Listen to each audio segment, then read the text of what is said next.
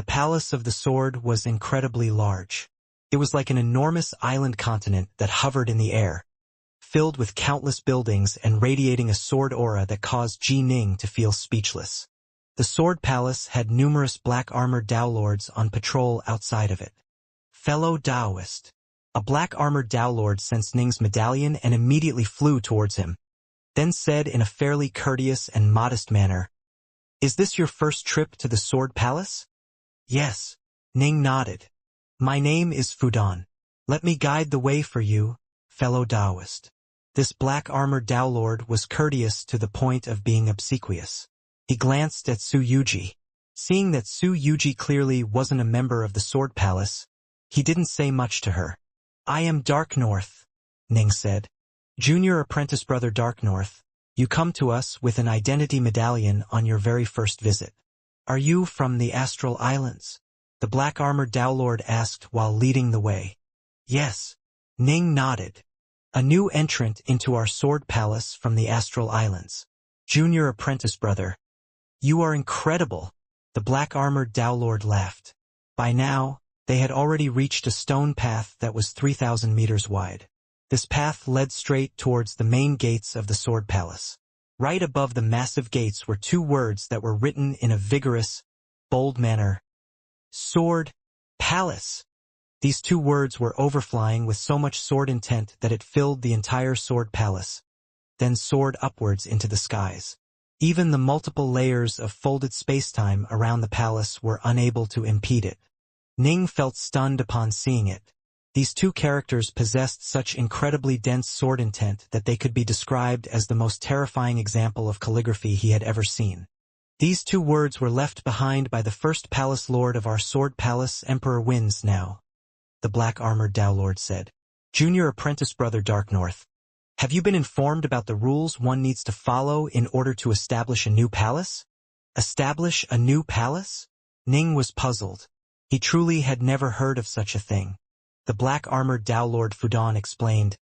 "Long, long ago, the almighty Hegemon established the Bright Shore Kingdom and put tremendous time and effort into cultivating his Dao Lords. Back then, the 12 palaces didn't exist. As the almighty Hegemon put it, one had to be strong enough to be the equal of an eternal emperor before one could set up a new palace of one's own." The black-armored Dao Lord continued. "Emperor Wins Now was the earliest of the major powers of the Bright Shore Kingdom. Back when he was merely a Dao Lord, he was already an utterly dazzling figure who was more than strong enough to match an eternal emperor in might.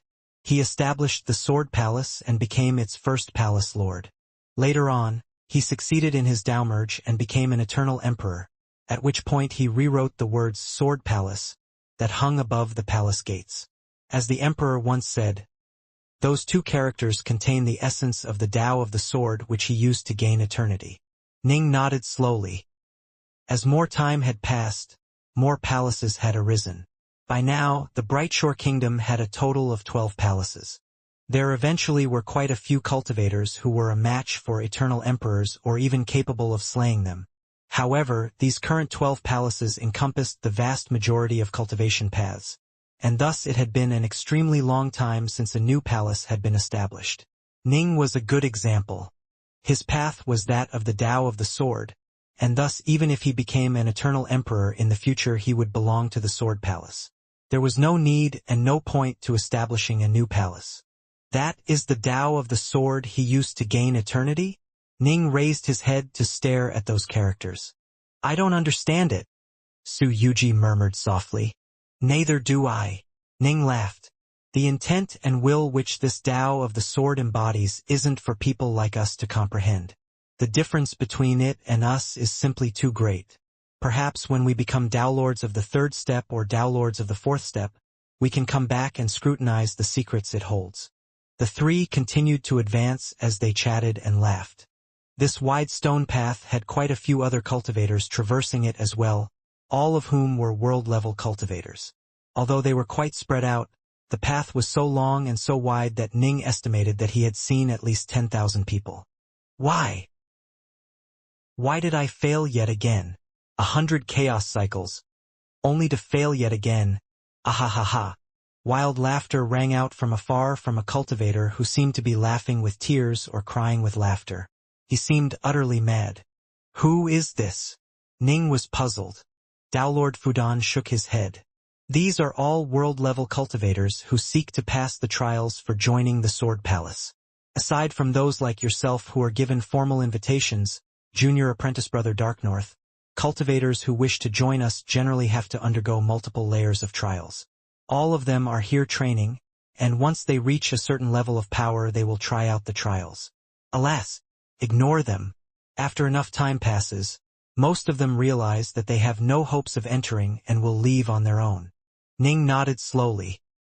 This path into the palace is known as Sword Road, Lord Fudan said. Aside from those who are taking part in the various trials, most of the visiting world-level cultivators spend their time here on Sword Road. They are forbidden from entering any other part of the Sword Palace. They continued to walk forwards through Sword Road. Sword Road was 10,000 kilometers long, and they saw many world-level cultivators along the way. When these cultivators saw Ning, many found it difficult to disguise the envy they felt. For a black-armored Dao Lord to treat Ning with such courtesy and deference meant that he had to be a formal member of the Sword Palace. Boom!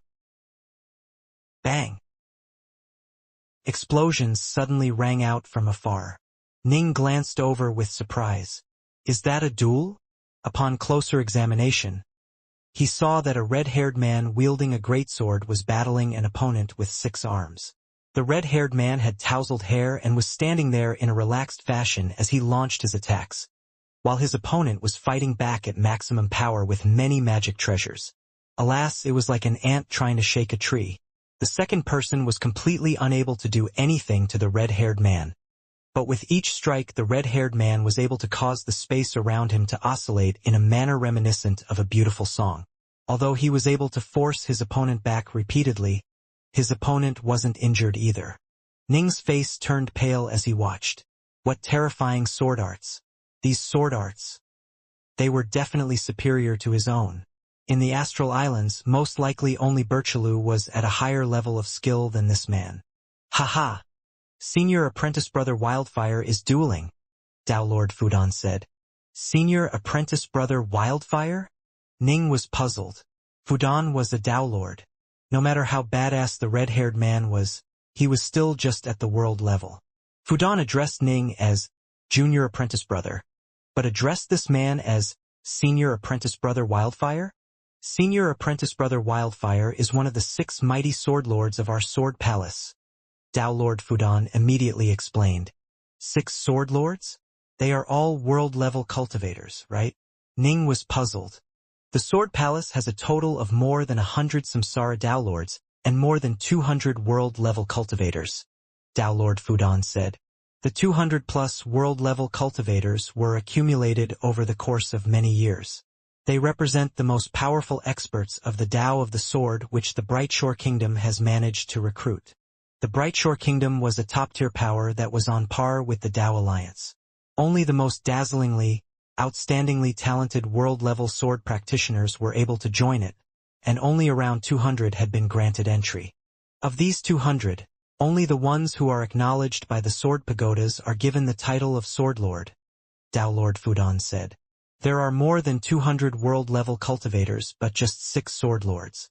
Although they are merely at the world level, the Sword Palace treats them as they would Dao Lords. This is because they are generally capable of killing some weaker Dao Lords of the first step. Kill Dao Lords of the first step? Ning stared in amazement at the relaxed-looking red-haired man. A world-level cultivator who could kill a Dao Lord of the first step? Being able to fight someone and being able to kill someone. These were 2 completely different concepts. In the Astral Islands, perhaps only Birchelu in his true form would be capable of killing a Dao Lord of the first step. But the Sword Palace actually had 6 individuals capable of this. They could have broken through to become Samsara Dao Lords long ago, but they refused to do so because their sword arts are still improving. Dao Lord Fudan sighed. Each of them are working on perfecting their sword arts. They wish to perfect those sword arts to the absolute maximum possible level before they become Dao Lords. After all, the more perfect one's Dao of the sword is, the stronger one will be as a Dao Lord. Ning nodded. Birchelu was a good example of someone who was at such a high level of insight that even without revealing his true form, he was capable of dominating Ning with his two warhammers. Given his profound insights, once he became a Dao Lord, he would probably be able to match Dao Lords of the third step. Clearly, the 6 supremely talented sword lords of the Sword Palace were all people of great ambition. My sword arts are not even enough for me to become a Dao Lord.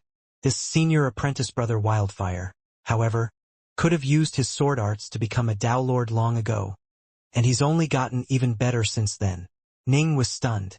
No wonder his sword arts are so much better than mine. Next!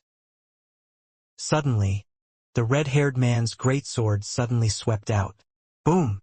Even before it had touched his opponent, invisible layers of spatial energy crashed out and swept his opponent away, sending him flying multiple kilometers. Thank you for your guidance, Senior Apprentice Brother Wildfire.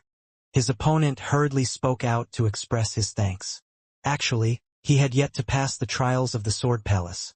For him to address Wildfire as Senior Apprentice Brother was a show of shamelessness, but that was how most of the other world-level cultivators acted as well. Please give me some guidance, Senior Apprentice Brother. Yet another world-level cultivator stepped forward, then began to use all the techniques he had available to fight Wildfire.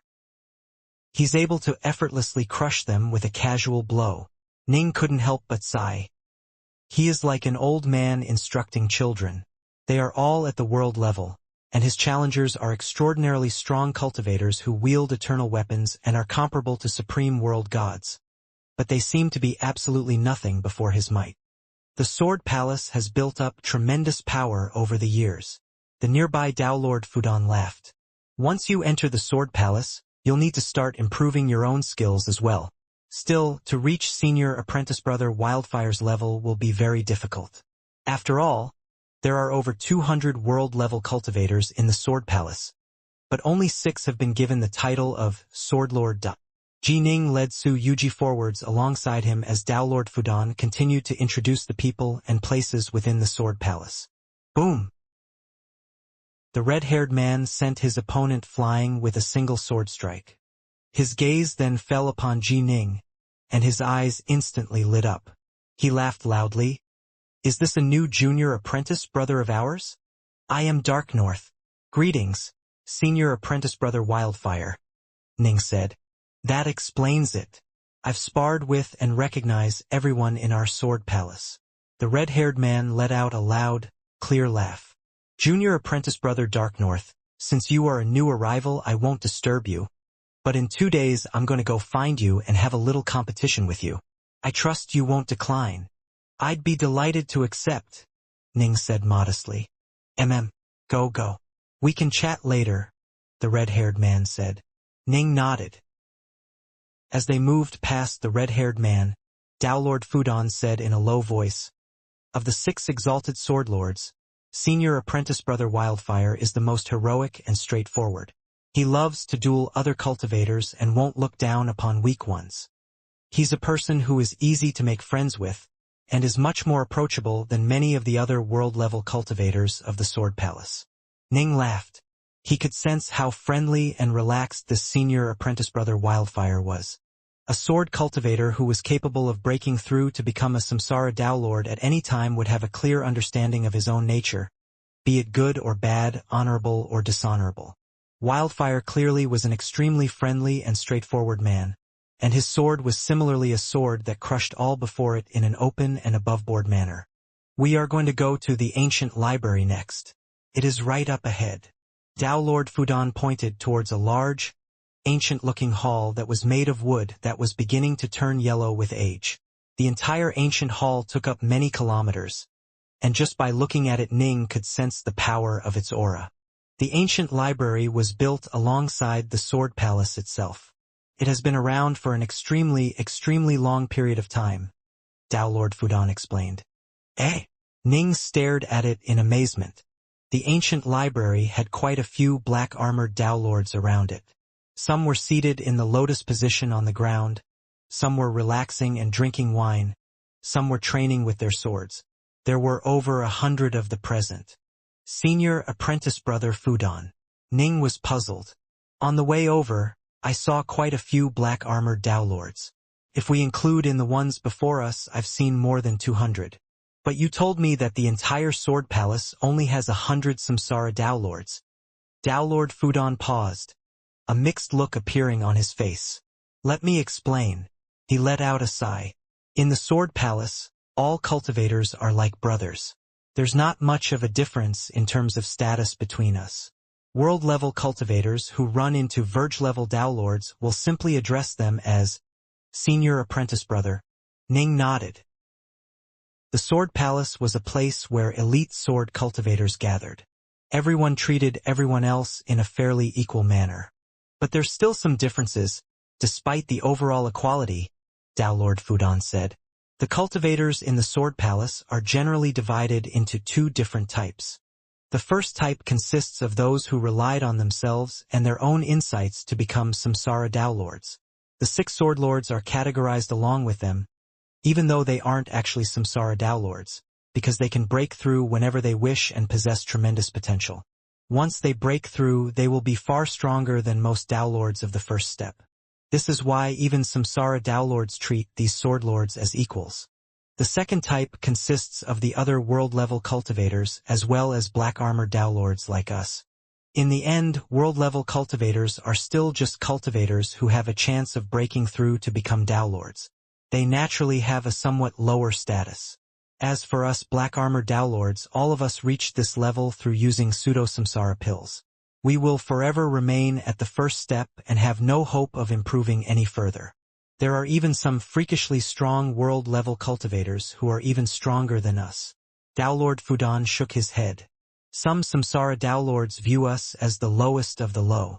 They'd rather show kindness to world-level cultivators with potential than show us any real respect. Ning was silent. He could sense the sadness emanating from Dowlord Fudan. In the Sword Palace, there are actually a total of more than 2,300 black-armored Dowlords, Dowlord Fudan said softly. There are many more of them than there are world-level cultivators. There were quite a few people in the Brightshore Kingdom who become Dowlords through using those pills, after all, and the Almighty Hegemon has ordered that all Dowlords must join the 12 palaces. This is why the 12 palaces has so many black-armored Dowlords. Ning finally understood. The Sword Palace had more than 2,000 black-armored Dowlords, but just 200 world-level cultivators and around 100 real Samsara Dowlords. Given that they were fairly weak and had no prospects for future advancement, it wasn't surprising that they had low statuses. Most of the black-armored Dowlords are outside the Sword Palace, with just over 500 staying inside of it, Dowlord Fudan said.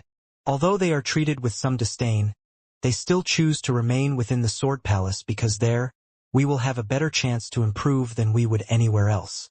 Power depends on more factors than just enlightenment. Different sword arts can also result in different levels of power, as do divine abilities and secret arts. Ning nodded. The Novescence Thunder was a great example of a very powerful secret art. They have a chance of earning those things in the Sword Palace, which is why so many remain within it, Dowlord Fudan said. Come, I'll take you to the ancient library for a look. They arrived at the ancient library. Is this a newcomer? You can come in. The one behind you cannot. The 2 black-armored Dowlords standing guard in front of the library looked at Ning. Ning turned to glance at Su Yuji, who was following him from behind.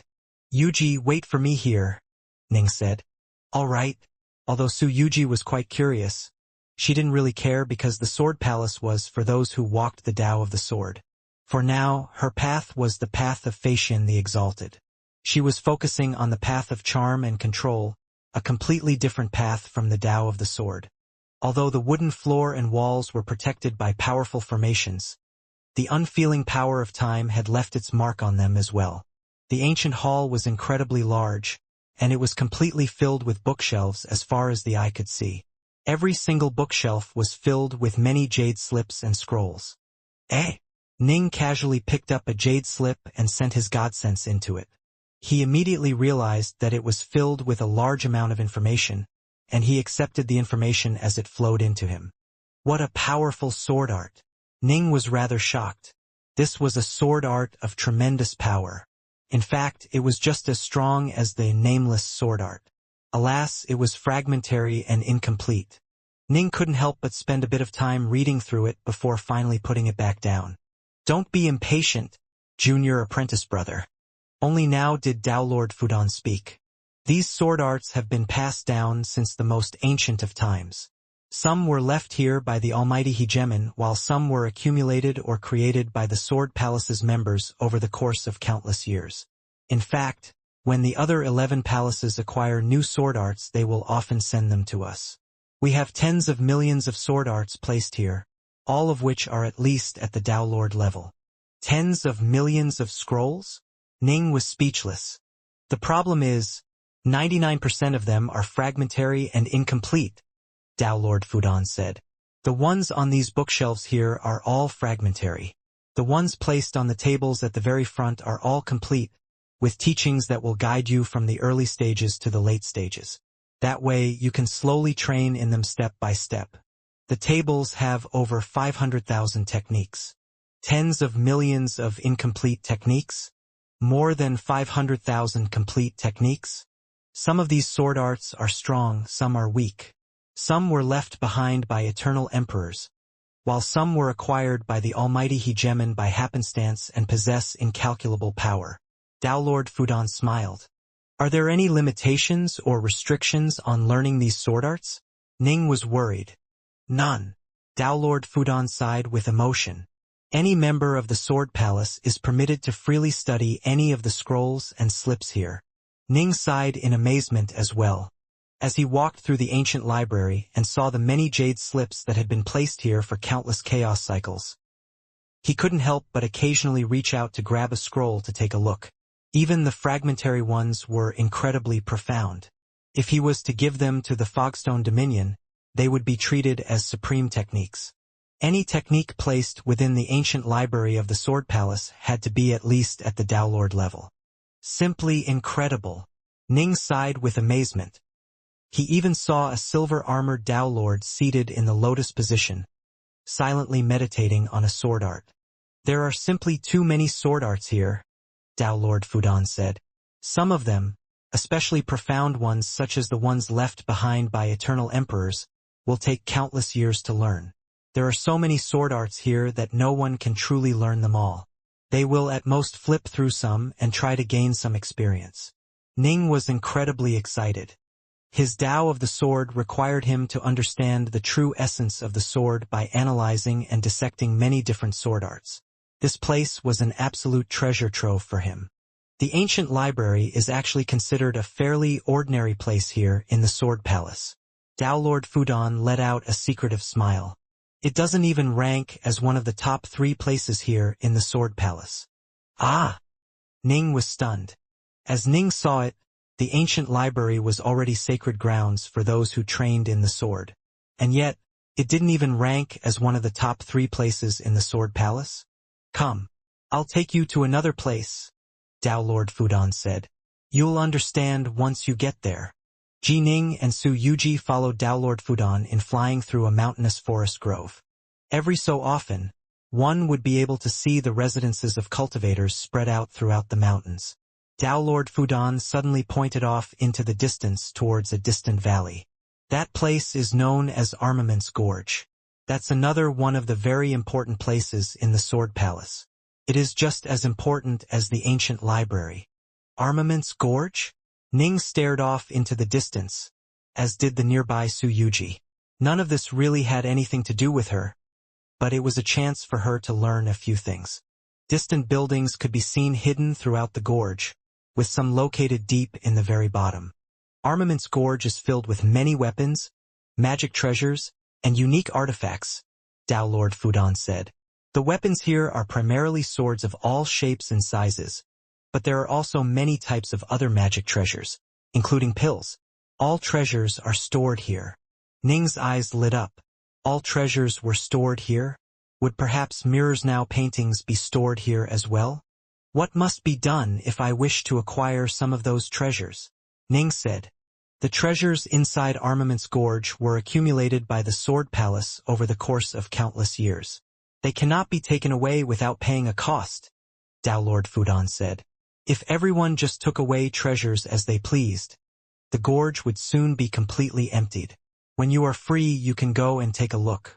The armaments gorge has certain rules that govern it. Still, in the outside world, many of these treasures are completely unobtainable no matter what price you are willing to pay. At least they are available in the armaments gorge. Ning nodded. The more valuable a treasure was, the harder it would be to acquire it. Downlord Soulsky had been willing to risk his own life and pay a heavy price in order to get Downlord Badlands to help him in his quest to obtain a certain treasure. It seemed as though the armaments gorge had many priceless treasures within it. The ancient library is filled with sword arts, while this place is filled with treasures. Ning nodded. These two places truly were on par with each other. Next, I shall take you to the third most important place we have. Downlord Fudan continued to fly forwards, leading Ning higher and higher into the skies. Look over there. Downlord Fudan pointed at the tallest building in the entire sword palace. It was a strangely shaped building that was shaped like a towering pillar of cloud layers. Each layer was 30,000 meters tall. The first layer was formed of black clouds. The second layer was formed of azure clouds. The third layer was formed of silvery white clouds, and the highest layer was formed from golden clouds. The 4 layers of clouds came together to form this towering edifice that was at the heart of the entire sword palace. This is the Downlord Cloud World. Downlord Fudan sighed. This is one of the most important places in the entire sword palace, ranking within the top 3. What is it for? Ning was puzzled. The Downlord Cloud World is filled with many powerful golem opponents, and more than 90% of them wield swords. They will use different types of sword arts, with the strongest ones being comparable to the sword arts used by Downlords of the third step. Downlord Fudan sighed. Sword cultivators need combat more than anything else, and battles against other supremely skilled swordsmen help more than anything else. Ning absolutely agreed with this comment.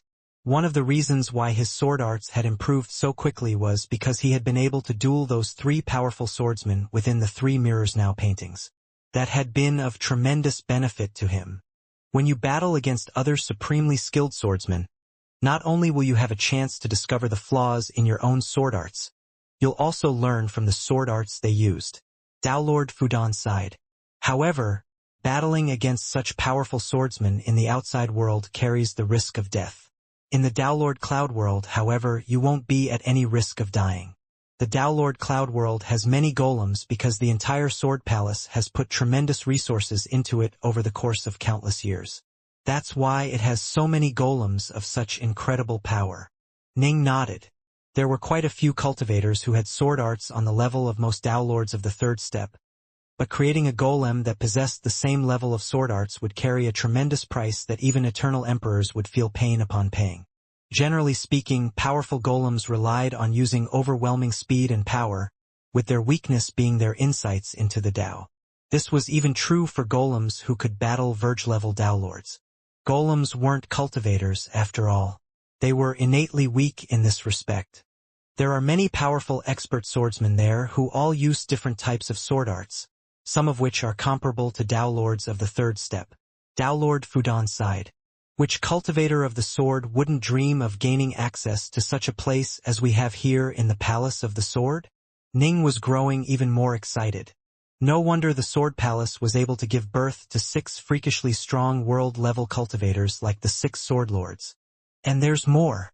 Remember, the Downlord Cloud World has a total of 4 layers. Downlord Fudan said. The Black Cloud World is the first layer. If you overcome it, you will be awarded a set of black armor. This black armor is merely a top-grade Dao armor. The Azure Cloud World is the second layer, and if you overcome it you'll be given Azure armor. The Silver Cloud World is the third layer, and if you overcome it you'll be awarded silver armor. The highest layer is the Gold Cloud World, and if you overcome it you will be awarded golden armor. The Azure armor, silver armor, and gold armor are all eternal treasures of different levels of power. The suits of golden armor are top-grade eternal treasures, and they possess many marvelous properties.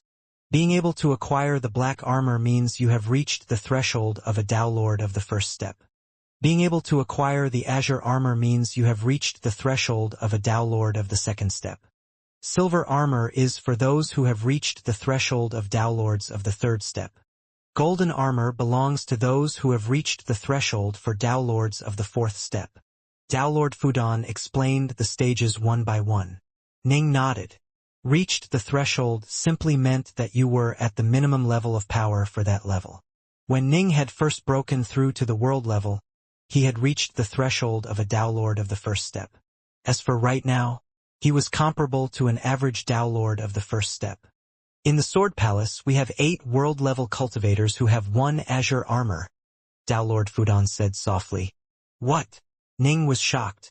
Although he was fairly powerful, he didn't think he had reached the threshold of a downlord of the second step. But the Sword Palace had 8 such figures? 5 of them are special life forms while 3 of them were cultivators.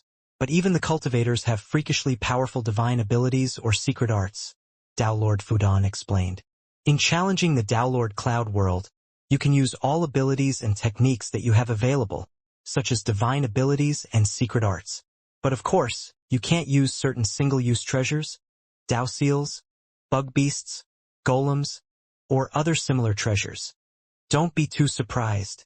Divine abilities and secrets can be tremendously powerful, Downlord Fudan said. I'll take you to another place now.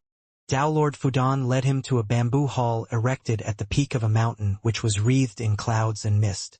This is the Pavilion of Mysteries. Downlord Fudan pointed at the bamboo hall. It is filled with many divine abilities, secret arts, and a few legacies left behind by ancient powers of the Tao of the Sword. Divine abilities can increase your strength 100-fold, while secret arts are even more difficult to gauge. The strongest secret arts can unleash utterly terrifying levels of power, Downlord Fudan said. Ning nodded. His own Novescence Thunder technique was classified as a secret art. Certain incredibly powerful secret arts truly could allow the wielder to challenge cultivators who were at a higher level of power. If some of the freakishly strong world-level cultivators like Kilostar gained access to some of the terrifyingly strong secret arts or treasures the 12 palaces had to offer, it was entirely possible that he would be able to battle his way through the second layer of the Downlord Cloud world and earn the azure armor. However, if you had merely reached the threshold of the second step as a Downlord, you would probably be defeated in one blow by a true Downlord of the second step. Still, you would probably be strong enough to kill most Downlords of the first step.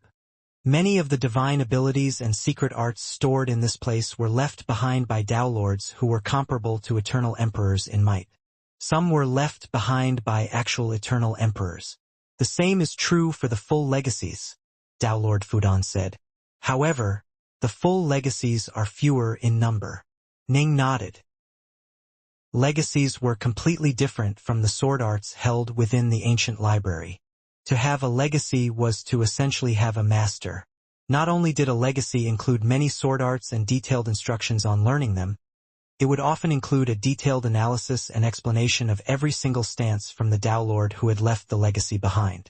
To have a Samsara Downlord guide you step by step on your path, true legacies were thousands of times more valuable than mere sword arts. Take the nameless sword art which world god Northrest had transmitted to Ning. Its first 5 stances all had their own sword intents, but Northrest himself had never learned the 6th or 7th stance. All he had been able to do was to leave behind a record of the stances. This was the flaw of the ancient library. Its sword arts consisted of nothing more than movements and techniques. There was no sword intent for the cultivator to attune to. Every newcomer is permitted to choose a single thing from the Pavilion of Mysteries, Downlord Fudan said. The Downlord Cloud World and the Pavilion of Mysteries are 2 of the top 3 sacred areas here in the Sword Palace. Now, I am going to take you to the most important place of all, the indisputably most sacred place. They continued to fly forwards, moving towards the very rear of the Sword Palace. There, right there, Downlord Fudan pointed off into the distance, towards a place which was covered in darkness. The black earth was filled with erect towers, and the towers filled the landscape like a forest or like a sea. Every single tower emanated an aura of incredible sword intent which filled the entire region. 1,000,000 chaos cycles or even longer might go by, but the sword intent here would never dissipate. Ever since the Sword Palace was established, Every single person whose sword arts are acknowledged by the sword pagodas shall leave behind a sword pagoda of his own, Dao Lord Fudan said softly. To be acknowledged by the sword pagodas, you have to at least reach the level of the 6 sword lords.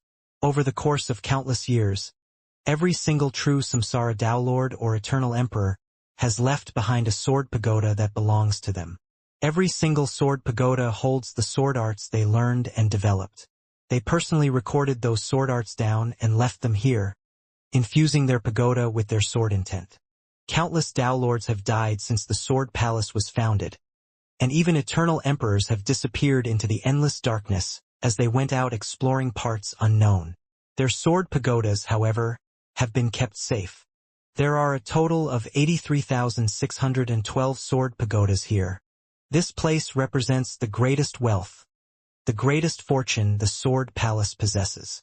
This is the most sacred place in the entire palace.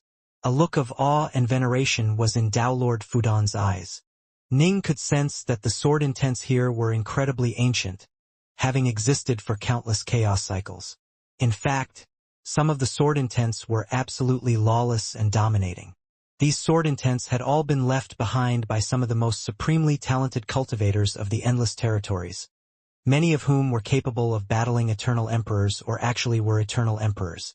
All of them had been gathered here, and every single sword pagoda represented an ancient power. Samsara Dao Lords. With each step they took, they walked the tightrope which existed between life and death. Dao Lords had to eventually succeed in the Dao merge, as they would otherwise die one day.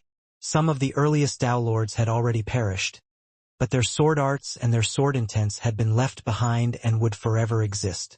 The most sacred place of the Sword Palace, the Forest of Sword Pagodas.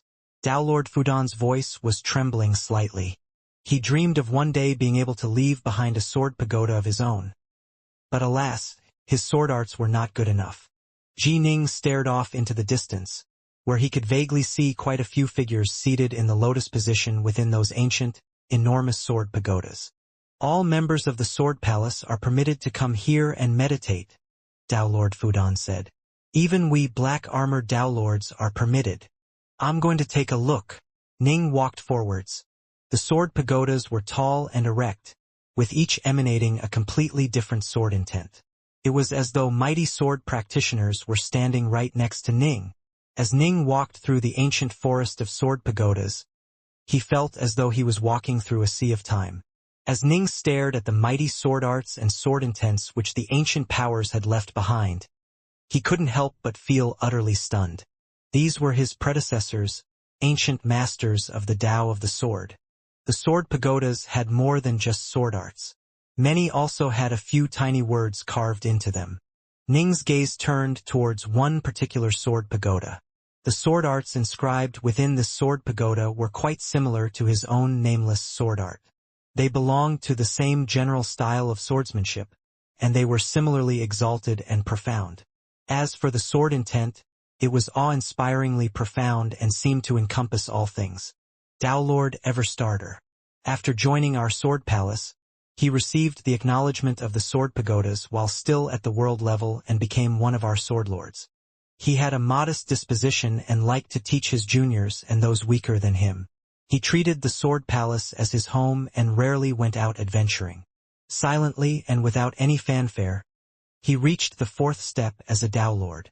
However, because the ancient cultivators went too far in their actions, Dao Lord Everstarter ventured forth all by himself and unveiled his utterly terrifying sword arts, defeating 3 other Verge-level Dao Lords who were ancient cultivators.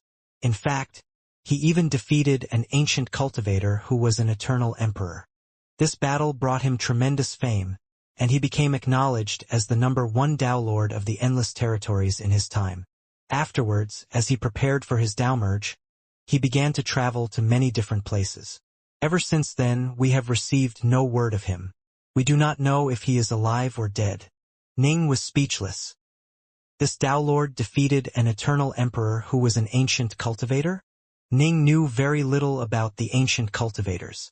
All he knew was that they were incredibly, terrifyingly powerful. Only the most supreme of special life forms were comparable to ancient cultivators.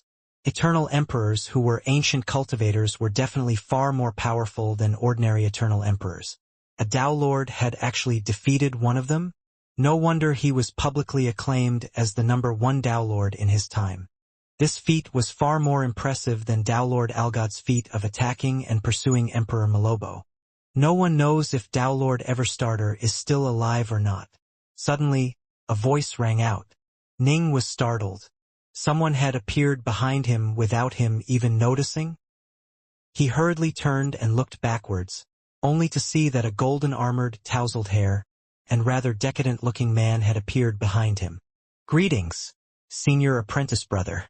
Upon seeing the suit of golden armor, Ning immediately addressed the man with respect. There were no masters or apprentices here in the Sword Palace, only brothers and sisters. At this moment, Tao Lord Fudan hurriedly ran over and said with great respect, "Greetings, Lord Woodflower." "Lord." Ning was stunned. "Junior apprentice brother Darknorth. Tao Lord Woodflower is a vice palace lord of our Sword Palace." Tao Lord Fudan sent a hurried mental message to Ning. Although Ning didn't know the names of the various Tao Lords in the Sword Palace, he knew the general rules of the 12 palaces. The strongest member in every single palace was given the title of Palace Lord. Vice Palace Lords were the next most powerful. But of course, there were exceptions such as the Palace of Radiance, which had 2 powerful Tao Lords who were roughly on par with each other, which was why both were referred to as Palace Lord. Thus, the Radiant Palace had 2 Palace Lords. Generally speaking, Palace Lords and Vice Palace Lords had the power to battle against eternal emperors. This was especially true in a place like the Sword Palace, which focused on combat. "Greetings, Palace Lord," Ning said hurriedly. "Simply address me as Senior Apprentice Brother Woodflower." The decadent-looking man chuckled. "I watched the battle between you and Birchaloo. You aren't bad at all. Actually, your sword arts are quite similar to those of Tao Lord Everstarter. If he is still alive, he should be an eternal emperor by now. Given how strong he was as a Tao Lord, as an eternal emperor he would probably be alive to this very day and might be willing to give you some personal pointers." Ning nodded. A Tao Lord who was able to defeat an eternal emperor of the ancients and who was acknowledged as the undisputed #1 Tao Lord of the endless territories of his time. If he was to become an eternal emperor, killing him would be almost impossible. "Senior apprentice brother Woodflower," Ning said hurriedly. "Can it be that he doesn't have an avatar here? Why is it that we don't know if he is alive or not?" When Ning had entered Undermoon Lake, he had been quite weak, but his clones in the outside world could sense if he was alive or dead. Once his clones in Undermoon Lake perished, he would be able to recreate the clones in the outside world. This was an easy way to judge if he was dead or not. Tao Lords, however, would generally leave avatars in their homes when they were entering dangerous regions. If not, they would leave behind other special techniques or spells. Generally speaking, it wasn't too hard to know what was happening or if they were still alive.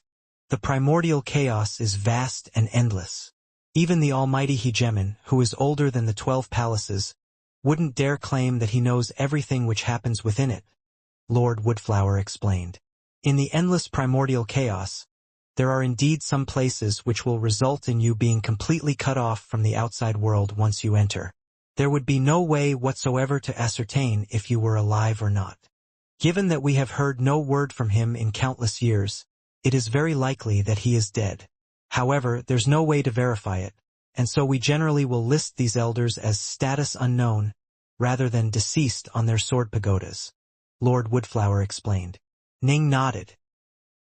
After chatting a bit about Tao Lord Everstarter, Lord Woodflower said, "Darknorth, as a new member of the Sword Palace, you are able to choose a single divine ability, secret art, or legacy from the Pavilion of Mysteries. But of course, some Tao Lords restricted their legacies, only permitting juniors who pass the trials they set down to make use of those legacies.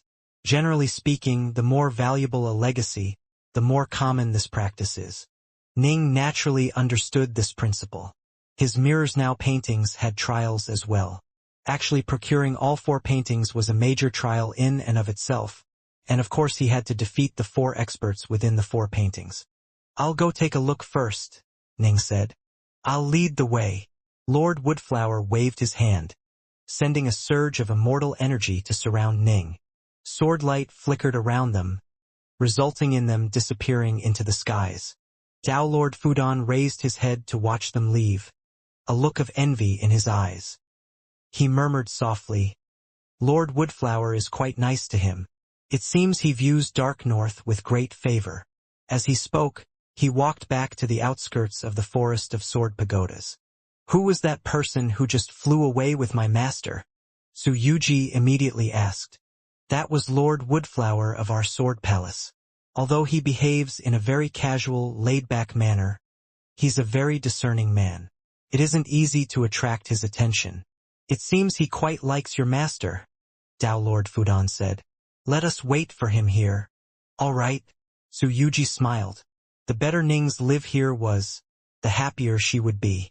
She felt absolutely delighted by this. The Pavilion of Mysteries was located at the top of a mountain, surrounded by clouds and mist. A streak of sword light flickered and descended in front of the pavilion. Tao Lord Woodflower and Ji Ning both appeared once more. That was fast. Ning was secretly shocked. "Greetings, Vice Palace Lord."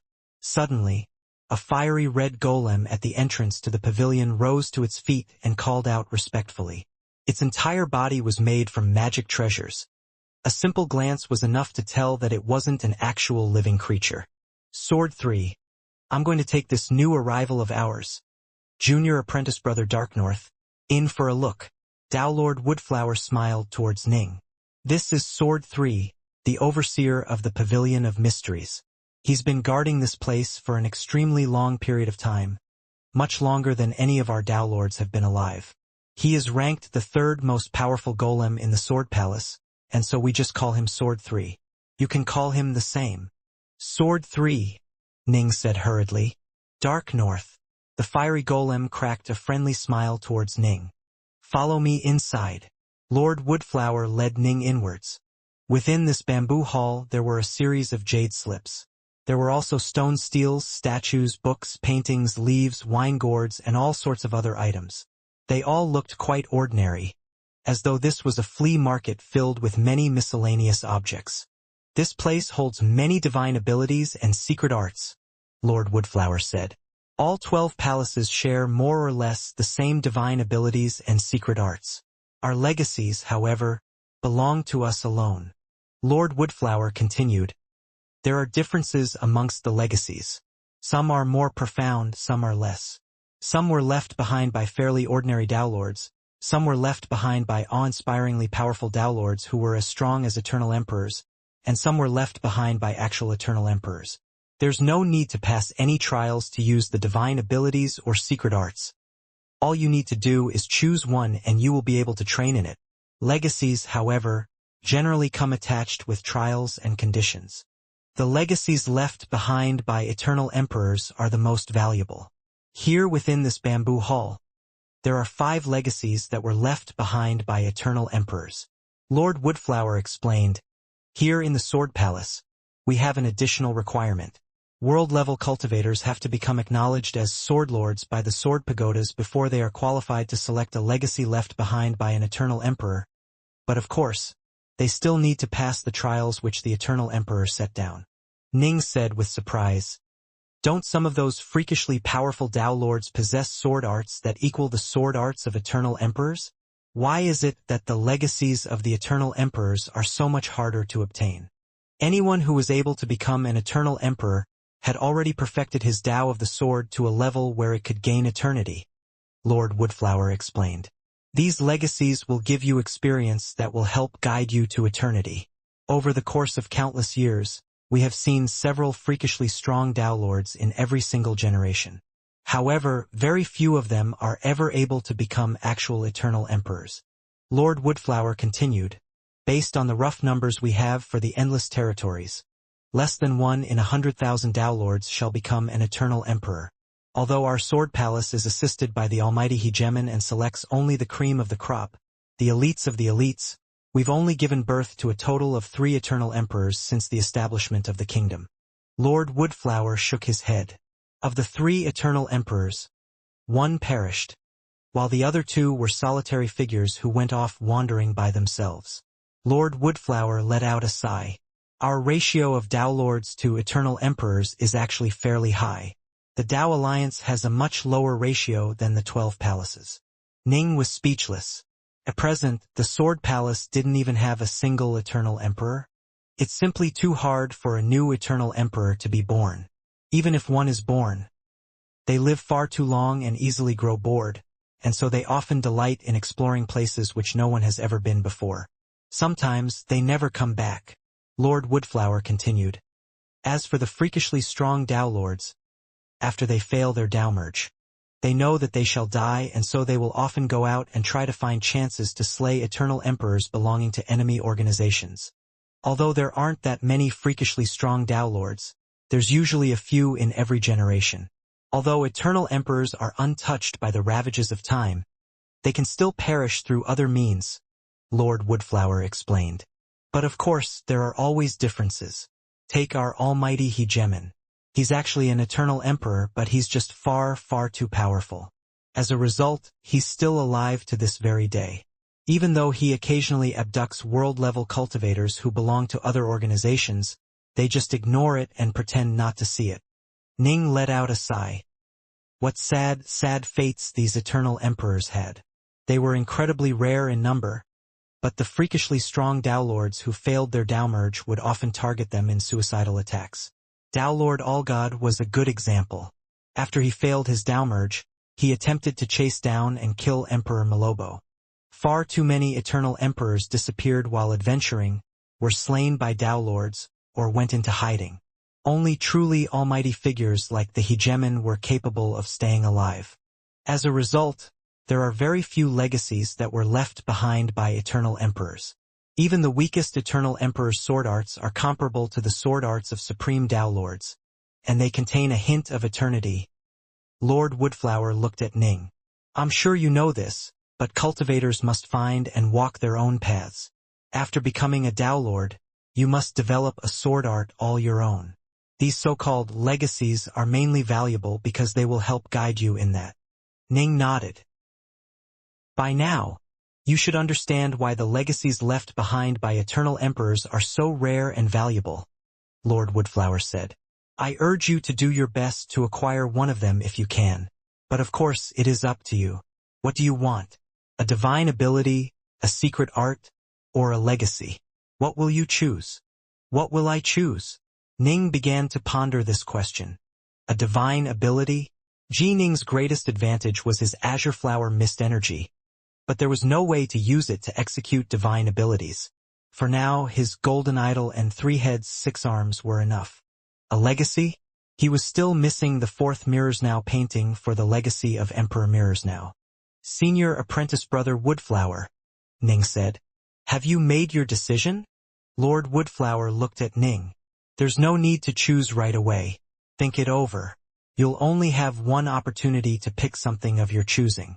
After that, you'll have to pay a heavy price. I actually want to ask a question. Is it possible for the 12 palaces to acquire a copy of the 4th Mirrors Now painting? Ning asked. You already have the first 3? Lord Woodflower was surprised. Yes. Ning nodded. There was no need to hide this. The Sword Palace had many legacies, and Lord Woodflower himself was a supremely strong Dao Lord who was comparable to Eternal Emperors in power. I don't think the Sword Palace has a copy. Lord Woodflower pondered for a moment, then let out a laugh. Later, you should go to the Armaments Gorge and take a look for yourself. If they really don't have a copy, you can ask them to help out. They'll help you find a 4th copy in the Endless Territories. Given the might of the 12 palaces, I trust that they shouldn't find this to be an overly difficult task. But of course, you'll need to pay for it. Understood. Ning relaxed slightly. Emperor Mirrors Now was an extremely powerful Eternal Emperor, and he's still alive. Lord Woodflower let out a sigh. His legacy is an excellent one. Ning suddenly gave voice to something which had been puzzling him. Senior Apprentice Brother Woodflower, there's something which has been bothering me. Advancing from the Samsara Dao Lord level to the Eternal Emperor level should represent an incredible increase in power, and I would imagine that anyone capable of becoming an Eternal Emperor should have been an extraordinary Dao Lord as well. Why, then, do I often hear about Dao Lords slaying emperors? Lord Woodflower was startled, and a complicated look appeared on his face. You were going to be told about this eventually. Lord Woodflower looked at Ning. Samsara Dowlords all have their own paths, and different paths will result in different levels of difficulty in becoming eternal emperors. If you choose a simple path, you will be fairly weak amongst your peers. As a Dowlord of the 4th step, you probably won't be as strong as I was when I was a Dowlord of the 3rd step. However, that will also make it somewhat easier for you on your road to gaining eternity. If you choose a difficult path, you will be extremely powerful. As a Dowlord of the 4th step, you might even be able to slay some of the weaker eternal emperors. However, to succeed in your Dowmerge on this difficult path and gain eternity will be even more difficult. Lord Woodflower looked at Ning. That is why there's an old axiom that has rung true for countless chaos cycles. The more powerful the Dowlord, the less likely he will be successful in his Dowmerge. The many freakishly strong Dowlords that have appeared over the course of countless years have almost all failed in their Dowmerge. Thus, Junior Apprentice Brother Darknorth, you need to think over what path you would like to take. Shall you choose a path that is a simple one, or a path that is a difficult one? Lord Woodflower looked at Ning. The difficult path means that it is guaranteed that every single step you take as a Dowlord will be very dangerous, and your Dowmerge will be even more difficult. However, you'll also be incredibly powerful and will be a dazzling figure amongst your peers. The simple path will be easier to walk, and in the end you will have a slightly larger chance of completing your Dowmerge and gaining eternity. Ning was stunned by this revelation. Still, it made sense. He himself had already found the direction in which his Tao of the sword would lead. His path involved analyzing and dissecting all sword arts he encountered in order to better understand the fundamental essence of the sword. His goal was to infuse all of the mysteries of all sword arts into his own Tao of the sword. This path was an insanely ambitious one.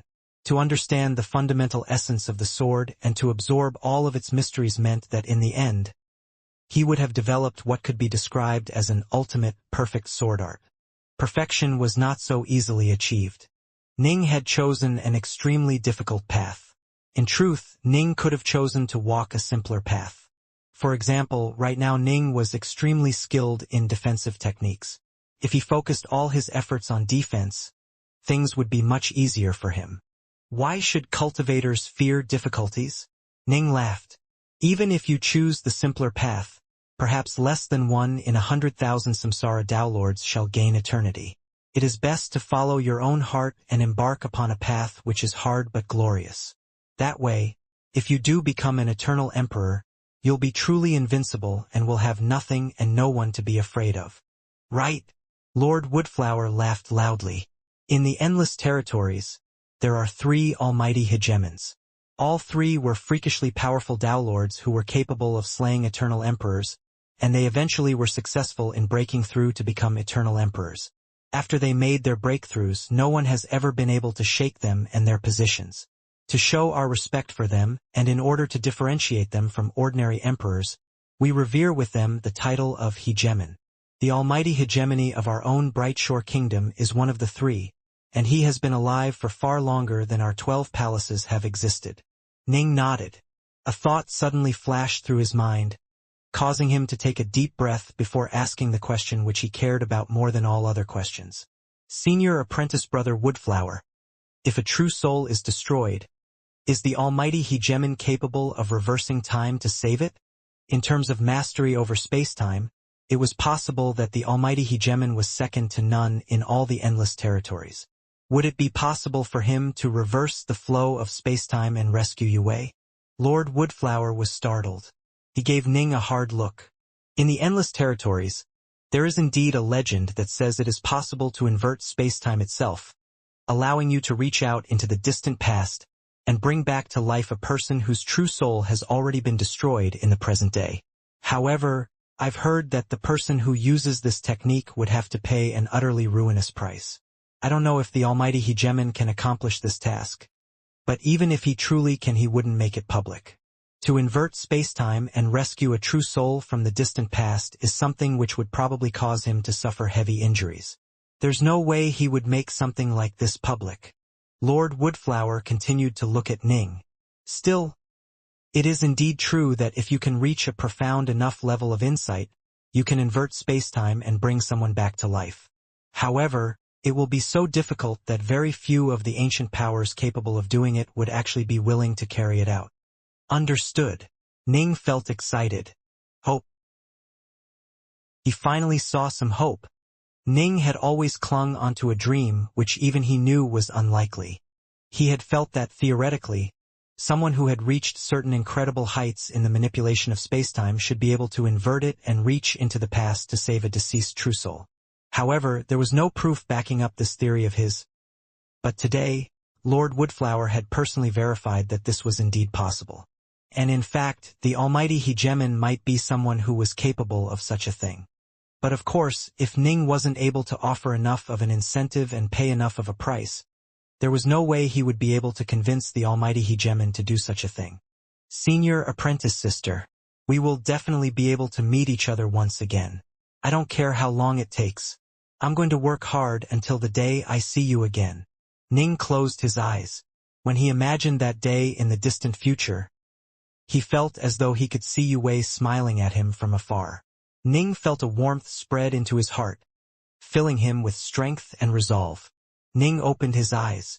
Thank you, Senior Apprentice Brother Woodflower. Lord Woodflower nodded. Take some time and consider your choices. If you have any questions regarding the Tao of the Sword, you can go find me in my estate. Thank you, Senior Apprentice Brother Woodflower. Ning could sense Lord Woodflower's goodwill and felt quite grateful towards the man.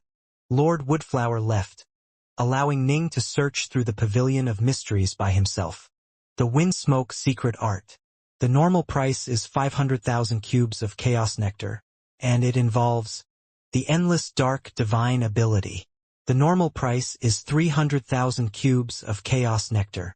These divine abilities and secret arts all had a simple explanation regarding how much one had to pay in Chaos Nectar in order to purchase them. The cheapest started off at 100,000 cubes, while the most expensive was as high as 3 million cubes. Even for Tao Lords, these techniques were truly consummate killer techniques. Only in a place like the Sword Palace could one easily gain access to them. In the outside world, acquiring such techniques would be far more difficult. Ning was stunned. Novescence Fire, 1,000,000 cubes of Chaos Nectar. This secret art was developed by Tao Lord Allgod. Novescence Water, 1,000,000 cubes of Chaos Nectar. Ning found 5 consecutive secret arts which had been developed by Tao Lord Allgod. They even have Tao Lord Allgod's techniques? Ning was rather surprised. The 5 secret arts he found were the Novescence Fire, Novescence Water, Novescence Earth, Novescence Wood, and Novescence Metal techniques.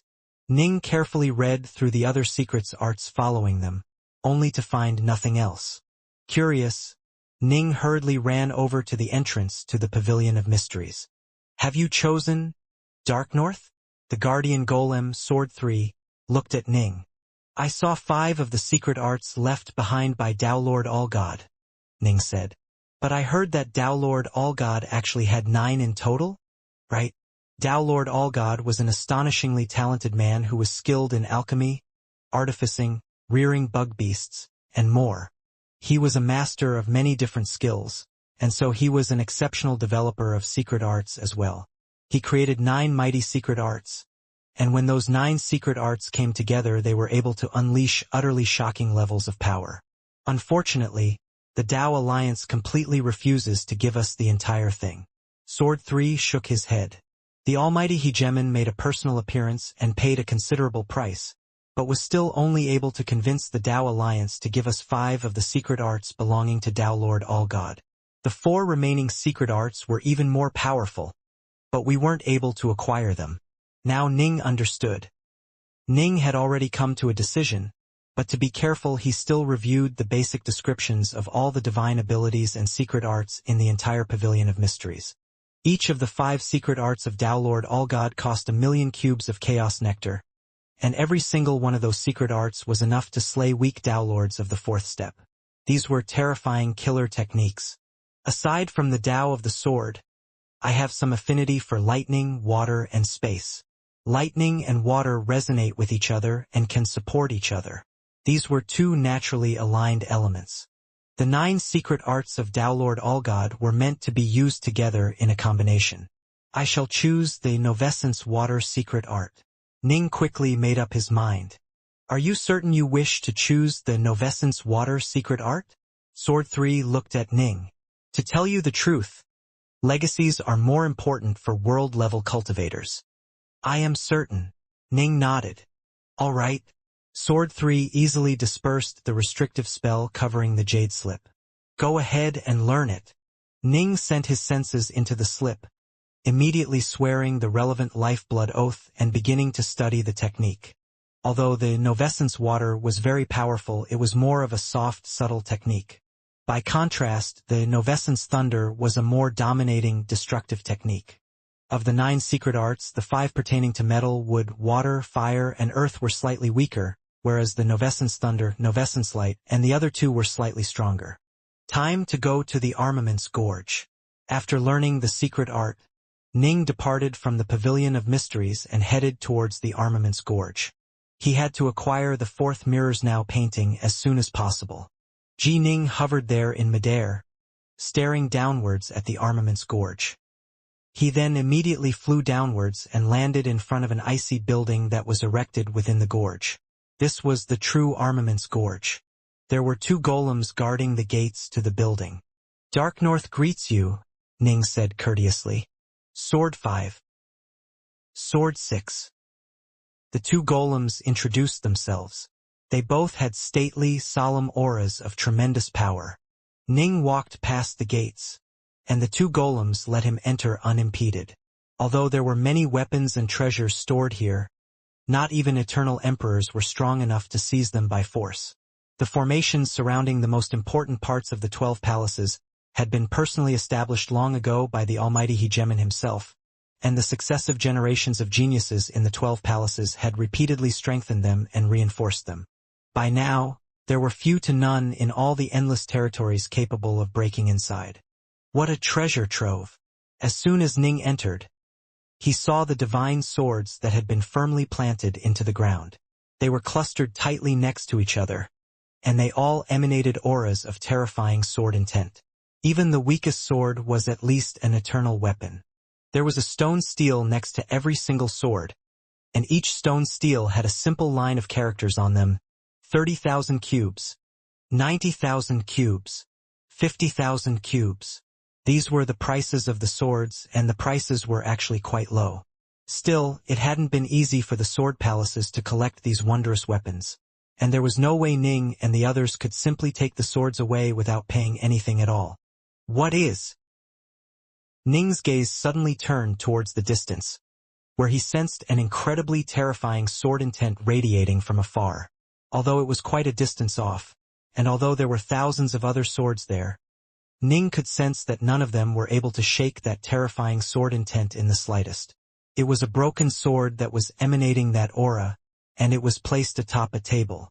This was the only sword in the entire Armaments Gorge which was placed on a table. A broken sword? Puzzled, Ning walked towards it to give it a careful look. It was broken in such a clean, natural way. It seems as though it was actually forged this way and meant to be this way. Ning quickly was able to tell that this sword wasn't actually broken.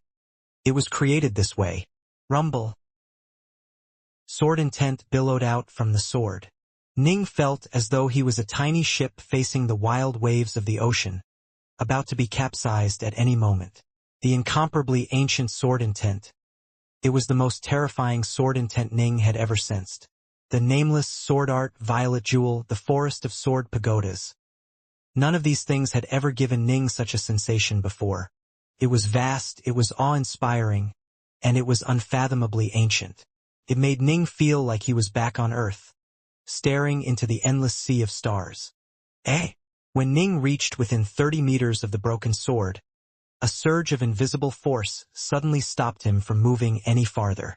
No matter how Ning tried, he was unable to take so much as a single extra step. I actually can't go any closer to it? By now, Ning realized that there were no other swords within 30 meters of the broken sword. And it doesn't have a price tag on it? The other swords all had clearly labeled prices on the stone steels. Only this broken sword was different. There was nothing within 30 meters of it, not even a stone steel. Ning gave it a long, deep look, firmly engraving it into his memory. Roughly a third of the armaments gorge was set aside for swords. The rest was used to hold many other types of treasures and unique artifacts, and they too had prices listed next to them. 50,000 cubes, 2 million cubes, 10 million cubes, 110,000 cubes. The treasures and artifacts all had different prices. Ning wanted to acquire Dao lightning. Things like watersmoke lightning, firecloud lightning, or azurewood lightning represented the 5 elements and thus were fairly cheap, requiring roughly 200,000 cubes. Other types of Dao lightning, however, were much more expensive. The Fellworld lightning cost 1.9 million cubes, and it was the most expensive of the 9 types of Dao lightning which Ning needed. Ning was able to acquire all 9 types of Dao lightning here in the Armaments Gorge, but the price was quite steep. The Armaments Gorge even had a 10th type of Dao lightning that was naturally formed. This lightning was known as the All-Heaven lightning, and cost 10 million cubes, and it could only be used if one was willing to swear a lifeblood oath. The All-Heaven lightning could only be harvested by the almighty Hegemon himself, and it was unique to the Bright Shore Kingdom. If any of the other supreme organizations wished to acquire the All-Heaven lightning, they would have to pay an utterly shocking fee to the Bright Shore Kingdom. Only for actual members of the Bright Shore Kingdom would such a low price of 10 million cubes be accepted. Dao Lord All-God himself was only able to acquire 9 suitable types of Dao lightning, at which point he created his Novescence Thunder. Ning couldn't help but sigh. But the Bright Shore Kingdom actually has 10 types. Ning's horizons truly were broadened after he spent some time wandering through the Armaments Gorge. He finally began to realize how many treasures existed in the primordial chaos. Dark North, done already? Sword 5, one of the 2 golems guarding outside, asked Ning curiously. What treasure have you chosen?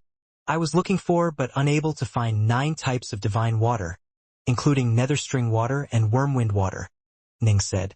He was going to train in the Novescence water secret art and needed 9 types of water. Fire could be classified into Elder Fire, such as Golden Solar Fire, Chaos Fire, and Dao Fire. The same was true for water.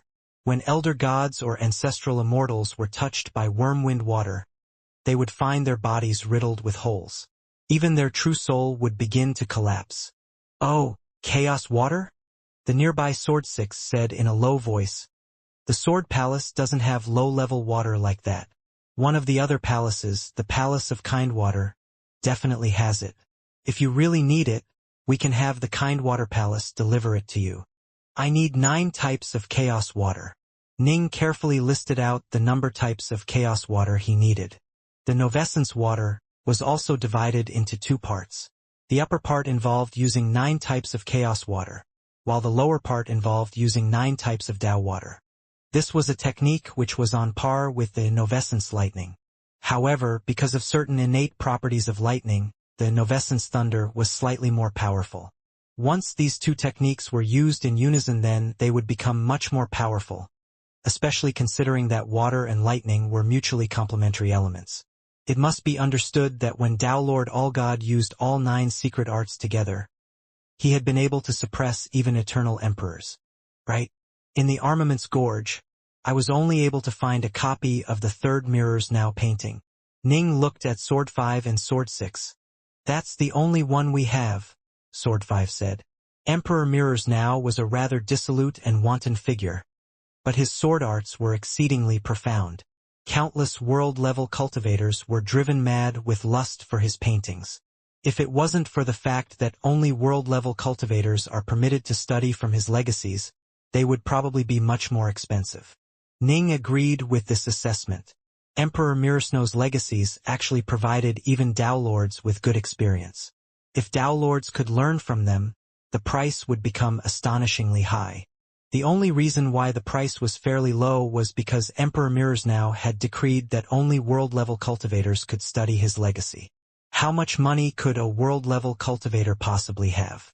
Still, every single painting was usually worth around 100,000 cubes of chaos nectar. I need the fourth mirrors now painting, Ning said. The fourth? Sword 5 and Sword 6 exchanged a glance. It isn't present within the Brightshore Kingdom. We'll need to rely on the strength and reach of the 12 palaces in order to find it somewhere else in the primordial chaos, Sword 5 said. If you want us to do that, before we begin, you'll have to pay a certain amount of chaos nectar as a deposit. Also, if you search for one specific painting, it'll probably end up costing you much more money.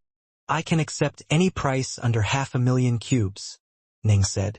That's fine then, Sword 5 nodded. Generally speaking, it costs us around 200,000 cubes when we purchase one from the outside world.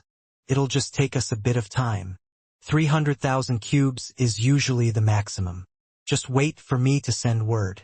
Once the 12 palaces find the fourth mirrors now painting, I'll immediately inform you.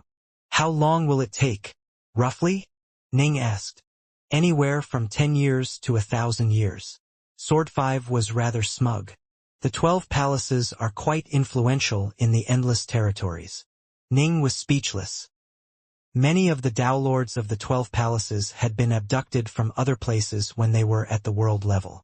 Ning himself was a good example of this. He had been a member of Vast Heaven Palace, which was under the Tao Alliance. He was now here in the Brightshore Kingdom, but it was guaranteed that there was no way he would separate himself from the Tao Alliance. This was the reason why the 12 palaces had such influence throughout the endless territories. Within the gorge, I found a broken sword that I couldn't even get close to, Ning suddenly said. Couldn't get close to? Sword 5 was startled for a moment, then nodded. That means you two aren't destined to be together. Not destined. Ning was puzzled. What? Did you think that it was some sort of a formation preventing you from moving closer to it? Sword 5 asked. Wasn't it? Ning was even more puzzled now. The nearby Sword 6 said, Of course not. The formations within the armaments gorge are only there to prevent you from taking away the treasures without paying the price. Generally speaking, you can get close to and touch the weapons. You were able to do so with the other weapons, right? But that broken sword is so innately powerful that it can actually prevent you from going too close to it. Only one with the right karmic destiny will be permitted to move close to it. If it refuses to acknowledge you, there is nothing you can do. Sword 5 glanced at Ning. Not even the 2 palace lords of our sword palace were acknowledged by it. After its previous master perished, it has stayed by itself in the armaments gorge. It has been silent for a long, long time. Ning blinked. Alright then. If even the palace lords, the vice palace lords, and the countless generations of Tao lords had failed to receive its approval, it only made sense that Ning himself was unable to receive its approval as well. Ning knew very well that the Endless Territories was a place filled with countless marvelous treasures. It wasn't surprising for this particular treasure to have no affinity for him. It was already lucky enough for him to have gained the 9 Chaos Seals. Master! After leaving Armaments Gorge, Ning once more reunited with Su Yuji. Let's find a place to live first. Ning and Su Yuji flew through the skies. Suddenly, they saw a solitary mountain peak that jutted high up into the skies, surrounded by clouds and mist. This was one of the taller mountains in the Sword Palace. There were only so many formal members of the Sword Palace, after all. Most people could easily find a place of their choosing within the Sword Palace, so long as there was no one else already there. Ning waved a finger from afar. Whoosh! An estate suddenly appeared in midair, then descended upon the top of the mountain. From this day forth, this estate shall be our residence in the Sword Palace. Ning looked at Su Yuji. Right, Yuji. The 12 palaces all have space-time transfer arrays connecting them together. You can give the Palace of Fire a shot. Perhaps you'll be granted entry into it. He wasn't going to be able to give her much advice in the Tao of Fire. She'd have to rely on herself for everything. I have to say, now that I've wandered through the Sword Palace, I do feel a bit jealous. Su Yuji grinned. Although I know my chances aren't that great, I'll still give it a shot. Ning nodded. The sword pagodas towered around everything around them. It was as though countless ancient powers were standing there in front of Ning. As Ning walked through the forest of sword pagodas, his heart was filled with amazement and regret. So many major powers who had been the dominant forces of their time, who had been able to defeat even eternal emperors, had all passed away. The number of Tao Lords in the Sword Palace who were able to live for more than 100,000 chaos cycles could be counted on two hands. This was the unstoppable, ruinous power of time. If I am to become an eternal emperor, then I wish to become one who is akin to the almighty hegemon. Otherwise, I would rather become one of those Tao Lords capable of slaying emperors.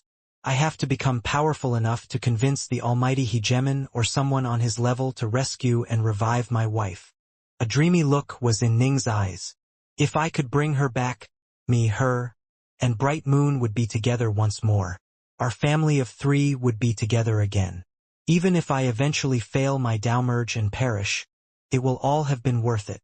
Although Tao Lords walked a fine line between life and death with each step, even those who failed their Tao merge would be able to live extremely long lives. If their family of three was able to live together in peace for some time, Ning would be satisfied. Ning's greatest regret was his wife Yue had perished shortly after giving birth to Bright Moon. Whoosh! Ning waved his hand, causing a thatched cottage to suddenly appear next to him. This thatched cottage was actually Ning's temporal acceleration treasure. Ning had made a few cosmetic alterations to it. Ning entered the thatched cottage, then sat down in the lotus position. He set the flow of time to 100 times the normal rate, then turned his gaze towards the distant sword pagodas.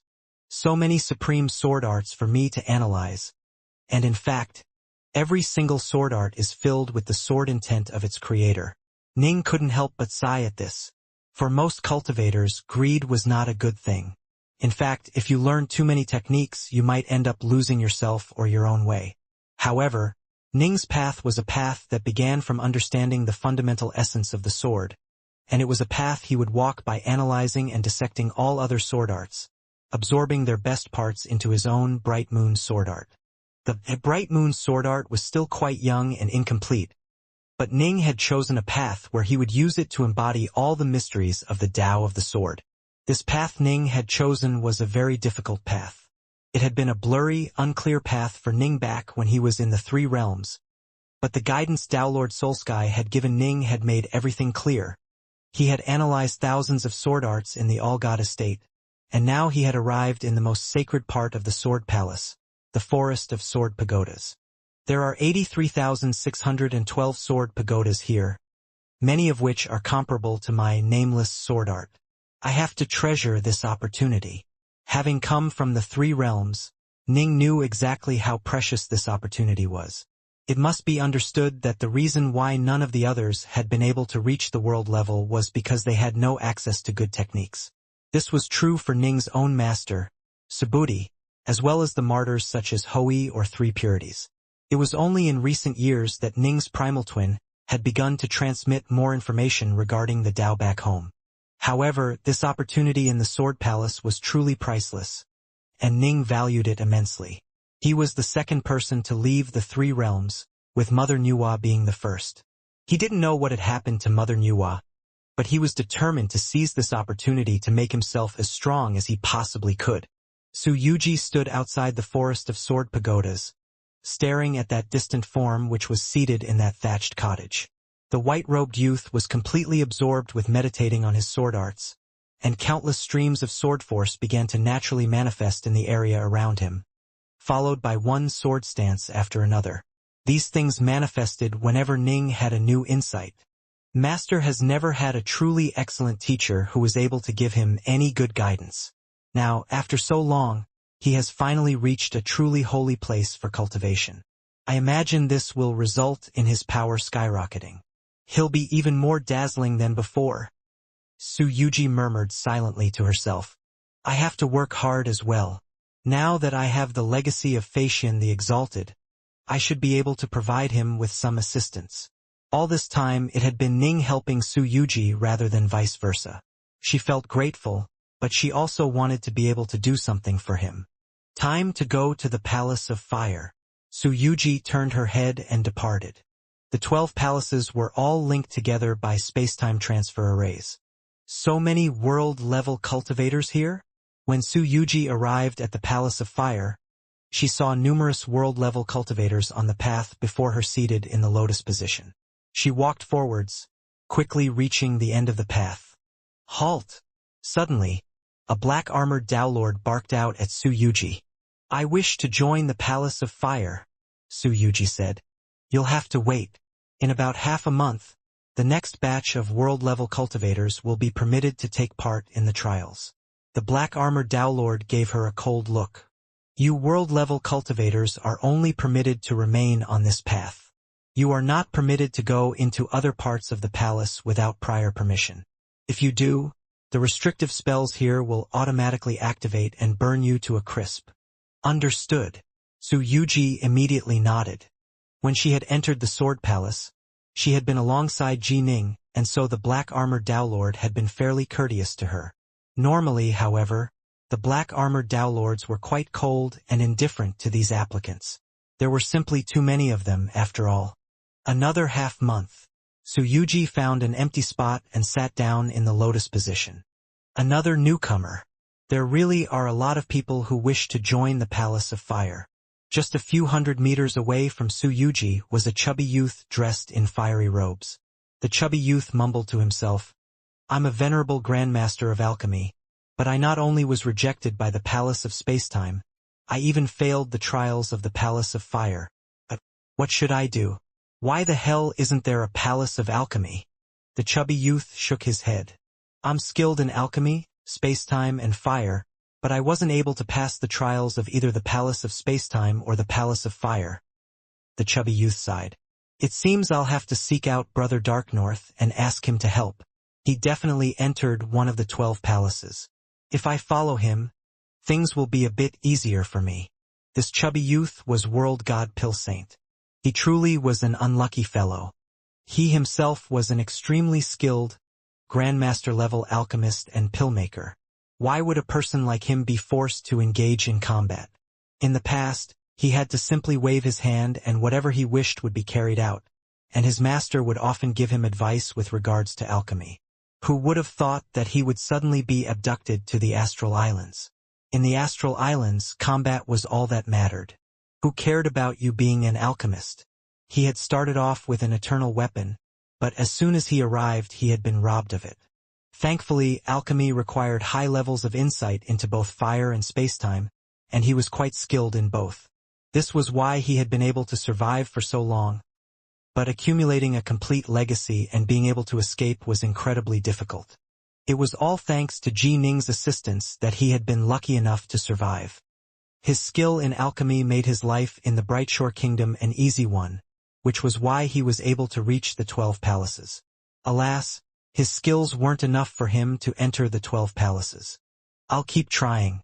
The trials for the Spacetime Palace were too difficult, but if I improve a bit in the Tao of Fire I might be able to make it into the Fire Palace.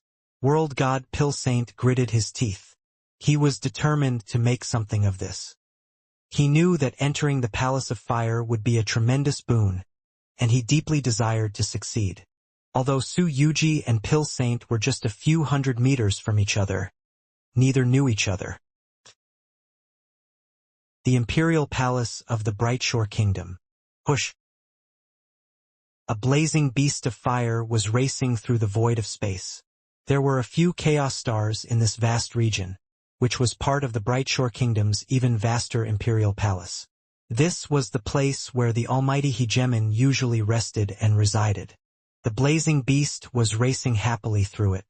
Ever since it had been captured, it had been living a terrifying life of danger and adventure. Although a powerful member of his race known as King Wu had been keeping eyes on it, it had still been worried that it might die at any moment. Thus, it had never dared to relax in the slightest. But now it had finally survived and succeeded. Child! An enormous behemoth appeared within the emptiness of space. When the behemoth stared at the blazing beast, its eyes were filled with warmth. Hegemon! The blazing beast was so frightened that it immediately came to a halt and stood there obediently. It already knew that the almighty Hegemon was the most powerful member of their race. Ever since you were born, you have been training by yourself. You are still too young. Most of your time has been spent in slumber. Although you didn't spend too much time in the abyss of the astral islands, you have still improved significantly. You are now qualified to enter the Arceus region. The giant behemoth's head spoke out. The Arceus region? The blazing beast was puzzled. Where, exactly?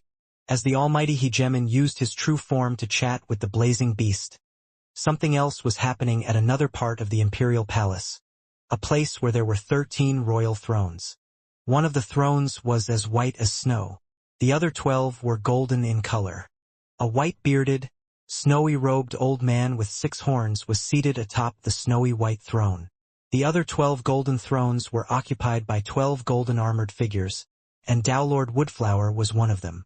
I have summoned you all because there is something I wish to discuss with you. The 6-horned, white-bearded old man smiled. As you all know, my race just gained a new member. This kid was born with exceptional innate gifts, and in 1,000 short years he's managed to escape the abyss below the astral islands. Even amongst my Imperials, he is a rare breed who stands at the very top. Congratulations, Hegemon. I am confident that this child shall soon reach the king level of power in your clan. The Brightshore Imperials have gained yet another expert. The 12 golden armored figures belonged to the 12 palaces, and they all spoke some words of flattery. Still, these words were also words of truth. The dark abyss below the astral islands was reserved for tempering and training new members of the imperial race.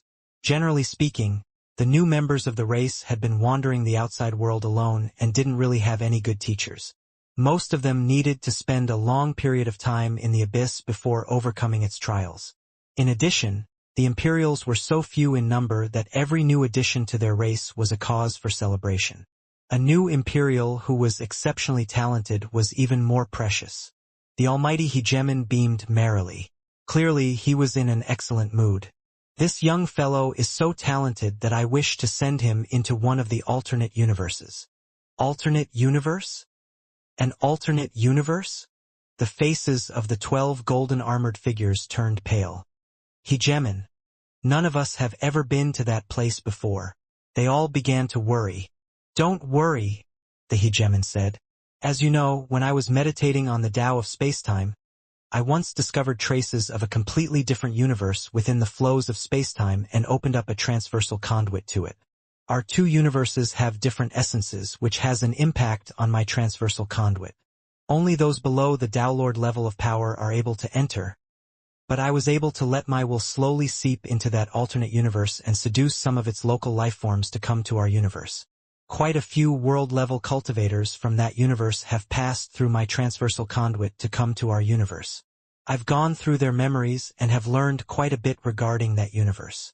The Hegemon had discovered an alternate universe, had opened a transversal conduit to it, and then had been able to force his will through the conduit, even though he himself wasn't able to pass through it. The almighty Hegemon's powers truly were quite terrifying. But that's still an alternate universe. The 12 golden armored powers were all quite wary. The endless territories.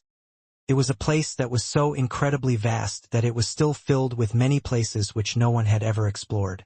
Many who broke through to become eternal emperors eventually left to wander the territories, only to never be heard from again. However, in the eyes of the greatest powers, this infinitely vast region known as the Endless Territories was actually merely just a single universe. Each universe had its own prime essences. An alternate universe referred to a region which seemed similar but which had its own set of prime essences. For example, the prime essence of the Tao of the sword in this universe would be different from that of the alternate universe. Thus, one could easily sense when one was in an alternate universe, as even the prime essences would be different.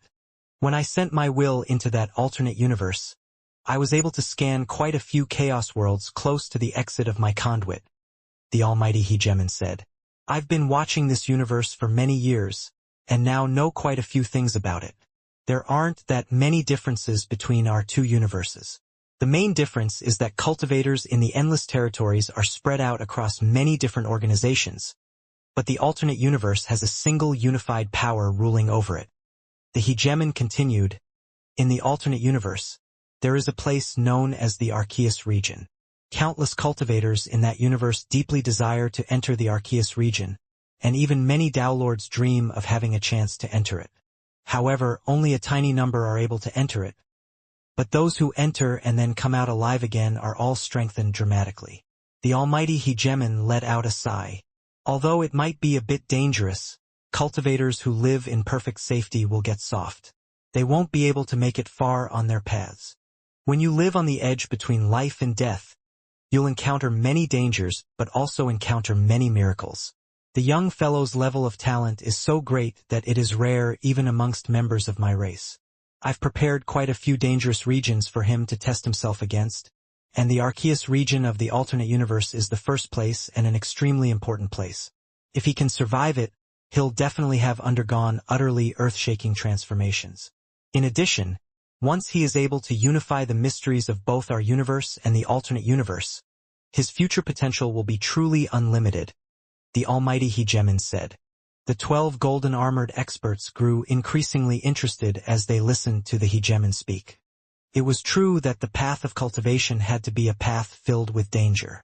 Only by experiencing more things and seeing more wonders would one be able to walk farther along one's path. For example, if Ji Ning had always trained by himself without going out adventuring, how strong could he possibly become? It was due to his adventures that he had first gone to the All-God estate, then to the Brightshore Kingdom. This was why he had grown so strong so quickly. This alternate universe. It was a place which most likely no one in all the endless territories had ever visited. When the almighty Hegemon had created his transversal conduit, it had been limited by the differences in the laws between the two universes. As a result, only those below the Downlord level of power could use it. Hegemon, will members of the 12 palaces also be permitted to go? Downlord Thousand Waves suddenly asked. Right, Hegemon. The 12 palaces have quite a few talented world-level cultivators as well. Downlord Puregood of the Palace of Fire was a man with a full red beard, and his face was red with excitement right now. If the Hegemon was going to send one of his own clansmen into that alternate universe, it meant that he probably felt confident in his clansman's chances. It must be understood that the Hegemon was extremely protective of his clansmen. The entire reason he had founded the Brightshore Kingdom and developed the 12 palaces was so that there would be more protectors for his race. Given that the Blazing Beast was an incredibly talented member of his race, although the Downlords didn't know much about this Arceus region, they felt certain that it would be a good place. They naturally had to try and win a chance for their people to enter it as well. I've invited you all to come here precisely because of this matter. Over the course of countless years, I've managed to seduce many world-level cultivators into entering our universe, and I managed to acquire a number of Arceus medallions from them. You must have an Arceus medallion in order to enter the Arceus region. But of course, that'll only be enough to gain entry. You will still have to face and overcome all the dangers inside the region itself, the almighty Hegemon said. I'm not completely confident in the young fellow's chances, which is why I've come to ask you for your help. I would like for the 12 palaces to choose 4 other world-level cultivators to accompany him. I have 5 Arceus medallions. That means a total of 5 world-level cultivators. The almighty Hegemon said. Choose 4 from the 12 palaces. They shall work together with that young fellow of my race, and they'll all stand a better chance as a result. Agreed. Absolutely. They all nodded. The Brightshore Kingdom was one of the supreme organizations of the Endless Territories, after all.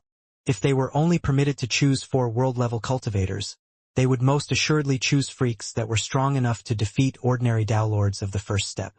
If they went into the alternate universe, they most likely would stand a good chance of overcoming the Arceus region. Just 4, Hegemon? Can't we bring a few more? Downlord Thousand Waves immediately said. Hegemon, just 4. It'll be a bit hard to choose. Just 4 for all 12 of our palaces? Our Palace of the Saber alone has more than 8 Saber Lords at the world level. Everyone present began to feel a bit frustrated. The almighty Hegemon simply said, Birchaloo and Eastcult are peerless geniuses, the likes of which even our Brightshore Kingdom only sees once in countless eons. In addition, Both of them are most likely preparing to become Tao Lords soon. There's no need for them to go. The 12 golden armored figures all nodded in agreement. Birchaloo and Eastcult could be said to have reached the true apex of power for world-level cultivators. There was no point to them tempering themselves at the world level any longer, especially Birchaloo. Even prior to joining the 12 palaces, Birchaloo had already reached the utmost peak of what even geniuses could reach. Eastcult, at least, had only reached that level after joining the Palace of the Saber and training in it for a period of time. The two of them are exempted. Aside from them, any member of the 12 palaces who have been acknowledged by their respective pagodas shall be considered, the hegemon said. The 12 palaces each had a forest of pagodas. The one in the Sword Palace was known as the Forest of Sword Pagodas, whereas the one in the Fire Palace was known as the Forest of Fire Pagodas. The names were all fairly similar, and the concepts were the same. The world-level cultivators in the 12 palaces had to reach extremely high levels of mastery in a relevant Tao in order to be acknowledged by the pagodas. The Sword Palace only had 6 Sword Lords. As for the Saber Palace, it had 8 Saber Lords. However, since Eastcult was excluded, it only had 7. Aside from Birchaloo and Eastcult, the 12 palaces have a total of 66 world-level cultivators who have been acknowledged by their respective pagodas. Tao Lord Thousand Waves said. How are we supposed to choose? For out of 66, I imagine all of them would badly desire to enter this Arceus region. A chance to enter an alternate universe. It truly was a chance which, once missed, might never come again. No rush. That young fellow has just recently returned from the Astral Islands abyss. I need to teach him quite a few techniques first, the almighty hegemon said. I'll keep a close eye on him. When he is fully prepared, I'll choose the 4 strongest cultivators. The almighty hegemon waved his hand, causing a series of images to appear in the empty air around him. A total of 66 scenes appeared, with the 66 candidates having appeared within them. These were all candidates who had been acknowledged by their respective pagodas. And of course, Jining wasn't one of them. The Saber Palace won't push for too much. 2 slots is enough. Wind, there's only 4 slots total. Your Saber Palace wishes to take half of them. We might even take 3. The 12 golden armored powers began to chat amongst themselves while they evaluated the 66 figures that had appeared in midair. They were actually quite familiar with most of the stronger world-level cultivators in every palace. And it was true that the Saber Palace held the most outstanding world-level cultivators of this generation. Prior to Birchaloo's arrival, Eastcult of the Saber Palace had been the indisputably most powerful world-level cultivator in the 12 palaces. As for the other Saber Lords, they were all shockingly powerful as well. When the Vice Palace Lord of the Saber Palace, Tao Lord Wind, spoke of possibly taking 3 slots, he wasn't exaggerating. There was a reason why this generation of world-level cultivators in the Saber Palace were all so strong. It was because the current Palace Lord of the Saber Palace was Palace Lord Dawnstar. Lord Dawnstar was indisputably the most powerful expert amongst all the Tao Lords of the 12 palaces. In fact, even if you looked at all of the Tao Lords belonging to the various organizations of the Endless Territories, Lord Dawnstar would rank in the top 3. He was such a freakishly strong figure that he had needed just 3 strokes of his saber to slay an eternal emperor. He was also a Verge-level Tao Lord, and one could imagine how difficult the Tao he had chosen was. To successfully Tao merge would be incredibly difficult, and so he focused almost all of his efforts on it. However, for a period of time he had actually chosen to teach the world-level disciples of the Saber Palace in an extremely earnest, diligent manner. Those world-level cultivators had all received the personal, attentive guidance of Lord Dawnstar. He had spent 10 million years educating them, then had left the Brightshore Kingdom and gone off to adventure through other places. To teach others was also a form of training in and of itself. To Lord Dawnstar, it was just one of many things he was doing to prepare for his Tao merge. But to those world-level cultivators it had been a stroke of tremendous karmic fortune. Lord Dawnstar was definitely one of the top 3 experts of the Tao of the Saber in all the Endless Territories, even if one factored in the various Eternal Emperors. And thus, this generation of world-level experts in the Palace of the Saber all became incredibly strong, and the geniuses among their ranks became even more dazzling. The Palace of the Sword. Palace Lord. 3 world-level cultivators bowed respectfully. Lord Woodflower was seated in the lotus position as he looked back at the 3 of them. His true body was here in the Sword Palace. The one which had been in the Imperial Palace was merely an incarnation. "A great opportunity has come before you," Lord Woodflower said. "Oh!" Sword Lord Wildfire, Sword Lord Icheng, and Sword Lord Graceless eyes all lit up. "The other 3 Sword Lords are returning from elsewhere in the Bright Shore Kingdom. The 6 of you will need to make some immediately preparations," Lord Woodflower said. Birchaloo and Eastcult aside, all of the world-level cultivators acknowledged by the pagodas shall have a chance to win this chance. However, in the end, only 4 will succeed. Sword Lord Wildfire and the others were all surprised upon hearing this. Those acknowledged by the pagodas were all capable of breaking through to become Dao Lords at any time, and they would all become extraordinary Dao Lords. If only 4 were to be chosen. What sort of opportunity was this? Make your preparations. I hope that at least one of the 4 will be from our Palace of the Sword. Lord Woodflower sighed. "Don't worry, Palace Lord. We will all work hard." The 3 Sword Lords present were all filled with resolve and determination.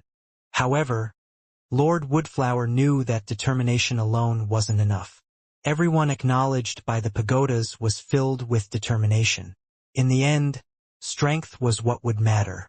Alas, this generation of world-level experts from the Palace of the Saber were simply too strong. In the following days, those who had been acknowledged by the pagodas were all secretly summoned back from throughout the adventuring areas within the Bright Shore Kingdom by the various leaders of the 12 palaces. The Palace of the Sword. The Dao Lord Cloud World. Whoosh! A white-robed youth appeared out of nowhere within the skies of the Dao Lord Cloud World. He looked quite bedraggled, and his body was covered with bloody scars. However, he quickly became clean once more after a bit of light flashed over his body. Ji Ning hadn't even heard the news about this exciting opportunity. As a result, he continued to live a relaxed and happy life. Life really was quite relaxed and exciting. The reason why Ning had focused on the Tao of the sword for so long was because he truly did love training with the sword. This was a love that came from the bottom of his heart, and the feeling of continuing to improve with the sword was absolutely intoxicating for him. As for the Sword Palace, it was a holy land for sword practitioners. "This is absolutely wonderful. I can spend a few hundred years meditating in the forest of sword pagodas and gain many new ideas, then enter the Dao Lord Cloud World and use them in actual battle to further verify and refine my sword arts." Ning flew through the skies in a very pleased manner. It had been 20 years since he had entered the Sword Palace, but his temporal acceleration treasure made it so that he had actually engaged in 2,000 years of cultivation. He had already tried out the Dao Lord Cloud World on numerous occasions by now. Yuji still isn't back? Ning glanced sideways at his distant estate at the peak of the mountain. So Yuji still had yet to return. It seems she has completely set her mind upon entering the Palace of Fire. Suddenly, "Junior Apprentice Brother Darknoth! Junior Apprentice Brother Darknorth!" Shouts rang out from afar.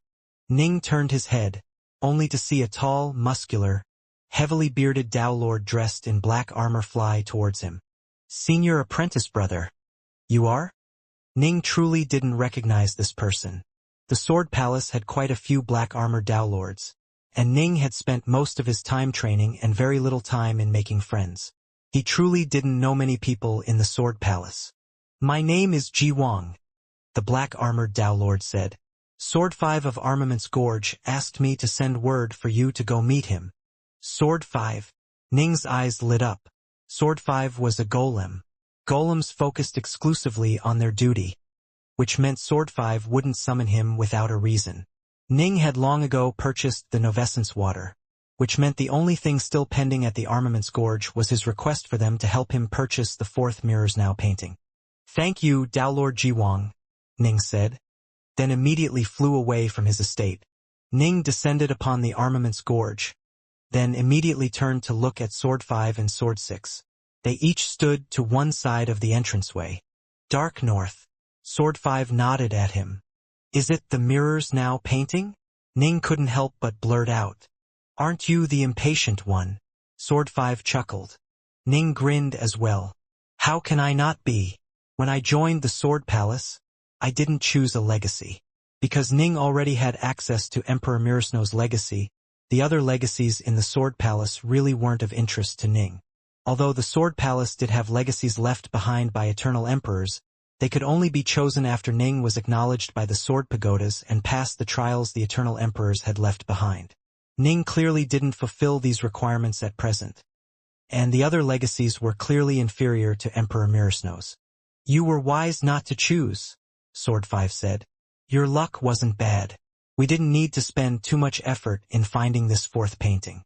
However, the other party probably was able to guess that you care deeply about this painting, and so he gave a rather high price. You have to pay 300,000 cubes. Ning nodded. The 12 palaces had certain rules governing them. If you sent out word through the 12 palaces that you wished for the Dao Lords to help you find a certain item, there would be many Dao Lords who would help out. However, only the person who successfully located the treasure you wanted would be given a commission in thanks, as well as the Dao Lord who helped escort the treasure back to the palaces. The total commission given would be 10%. The other Dao Lords would have done all their work for nothing. Here are the 330,000 cubes. Ning handed a gourd over to Sword 5, who accepted and inspected it. Whoosh! Sword 5 waved his hand, causing a painting which emanated sword ki to fly out from deep within the armament's gorge. This painting depicted an image of an icy, snowy land. Take it. Sword 5 handed it over to Ning. Ning couldn't disguise his excitement as he accepted this painting of an icy snowland. He finally found it. Emperor Mirrors now had never accepted any true disciples, and so before he decided to go off adventuring he had produced these 10 sets of paintings and spread them out into the universe. Those world-level cultivators who collected a full set of 4 and overcame his trials would become his personal disciples. A personal disciple of an eternal emperor? Since he dared make the claim that those who acquired a full set would become his personal disciple, I imagine I won't be disappointed by the legacy he left behind. Ning was filled with eagerness. Some legacies merely involved individual techniques or abilities.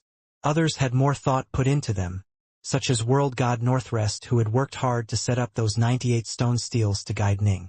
As for the best ones, they included divine abilities, treasures, secret arts, and more. Taoist 3 Lives was a classic example. He had left behind everything for his successor. I wonder what Emperor Mirrors now left behind. Now that I have the full set, all I need to do is pass the 4th and final trial.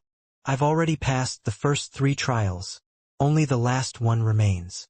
Ning immediately picked up the painting and put it away. Thank you. Ning expressed his thanks to Sword 5 and Sword 6, then transformed into a streak of light and disappeared. Ning quickly returned to his own immortal estate.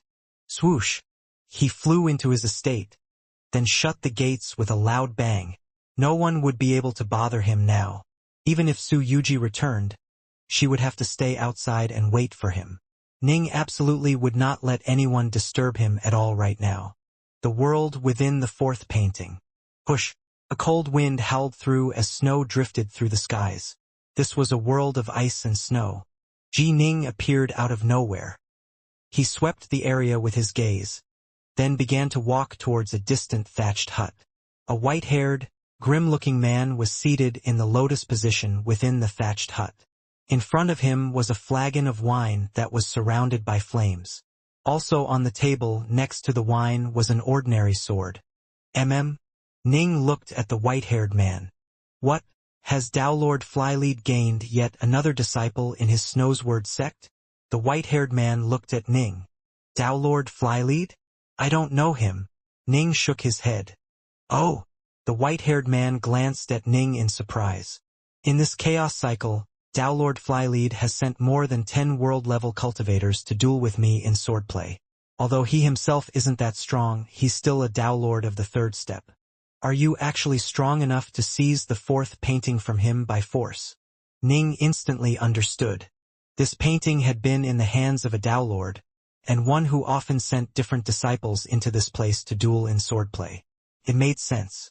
The first Mirrors Now painting had been in the hands of Tao Lord Windsource, after all. I'm not currently capable of seizing treasures from a Tao Lord of the third step. I bought it, Ning said. I have already defeated the Emperor, the Fisherman, and the Assassin. Now, the only one left is you. You've already defeated the other three? Light flashed through the eyes of the previously calm-looking man, and a desire to do battle began to radiate from him. He stretched his hand out, picking up the sword from the table as he rose to his feet. He slowly walked out of his thatched hut, his gaze focused on Ning. You can address me as swordsman. Swordsman? Ning was stunned. The man asked him to address him as swordsman. Ning had the sense that this person wasn't going to be easy to deal with. I am the final trial for you. The white-haired man stood there atop the snow, staring at Ning. Draw your sword. All right. With a flash, a frost ice sword appeared in Ning's eyes. The two were merely competing in swordplay, and so they would refrain from using divine abilities or special treasures. Swish. Ning was the first to strike. His sword light flashed, causing his power to condense so tightly that it didn't even have any impact at all on the snowflakes falling around it. It wasn't necessarily true that a loud commotion and grand display of might meant that a person was strong. Tao lightning was a good example of this. When its power was unchained and flailed out randomly, its power was somewhat weakened. Only by focusing it tightly and using it against a single opponent would it unleash its maximum power. The same was true for sword arts. Clang! The white-haired man struck out as well. The swords of both moved vastly faster than the limits of the heavenly Taos, vastly faster than the speed of light. If ordinary mortals were watching, in fact, if celestial immortals or Empyrean gods were watching, they would only see two blurs flickering. They wouldn't even see any sword light, because the swords were moving faster than they could see. The two constantly flashed and flickered through the falling snow, their sword light clashing repeatedly. What a powerful and pure sword art. Ning was secretly shocked. This white-haired man's sword arts definitely were strong enough for him to be addressed as swordsman, and he lived up to his reputation as the final trial. If the Emperor, the Fisherman, and the Assassin all belonged to different schools of swordplay, then this swordsman's sword arts encompassed all schools. His sword arts could be explosive, could be ephemeral, but could also be cold and sharp. Technically, his sword arts were merely on the same level of unpredictability as the Assassin's and the same level of ephemeralness as the Fisherman's. However, because he had reached such a high level in every aspect, his sword arts became incredibly terrifying to deal with. When a person reached a level where he had no flaws at all, his attacks could easily transform into defensive movements, which could easily translate into deceptive openings, which could easily transform into such assassination strikes. All the changes and transformations were very fluid and natural. It was like an endless cycle that had inexhaustible moves. Ning had reached a very high level of sword arts. His sword arts were significantly better than that of the Emperor, the Fisherman, and the Assassin, making it easy for him to defeat them. But for a time he was completely unable to do anything to this swordsman. Slash! Clang! Sword light continued to clash repeatedly. Ning was filled with a strong desire to win, causing him to constantly try new tactics for gaining victory. Slowly, the insights he had gained in the forest of sword pagodas began to merge into his unicorn's domain. In truth, Ning had been steadily improving in the unicorn's domain during his years in the Sword Palace, as it represented a path in sword cultivation to begin with. This was a path that could be continuously perfected. It would even allow him to become a Tao Lord of the first step, a Tao Lord of the second step, or even a Tao Lord of the third step. However, this path wasn't the most difficult path. It was merely a path on par with the Fisherman's path, and it represented the sixth stance of the Nameless Sword Art. The seventh stance of the Nameless Sword Art represented a path that was even more difficult to take. Without Ning even realizing it, the two ended up battling for more than 6 hours. As the fight progressed, Ning's advantage became increasingly apparent. It made sense.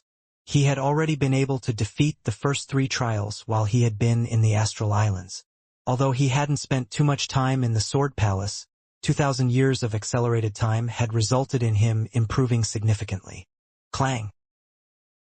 An ephemeral streak of sword light brushed past the white-haired man's sword, then stabbed him in the throat. Ning then withdrew his sword and stepped back. You won. The white-haired man smiled. Ning, however, had a rather distant look in his gaze. Victory in this battle had taught Ning what choosing a path truly meant. The unicorn's domain was a comparatively easier path. The white-haired man's path was a path that perfectly fused together multiple different paths of the sword. This was a path that was more than 10 times harder to traverse, but it was also more powerful. But of course, a Dao Lord of the 4th step could easily defeat the white-haired man's sword arts using the unicorn's domain. Ji Ning had similarly reached an incredibly high level of expertise in the unicorn's domain, and he could sense that he was just a hair away from becoming a Dao Lord. If he made some more breakthroughs, he would probably be able to reach the Dao Lord level whenever he wished. But that would mean that he would have become a Dao Lord through the unicorn's domain. However, in the end, the unicorn's domain is not my path.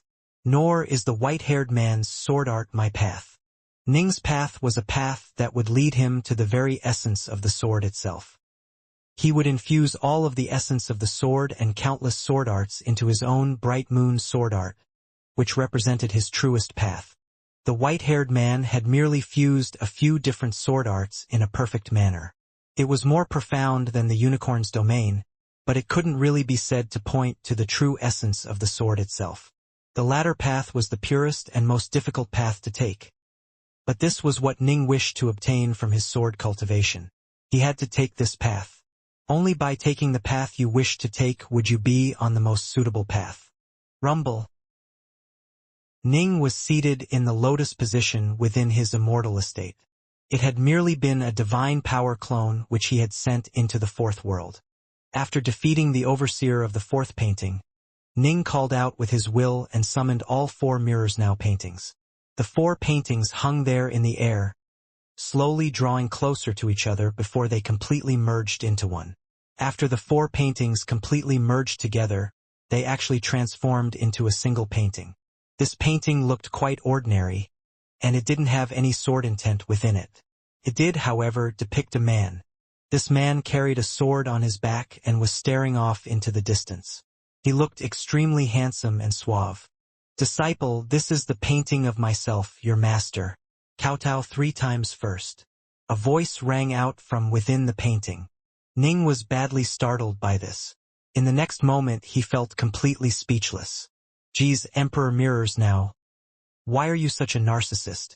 After the 4 paintings merged together, they actually formed a self-portrait of yourself. And you actually drew yourself in such a perfect, flawless manner? The other paintings were all quite terrible, but his portrait was quite well done. The strange thing was, there was almost no sword intent radiating from this image. Ning strongly suspected that this probably wasn't actually drawn by Emperor Mirrors now himself. There was no way the man could paint such a nice portrait. I wonder what this master of mine has left behind. I had best kowtow first. Ning immediately knelt down, kowtowing 3 times to the levitating painting of Emperor Mirrors now. Whoosh! As soon as he finished kowtowing, the painting emanated a blinding light that completely surrounded Ning. Ning didn't resist, and with a swoosh he was drawn directly inside of it.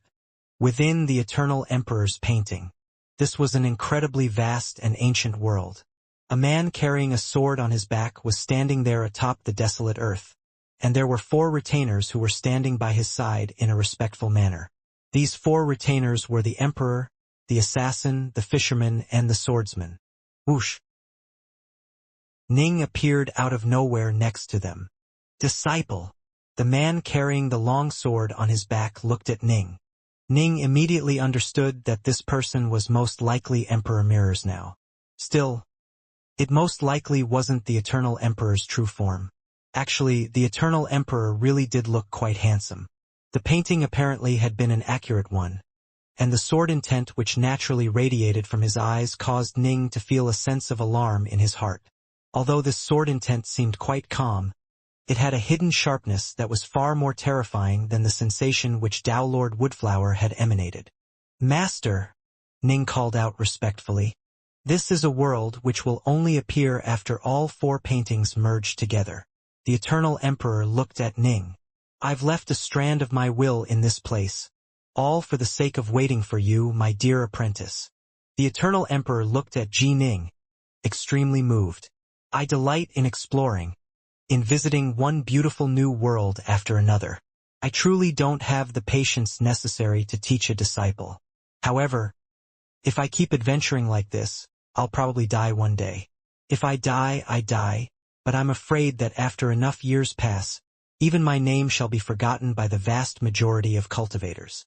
It will be you, my dear disciples, who shall ensure that my name and reputation shall exist unto perpetuity.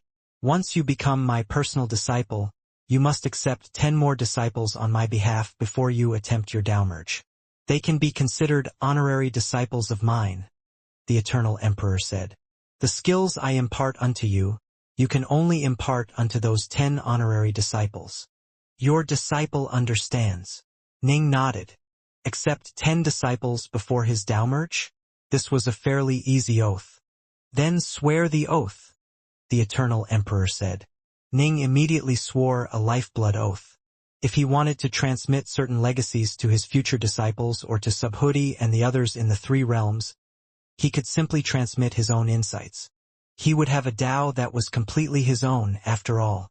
The Eternal Emperor's legacy primarily served as a guidepost for him, a way to show him how he should walk his future path and avoid certain wrong choices. If a person walked forward blindly without any guideposts, it would be easy to get lost and make the wrong decisions. Every step taken by a samsara Daolord was a step which straddled the line between life and death. There were no ways to take back a misstep. Once you made that misstep, you would die and your Tao would dissipate.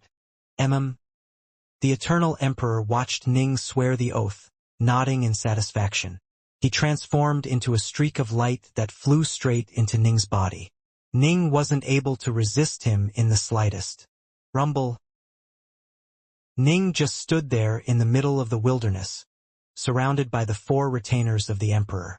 The swordsman, the fisherman, the assassin, and the Emperor all stared at him as ripples of power began to emanate from the area around him. Clearly, the many memories and abilities which the Eternal Emperor's strand of will contained were merging into Ning's own memories. That strand of divine will held simply too much power and memories, making it physically painful for even someone as mighty as Ning to absorb. Within Ning's sea of consciousness, a large amount of information was flooding into this place. Before I succeeded in my downmerge, I obtained an eternal sword art known as the Heartseal sword art. This sword art has a total of 15 stances. This is the first stance, the fly sword stance. A memory fragment entered Ning's mind. The speaker was Emperor Mirrors now, and in the memory he wielded a single sword and began to display the first stance of the Heartseal sword art. Emperor Mirrosnow's will was in complete control of these many memory fragments. He made it so that Ning was able to personally watch his memories. This is second stance, the Mountain's Word stance. Emperor Mirrors now put this stance on display as well. This was a far more effective method than simply meditating on sword intent, as the Eternal Emperor was putting on a personal display. Not only was his sword intent clear and obvious, he executed every movement in perfect detail and clarity. For the sake of being able to teach better, the Emperor Mirrors now displayed every single stance 3 times. The first time, he went through every single movement extremely slowly. The second time, he would display it without using any divine power or immortal energy. The third time, he would use it with true, full power. This is the 15th stance, the Heartseal stance. Once the Heartseal forms, eternity shall be gained. This final memory fragment was of Emperor Mirrors now executing sword arts in a vast region of primordial chaos. When his sword struck out, an utterly titanic seal suddenly manifested which completely extinguished everything in the primordial chaos in the area. One chaos star after another was wiped out by the force of this strike. Ning was able to count over 100 million chaos stars that were shattered and splintered by the force of this strike. Ning was truly speechless when he saw this. When Emperor Mirrors now had unleashed a full-strength attack with this stance, just how wide an area had it covered? His sword was so fast that it had surpassed the concept of speed itself. In fact, it had surpassed even the very concept of space-time itself. Otherwise, how could it have wiped out that many chaos stars? Even if his sword moved thousands of times faster than the speed of light, how could it possibly fly out that far, that fast? And yet, it was an undisputable fact that Emperor Mirror's sword had wiped out everything in an infinitely vast region, leaving nothing behind. Fortunately, the region which Emperor Mirrors now had chosen to display this stance was a region that was completely devoid of life. Otherwise, the number of casualties that would have been caused would be incalculable. I've completely displayed the Heartseal sword art for you. This was the sword art I trained in as I progressed, step by step, to gain eternity for myself. It is extremely difficult to train in this sword art, but it can be separated into 4 different sets of sword arts. Emperor Mirrors now began to display a new set of sword arts, and Ning instantly understood. These 4 separate sword arts could be described as the Fisherman's Sword, the Assassin's Sword, the Emperor's Sword, and the Killer's Sword. The Fisherman, the Assassin, and the Emperor each used one of these 3 sets of sword arts, while the final challenger, the Swordsman, used a sword art that could be considered the most basic, elementary version of the Heartseal sword art. These 4 sets of sword arts each represent a separate path. Although they seem quite ordinary, it won't be hard for you to become a Tao Lord of the 4th step through using one of these sword arts. However, even if you do reach that level, your accomplishments will be mediocre, Emperor Mirrors now said. Now, these 4 sword arts can actually be separated into 96 sword arts. Emperor Mirrors now once again began to carefully display and describe every single sword art. The reason why this transmission had been such a painful and arduous one to accept was primarily because each and every memory fragment contained scenes of the Eternal Emperor personally displaying his sword arts. A large amount of stances were included, as were various types of sword intent. The Heartseal sword art can be separated into 4 fairly average sword arts, which can then be separated into 96 low-class sword arts. If you have sufficiently high insights into the sword, it will be easy for you to learn them. I have finished transmitting my sword arts to you. Now, I shall transmit a divine ability to you, an extremely powerful divine ability that will allow your attacks to explode with power. You will be able to instantly unleash an extreme level of power with it. This divine ability is known as the 5 Seals Sword Tao. The transmission of a divine ability was much simpler. It mainly included basic information in how to train in that divine ability, and Ning was able to instantly memorize it all. Oh right, I left behind 4 golem servants. They shall follow you, my personal disciple, and protect you. That way I can guarantee you won't die too quickly.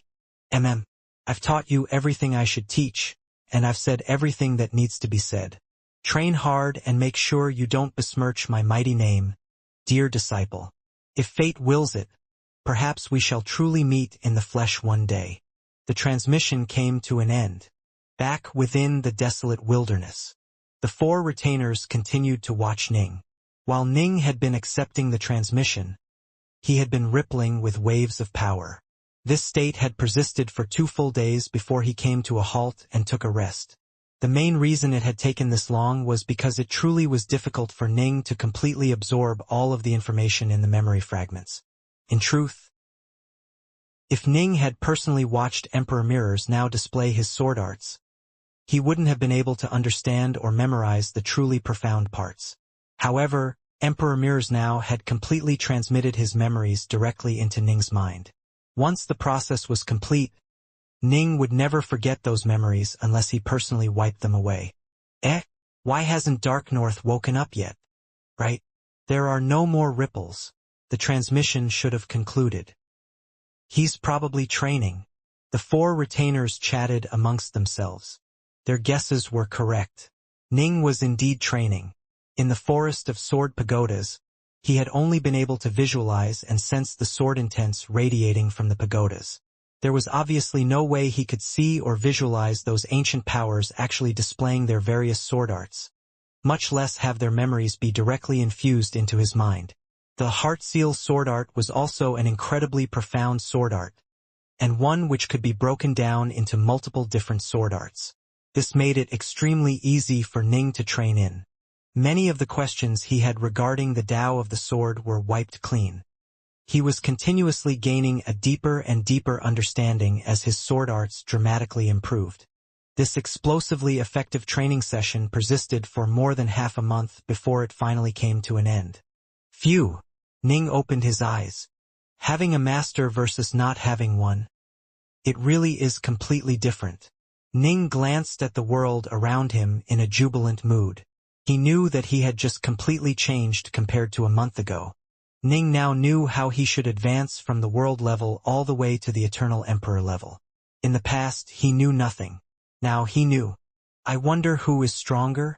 My master Emperor Mirrors now, Violet Jewel creator Emperor Violet Mount, or the creator of the nameless sword art?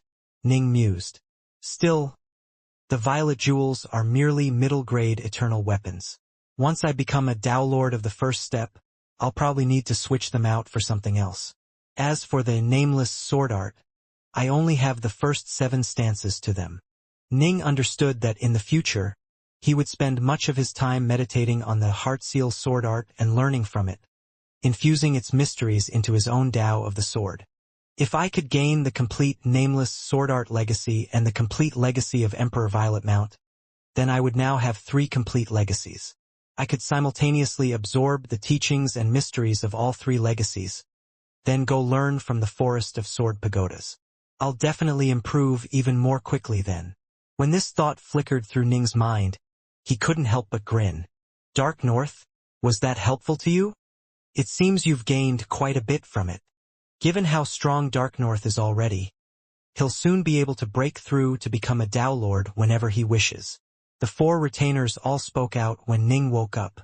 Ning smiled and nodded. I indeed can break through to become a Tao Lord. However, that path is not my path. The Unicorn's domain had indeed been dramatically improved. The Unicorn's domain was a path akin to the Fisherman's path. Emperor Mirror's Heartseal sword art could be divided into 4 sword arts, one of which was the Fisherman's sword.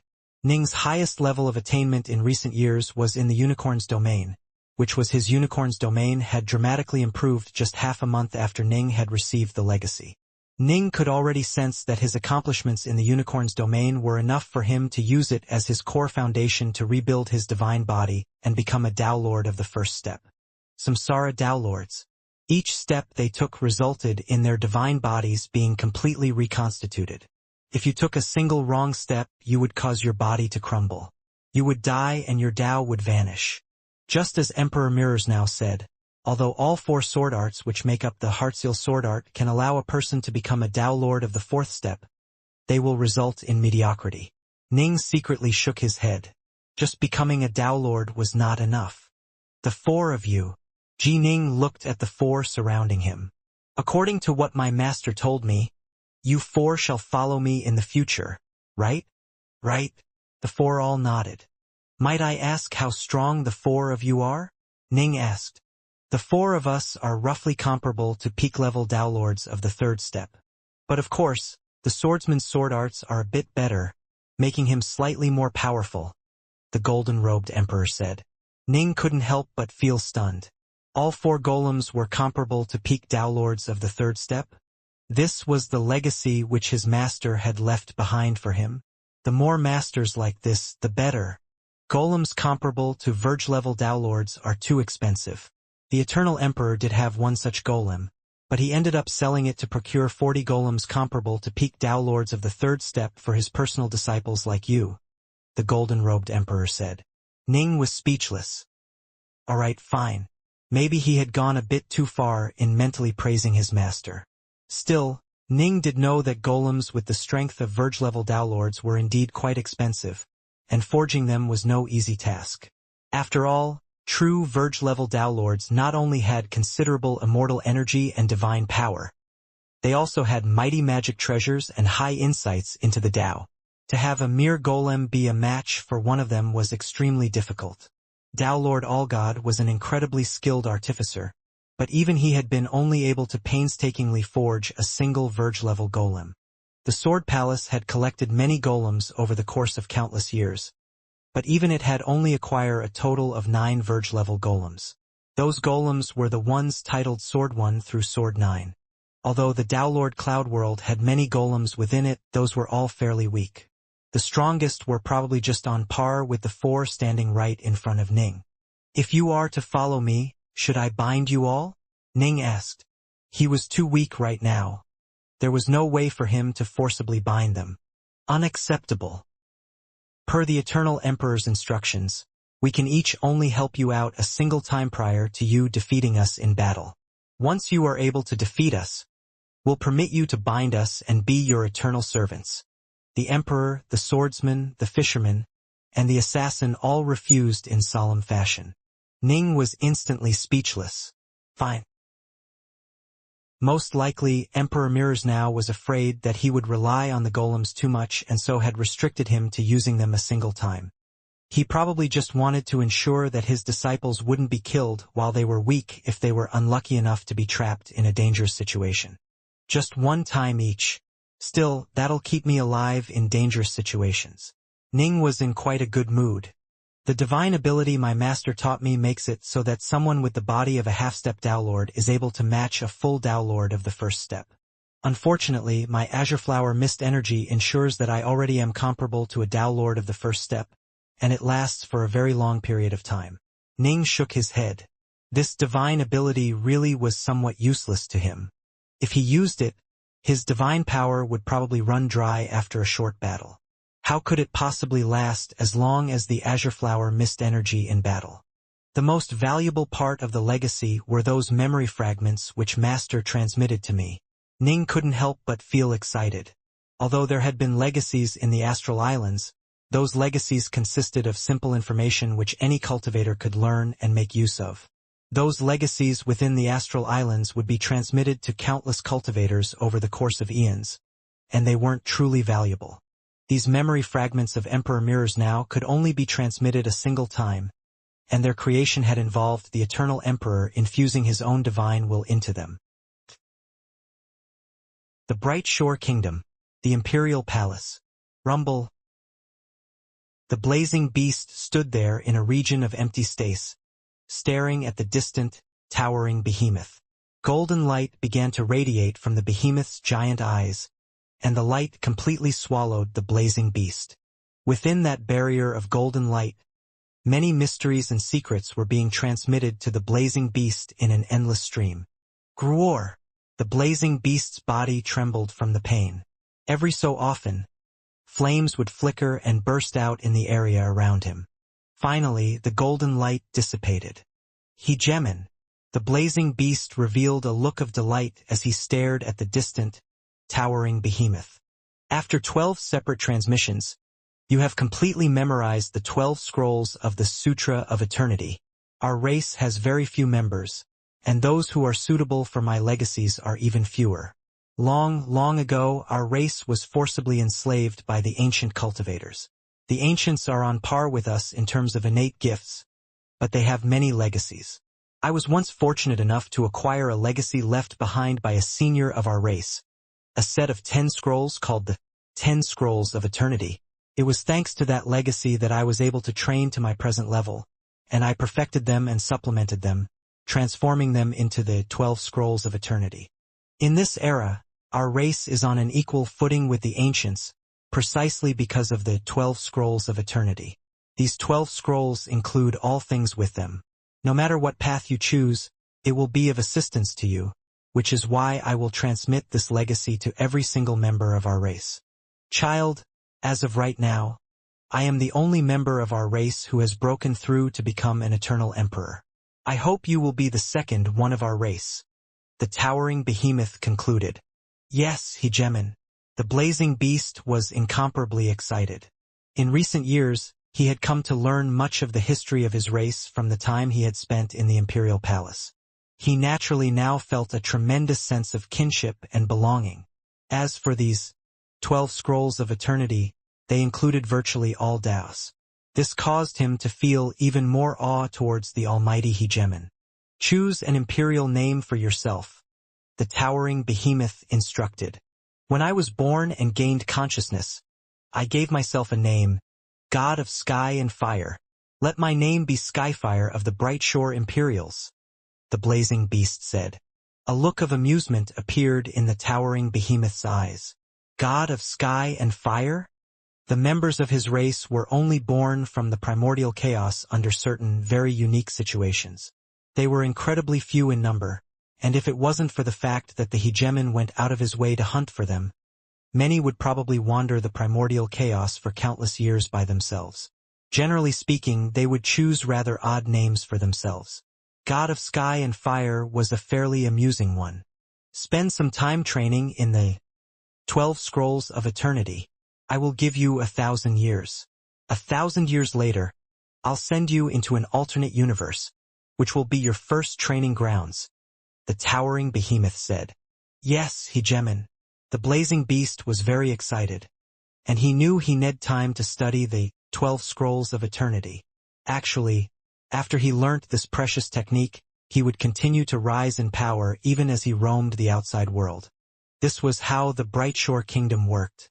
After the most powerful world-level cultivators were selected and recruited, they would receive endless legacies and secret arts from the 12 palaces. The same was true for the Imperial clan. New entrants to the Imperial clan would also be forced to undergo certain tempering experiences, after which they would be transmitted the 12 Scrolls of Eternity. The Imperial Palace. There were 13 royal thrones here hanging high in the skies. The white-haired, six-horned old man dressed in snowy robes spoke out. 1,000 years from now, I will select the 4 most powerful world-level cultivators and have them accompany Skyfire Bright Shore to the alternate universe. It will be up to them to make the most out of it. 1,000 years? So we have another 1,000 years. Now that the 12 golden armored powers knew exactly how long they had, they began to be filled with anticipation. Time flowed on. More and more of the cultivators who had been acknowledged by the pagodas and who had been out adventuring within the Bright Shore Kingdom began to return, responding to the summons of the 12 palaces. Senior Apprentice Brother Wildfire, I heard from Lord Woodflower that a great opportunity awaits us? Yes, everyone acknowledged by the pagodas will have a chance at it. However, only the 4 most powerful members of the 12 palaces will be granted it. Just 4. The Palace of the Sword. 2 youngsters were striding within it. One was the red-haired Wildfire, whereas the other was an icy-faced child who was wielding a short spear. We don't have much time left, just 900 years, Wildfire warned. I plan to spend the next 900 years in the Forest of Sword Pagodas, the icy child said. I'm planning to do the same. I'm going to spend my time in meditation. Wildfire agreed with this idea. The Forest of Sword Pagodas was the most sacred place within the entire Sword Palace. It had many sword arts which had been personally left behind by the mighty Dowlords from a previous era. If you chose to learn from sword arts that were similar to your own, you would benefit greatly from it. The icy child swept the area with his gaze. He saw a distant thatched cottage, and within that cottage sat the white-robed Jining. Who is that? The icy child asked curiously. His name is Dark North. He's a newly arrived junior apprentice brother, Wildfire said. Why is he using a temporal acceleration treasure? Has he been acknowledged by the sword pagodas as well? Is he also trying to seize every moment to train? The icy child asked. No, Wildfire shook his head. He's new, and as soon as he came here he began to use a temporal acceleration treasure. He's probably trying to finish something as fast as he can. The icy child nodded.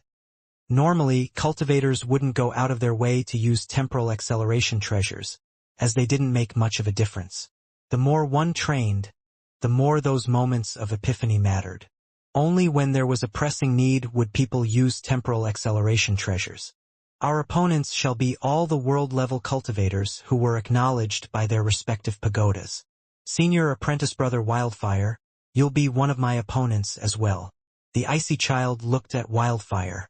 I won't take it easy on you. Wildfire chuckled as well. The two didn't care about Jining at all. Right now, All of the talented geniuses of the 12 palaces who had been acknowledged by their pagodas were trying to seize every moment to strengthen themselves as much as they could. Ning, however, knew of none of this. He was still completely absorbed in his cultivation. He had the memories of his master, Emperor Mirrors now, providing him with careful and detailed guidance. He also had the opportunity to analyze the Eternal Emperor's sword arts and compare them to the many sword arts of the Forest of Sword Pagodas. His level of insight was continuously rising at a pace that was unspeakably faster than before he had acquired the Eternal Emperor's legacy. Ning enjoyed this process very much, and was completely intoxicated by it. And so, in the blink of an eye, more than 800 years passed with Ning consumed by his quiet meditations.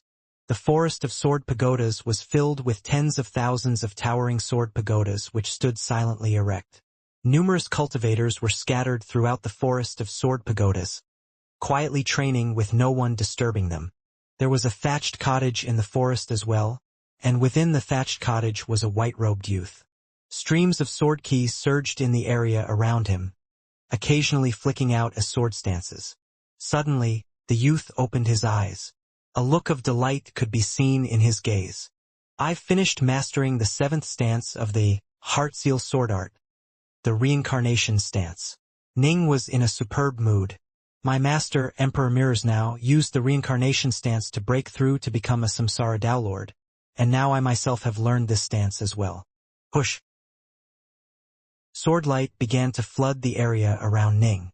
Some of the swordlight was filled with an aura of murder. Some of it was fluctuating and unpredictable, while the rest was dominating and savage. The different types of sword arts cycled through in a perfect manner, and no flaws could be seen at all from any of the attacks. It truly was like the perfect cycle of reincarnation itself, and when any enemies made even the slightest of mistakes, the Reincarnation stance would ensure that they would be trapped and buried. Emperor Mirrors now was a dissolute, adventurous man, but his sword arts were extremely cautious and tight. Ning sighed in amazement. Given my current level of insight into sword arts, I should be able to train in the 7th stance of the Nameless sword art. Ning immediately began to ponder the Nameless sword art. Thanks to the Eternal Emperor's legacy, Ning was able to learn the Heartseal sword art incredibly fast. By comparison, training in the Nameless sword art was considerably more taxing, and Ning had the feeling that the 7th stance of the Nameless sword art was actually more difficult than the 7th stance of the Heartseal sword art. The space-time acceleration cottage maintained a rate of 100 times the normal flow of time. Ning's mastery of his sword arts had already skyrocketed, making the 7th stance of the Nameless sword art much easier to understand as he continuously meditated upon it. The 7th stance of the Nameless sword art was named Cosmic Heart. It was far more complicated than the Unicorn's domain, and it was even more profound than the Reincarnation stance. More than 30 years went by. Ning opened his eyes. A distant look was in his gaze, as though everyone around him, including the thatched cottage, no longer existed. It was as though he was surrounded by an absolutely pristine, illusory world, and a single tear had appeared within it. This single tear seemed to be a tear of love, but it also appeared to be the very heart of this world.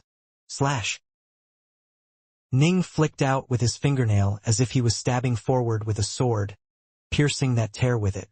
In this moment, Ning's heart force burst out and completely meshed together with his finger. Whoosh! A shocking aura of sword intent billowed out of the thatched cottage and into the surrounding area. Ning was completely stunned and absorbed by the perfect beauty of this strike. He couldn't help but close his eyes and savor the marvelousness of that sword art. He had naturally, unconsciously infused his sword arts with his heart force, but he didn't force it as other cultivators did. Rather, it had all happened in a very natural manner. He hadn't even intentionally tried to add heart force into the mix. He had purely wished to execute this sword art to its full potential. His subconscious mind merged his heart force into it, causing him to unleash an utterly mystical and utterly terrifying strike. Rumble. Suddenly, a loud sound rang out from outside. The entire forest of sword pagodas began to tremble. Puzzled, Ning opened his eyes to stare outside. The ground outside was trembling as that enormous sound boomed from far away. What's going on? The Forest of Sword Pagodas is the most sacred place of the Sword Palace. Who would dare cause trouble here? Puzzled, Ning walked out of his thatched cottage and stared off into the distance. What was that? Was that? Look! Dozens of cultivators within the Forest of Sword Pagodas rose to their feet. Some were at the world level, some were Dowlords. In this moment, all of them stared at the area from where the disturbance was coming. At a distant part of the Forest of Sword Pagodas, the ground was booming loudly as it began to split apart. The tip of a pagoda was slowly emerging from underground and climbing higher and higher. A sword pagoda. A new sword pagoda. A new pagoda? We just gained yet another pagoda? Who was just acknowledged by the sword pagodas? Everyone was excited. They all understood what was going on. Only once you were acknowledged by the sword pagodas would the Forest of Sword Pagodas give birth to a brand new pagoda of your own. Countless eons had gone by, but only around 80,000 cultivators had ever been acknowledged by the sword pagodas.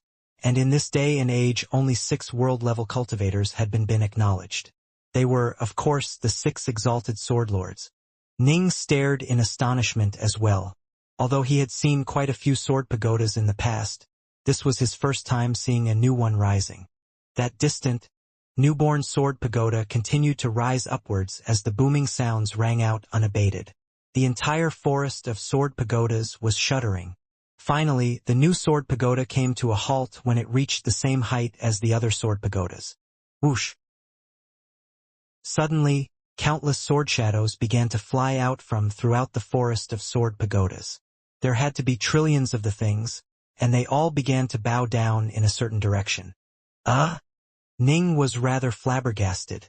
The countless sword shadows from throughout the forest were all bowing down towards Ning. All of this had caused a great commotion, attracting the attention of quite a few Dowlords and world-level cultivators of the Sword Palace, all of whom came flying over. As a result, many of the cultivators of the Sword Palace were able to personally bear witness as all of this happened. It is him. Isn't that junior apprentice brother Darknorth? His name is Darknorth? Right, he's a newcomer. He joined us less than 1,000 years ago. He's still just at the world level, but he's already received the acknowledgement of the sword pagodas? This stunning sight caused many of the cultivators present to begin to quietly chat amongst themselves. For a Dowlord to be acknowledged by the sword pagodas was one thing, but for a world-level cultivator, this was extremely, extremely rare. The entire sword palace only had 6 sword lords. Now Ning had become the 7th. Junior apprentice brother Darknorth. Congratulations. Congratulations. Senior apprentice brother Darknorth. Senior apprentice brother Darknorth. Congratulations. Junior apprentice brother Darknorth. Many cultivators came over to offer their congratulations. In the Sword Palace, there was a huge dividing line between those who were acknowledged by the Sword Pagodas and those who were not. If you weren't acknowledged by the Sword Pagodas, you would always be viewed as slightly inferior, even if you were a Dowlord. As for those who were acknowledged, all of them were venerated. Ning finally realized what was happening. His sword stance just now had been acknowledged by the Forest of Sword Pagodas. Darknorth. A deep voice rumbled out in Ning's mind. That new sword pagoda belongs to you. Only you are permitted to leave behind your sword arts within it. You are? Ning asked. I am the spirit of the Sword Palace, the deep voice said. Ning understood. Even the star-seizing manor had given birth to a manor spirit such as the giant yellow bear. It made sense that the Sword Palace had given birth to a sentient spirit as well. The Bright Shore Kingdom's Imperial Palace. The 13 Royal Thrones. A trace of emotion suddenly flickered through the face of the snowy-robed hegemon. He smiled slightly, then looked at the nearby Lord Woodflower. Woodflower, congratulations are in order for your sword palace. You just gained a new sword lord. Haha. It seems as though I was right about him. Lord Woodflower laughed merrily. What's this? A new sword lord? Did yet another world-level cultivator of the Sword Palace receive the acknowledgement of the pagodas? Who is it? The other 11 golden-armored powers were all quite surprised. Lord Woodflower said in a very smug manner, "It is Dark North." Dark North? That kid who sparred against Birchaloo. When he battled against Birchaloo, he specialized in defensive techniques and was quite good in that regard. However, he was quite a ways off from being at the level he would need to be to receive the acknowledgement of the sword pagodas. This rate of improvement is crazy. Even if he was accelerating time to train 1,000 times faster than normal, it has been less than 1,000,000 years. There had been many major powers who had witnessed Ning's battle against Birchaloo. Even the hegemon had gone to watch. Although they had all been focusing on Birchaloo, they naturally had also paid some attention to Birchaloo's opponent, Ji Ning. The stronger one was, the more difficult it would be to accelerate the rate of time for oneself. 1,000 times the normal rate of time was already a ridiculously fast pace. But Ning had entered the Sword Palace less than 1,000 years ago. That meant that even at 1,000 times the normal rate of time, he would have been training for less than 1,000,000 years. In reality, Ning had only maintained a pace of 100 times the normal rate of time. I said long ago that I had a good feeling about him. He truly is quite talented in sword arts. Lord Woodflower said in a very smug manner, "My sword palace has gained yet another sword lord, which means we've gained yet another chance to be the ones to go to the alternate universe." Yes, another candidate has appeared. The almighty hegemon nodded as well. Everyone acknowledged by the ancient pagodas were qualified to take part in the trials. Let's see what sort of sword arts he came up with to be acknowledged by those ancient pagodas. The almighty hegemon waved his finger. There had been 66 images in the air, and now a 67th image joined them. This image displayed the scene of a white-robed Ji Ning standing in front of a sword pagoda, staring at it curiosity. Rewind. The almighty hegemon smiled as he watched, and the other 12 golden-armored figures watched closely as well. All of them were curious as to what type of sword art this world-level cultivator had used to receive the acknowledgement of the sword pagodas. Time began to reverse at high speed until the image returned to the time when Ning had just executed his sword stance. The image showed Ning seated in the lotus position within his thatched cottage. Ning gently flicked out a single finger in a seemingly simple manner, but the strike was indescribably profound. Slash. The strike shot out into the distant skies above him. HRM. The almighty hegemon sat amongst the 13 thrones, and both his face and the faces of the 12 golden-armored powers around him tightened. The almighty hegemon actually once more took control over the flows of time to cause the earlier scene to replay once more. Ji Ning once more flicked out his finger. No mistaking it. That's the Heartsword sword art. The almighty hegemon nodded slowly. Dark North actually trains in the Heartsword? Tao Lord Thousand Waves was somewhat speechless. Impressive. I thought he must have created a new sword stance that received the acknowledgement of the pagodas. I didn't expect that it was actually due to him executing the Heartsword. The golden-armored major powers present were all rather surprised.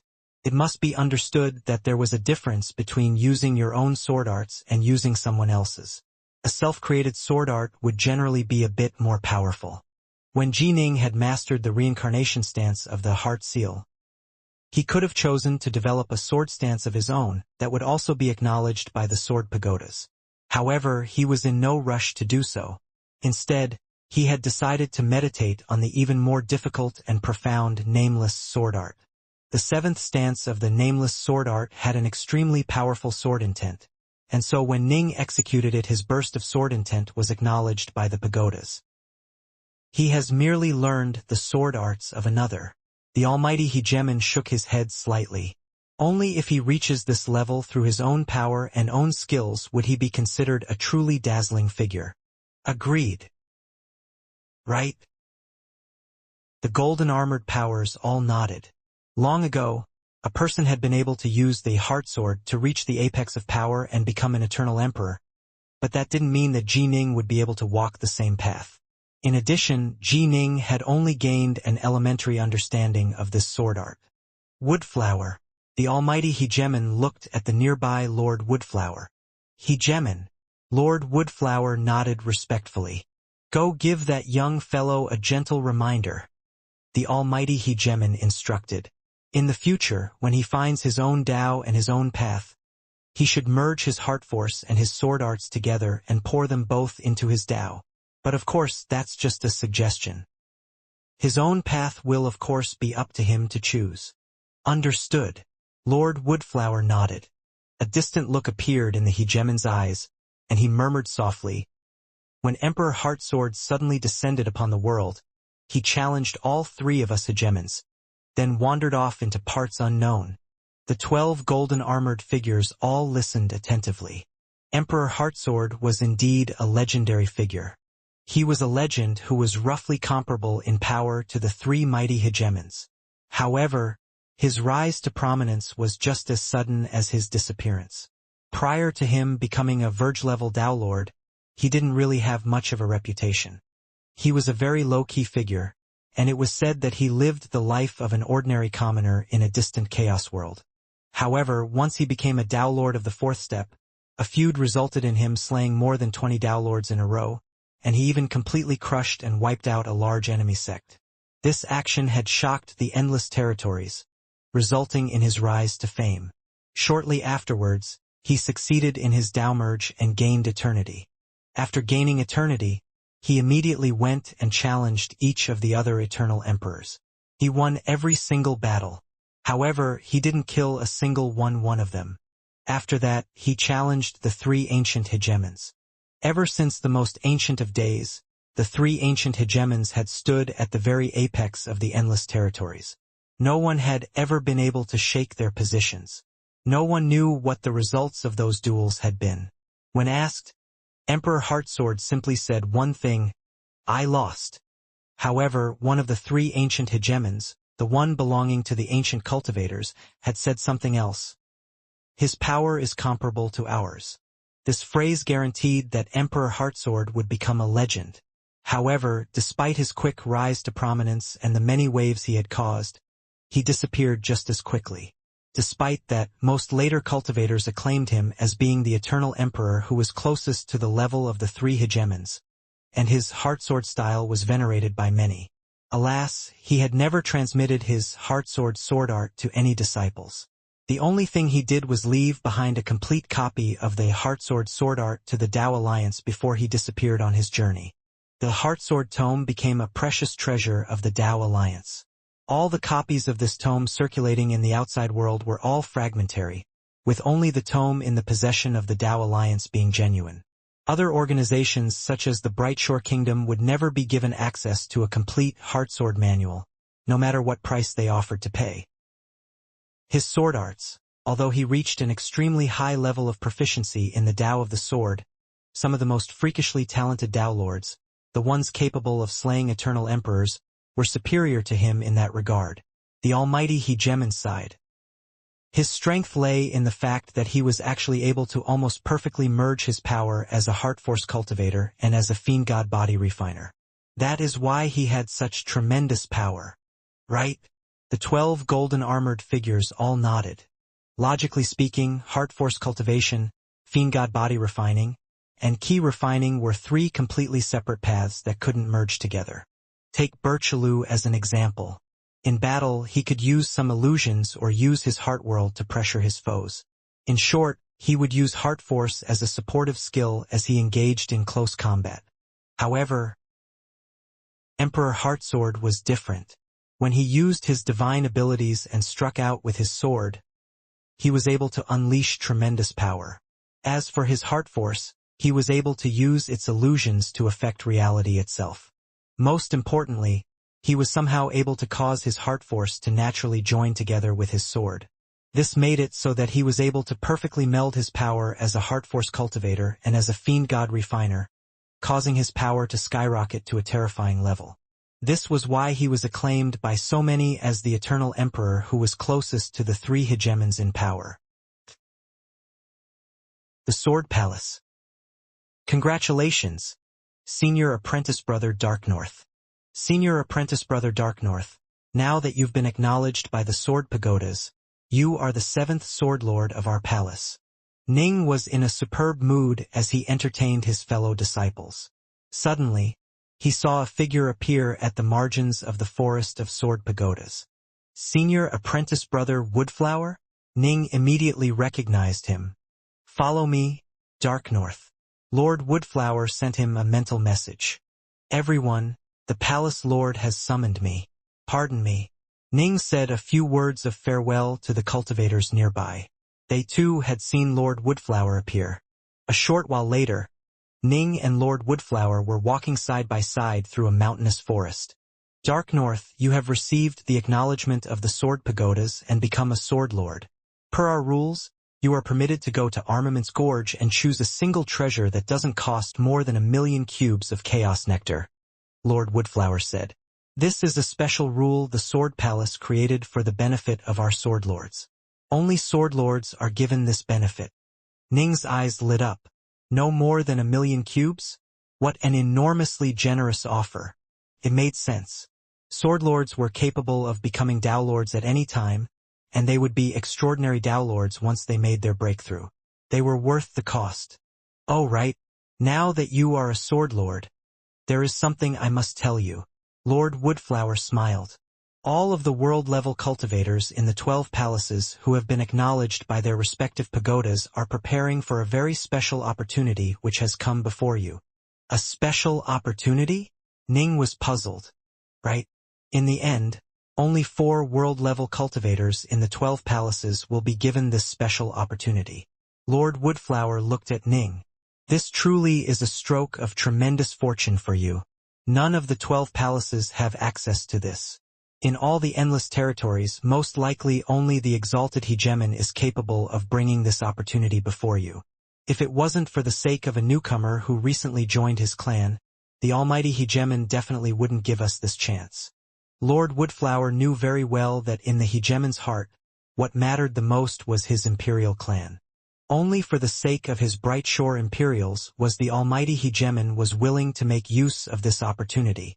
The reason why he was giving the 12 palaces 4 of the medallions was partially because they were subordinates, but also for the sake of giving that young Imperial 4 assistance. Although the chance to enter the Arceus region of the alternate universe was an incredible opportunity, it was also extremely dangerous. Tremendous opportunity always came with tremendous danger. There should be many in the 12 palaces who have been acknowledged by their pagodas. Only 4 will have a chance. Ning was puzzled. "Just 4. Lord Woodflower sighed. "I'm worried that our sword palace won't be able to get so much as a single slot. You've just recently been acknowledged and haven't spent much time in our sword palace, so it wouldn't really matter if you fail. However, you should still do your best.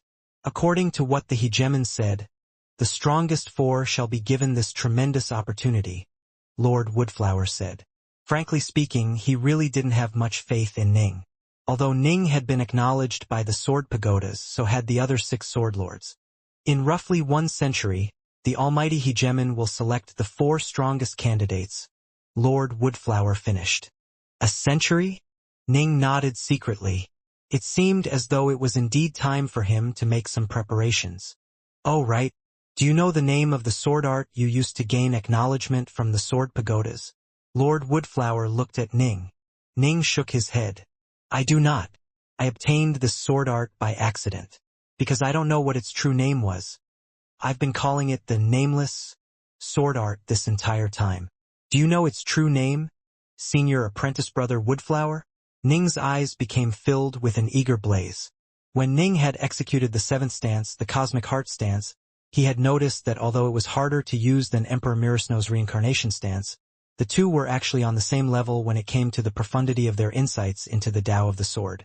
The tough part of the Cosmic Heart stance lay in how ephemeral and unpredictable it was. One had to follow one's own heart, allowing one's heart force to perfectly merge into one's sword stances. Ning was quite talented in heart force. Although his heart force wasn't at a very strong level, he was still able to execute the stance. If he had been more skilled in heart force, the power of this stance would have been much greater. This would have been especially true if he had reached the 6th stage of heart force and established his own heart world. This is a sword art which perfectly combines heart force cultivation with the Tao of the sword. After executing this stance, Ning immediately understood what made this sword art so valuable. He instantly grew eager to learn more. I do indeed know its name. Lord Woodflower nodded. This sword art was created and passed down by a powerful eternal emperor who was nearly as strong as the hegemon. Ning was delighted to hear this. Finally, he was going to learn about the history of the nameless sword art. Lord Woodflower continued. This eternal emperor was known as Emperor Heartsword. His rise to power was sudden, and for a brief period of time he was the most dazzling, celebrated figure of the endless territories. However, shortly after he revealed his brilliance, he elected to disappear as he adventured through parts unknown. He was so strong that he was most likely the eternal emperor who was closest to the three hegemons in power. Ah! Ning nodded. After mastering the seventh stance of the nameless sword art, he realized that although the sword art itself was on the same level of profundity as Emperor Mirasno's, Emperor Heartsword's strength lay in the fact that he was able to perfectly fuse his heart force into his sword arts. It made the power of his sword arts increase dramatically to a point where he was unquestionably much more powerful than Emperor Mirrors now had been. It made sense for him to be comparable to the three almighty hegemons. It wasn't that Emperor Mirrors now was weak. He had developed the Reincarnation stance at the world level and used it to break through to become a Tao Lord. If he had been at the Forest of Sword Pagodas, his self-created Reincarnation stance would have been acknowledged by the Sword Pagodas. Someone who relied on this sword art as the base of his breakthrough to Tao Lord would be able to immediately battle ordinary Tao Lords of the second step. But of course, Birchaloo and Eastcult were even more freakishly talented. Once they broke through, they would be able to match Tao Lords of the third step. However, the harder one's path was, the more difficult it would be for one to become an eternal emperor. The more freakishly talented you were, the harder it would be for you to become an eternal emperor. This was why, despite the passage of countless years, there were only three hegemons. What were his sword arts named? Ning asked. Prior to disappearing, he left behind a complete copy of his sword arts with the Tao Alliance. He named it the Heart Sword. Lord Woodflower continued. Only the Tao Alliance has a complete copy of this sword art. Only the Tao Alliance? Ning was rather disappointed. Yes, because this is the one and only sword art which allows heart force cultivators to completely merge their power with Fiendgod body refiners and key refiners, and then gain eternity, Lord Woodflower said. Fiendgod refiners would be able to perfectly merge the heart force into their sword arts and then enter close combat. Key refiners would be able to perfectly merge the heart force into their flying swords as well. A sword art which can rival hegemons with only one complete copy. It's only natural that the Tao Alliance would never transmit it to outsiders. No matter what price our Brightshore Kingdom offered to pay, they refused to let us have a copy. Something like this sword art isn't something which mere treasures can be used to trade for. A sword art like that is one of the fundamental pillars on which entire organizations rest. Lord Woodflower continued. The outside world only has incomplete, fragmentary records. How many stances do you have? Just 7, Ning said. Lord Woodflower looked rather disappointed. The first 7 stances were created by Eternal Emperor Heartsword before he was a Tao Lord, and they are the 7 most commonly known stances. I was hoping that you might have encountered something special. Oh right. Have you gone to the ancient library? The library holds a fragmentary record that includes the first 10 stances of the Heartsword Manual. The ancient library has it? Ning was instantly delighted. The ancient library simply had far too many sword arts within it, including tens of millions of fragmentary sword arts. Each one could only be read through the usage of Godsense. Even if you could fully review 1,000 scrolls a day, it would still take over 100 years for you to go through everything.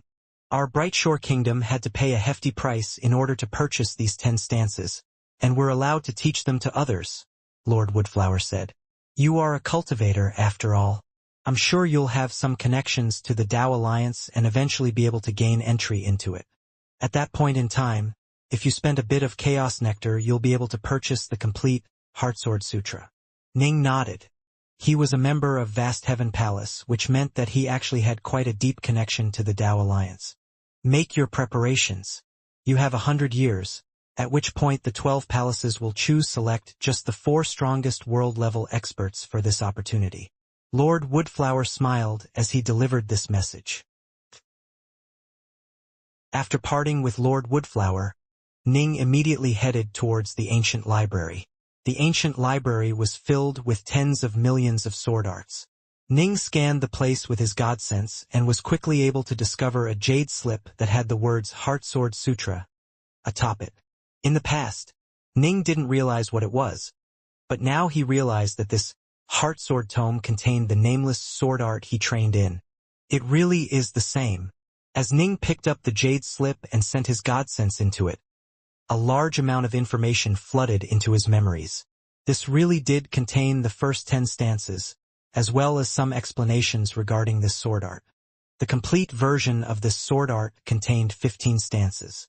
The first 7 stances had been created by Emperor Heartsword prior to becoming a Tao Lord, and he used the 7th stance to reach the Samsara Tao Lord level.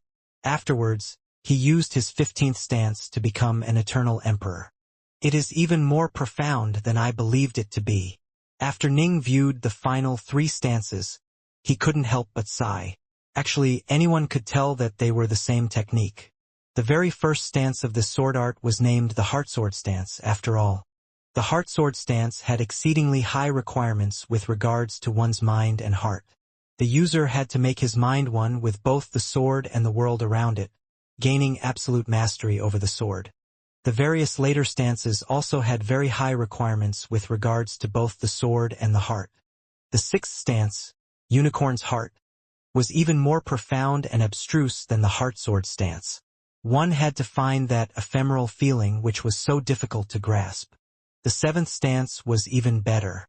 The Cosmic Heart allowed for one to perfectly activate and infuse one's heart force into the sword art. When the sword struck out, it was like a tear shed for a person you loved. His sword arts actually aren't that profound, compared to the most supreme major powers of the Tao of the Sword. Ning had seen many things in the forest of sword pagodas, and his horizons had been correspondingly expanded. However, the mysteries of how he merged his heart force with his sword arts are worthy of further exploration. The 12 Palaces. The Palace of Fire. Have you heard? Just today, a world god in the Sword Palace named Ji Ning was acknowledged by the pagodas. Ah, a world-level cultivator was acknowledged? What a freak. He would be the 7th Sword Lord of the Sword Palace, right? Some of the black-armored Tao Lords who were on patrol were chatting with each other. News spread throughout the 12 palaces quite quickly. It must be understood that there were only around 60 world-level cultivators who had been acknowledged by the ancient pagodas. Generally speaking, only one such cultivator would appear every trillion years. Anyone acknowledged by the pagodas was destined to be a truly extraordinary Tao Lord. What a freak! I can't even get into the Fire Palace, but those freaks are actually able to receive the acknowledgement of the ancient pagodas. Some of the world-level cultivators in front of the Fire Palace began to discuss this matter as well, and many of them sighed with frustration and envy. Fellow Taoist, what do you mean by acknowledgement of the pagodas? A tall, skinny, jade-haired youth spoke out. Let me explain. Joining the 12 palaces isn't that impressive, as some of their members aren't even able to become Tao Lords. Even if your insights into the Tao are so profound that you can become a Tao Lord whenever you wish, you still aren't that impressive. Only those who reach truly incredible heights are acknowledged by the resonance of the pagodas. From what I've heard, those world-level cultivators who are acknowledged by the pagodas can not only break through whenever they wish. Once they do so, they will immediately be comparable to Tao Lords of the 2nd step in power. What? They are able to break through whenever they wish, and will immediately be comparable to Tao Lords of the 2nd step. Quite a few world-level cultivators were stunned by this, and they all began to chat amongst themselves. Dark North. Outside the Fire Palace was a large group of cultivators who wished to take the trials to join the Fire Palace, and 2 of them were individuals who Ning was quite familiar with. One was Su Yuji the Flame Fairy, while the other was World God Pill Saint. They had tried many times in recent years but were still unable to enter the Palace of Fire. Master was acknowledged by the ancient pagodas? Suyuji was instantly overjoyed to hear this. Incredible. Master is simply incredible. All other thoughts flew out of Suyuji's mind as she immediately turned and ran towards the Fire Palace's spacetime transfer array. She was going to go back to the Sword Palace. Her master had achieved such a great thing. How could she, his retainer, not be there to congratulate him? Is that Brother Dark North? The chubby world god Pilsaint was stunned. The Sword Palace? It has to be the Dark North that I know. He once told me that he is going to join the Sword Palace. The Sword Palace doesn't have that many world-level cultivators in it.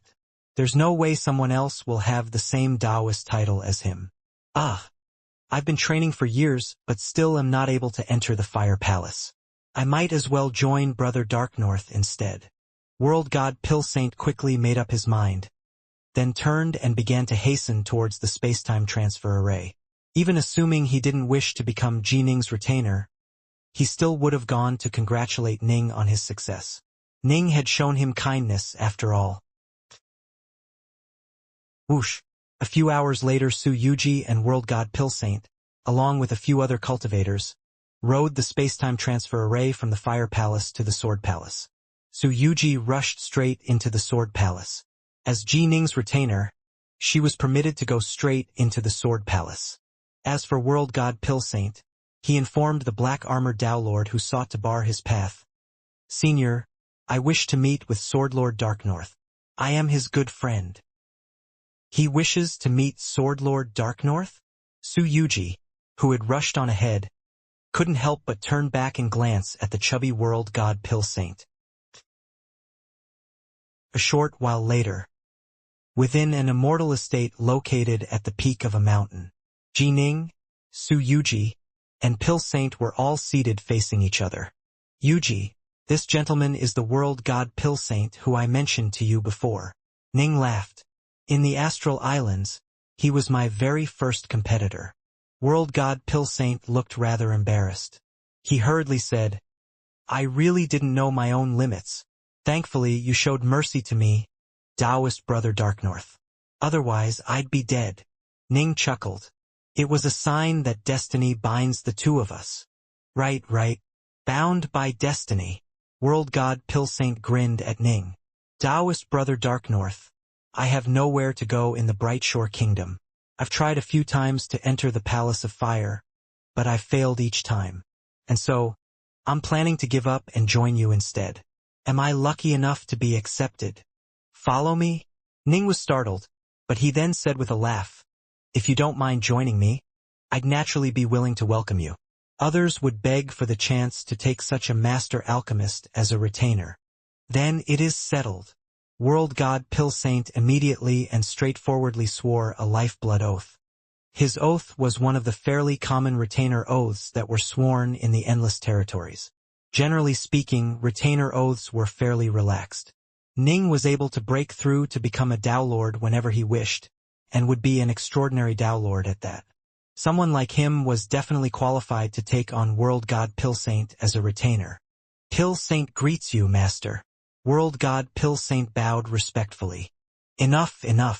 There's no need for the two of you to go through these pointless courtesies. Ning smiled. The very first time he saw World God Pilsaint, he had a good feeling about the man.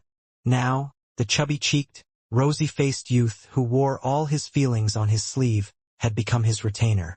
Quite frankly, world-level cultivators who were so genuine and guileless were quite rare. Phew, I finally have a backer now. Life in the Bright Shore Kingdom really has pissed me off lately. World God Pilsaint let out a sigh. Flame Fairy, we didn't know each other when we first met, but now we follow and serve the same master. World God Pilsaint glanced towards the nearby Suyuji as he spoke. Aha! The Flame Fairy nodded. Can't you be a bit more talkative? World God Pilsaint felt speechless. The Flame Fairy glanced at him and chuckled, but she didn't say anything else. As for Ning, he said, right, there's something I need you two to do for me. Please instruct us, Master. World God Pilsaint and Suyuji both spoke out at the same time. Suyuji felt rather excited. It was quite rare for Ning to assign her any tasks. A great opportunity is coming, and I have a small shot at getting it. I have to do everything I can to prepare for it, Ning said. I'm planning to sell a treasure known as the Bloodfire Cloud Fruit. It'll be up to you to help me sell it. The Bloodfire Cloud Fruit was the most valuable treasure he had on him. Bloodfire Cloud Fruit? Suyuji was puzzled. Bloodfire Cloud Fruit. World God Pilsaint's eyes bulged out as he called out in shock. You know of it? Suyuji turned to look at World God Pilsaint. World God Pilsaint hurriedly nodded, too excited to act smug. That's one hell of a treasure. It is a unique fruit which can only be formed under very special conditions. It has marvelous properties, and cultivators who walk the Tao of Fire all dream of possessing something like it. But of course it wouldn't work for you. You key refiners are too physically weak. There's no way your bodies could possibly withstand the enormous amounts of energy the Bloodfire Cloud Fruit contains.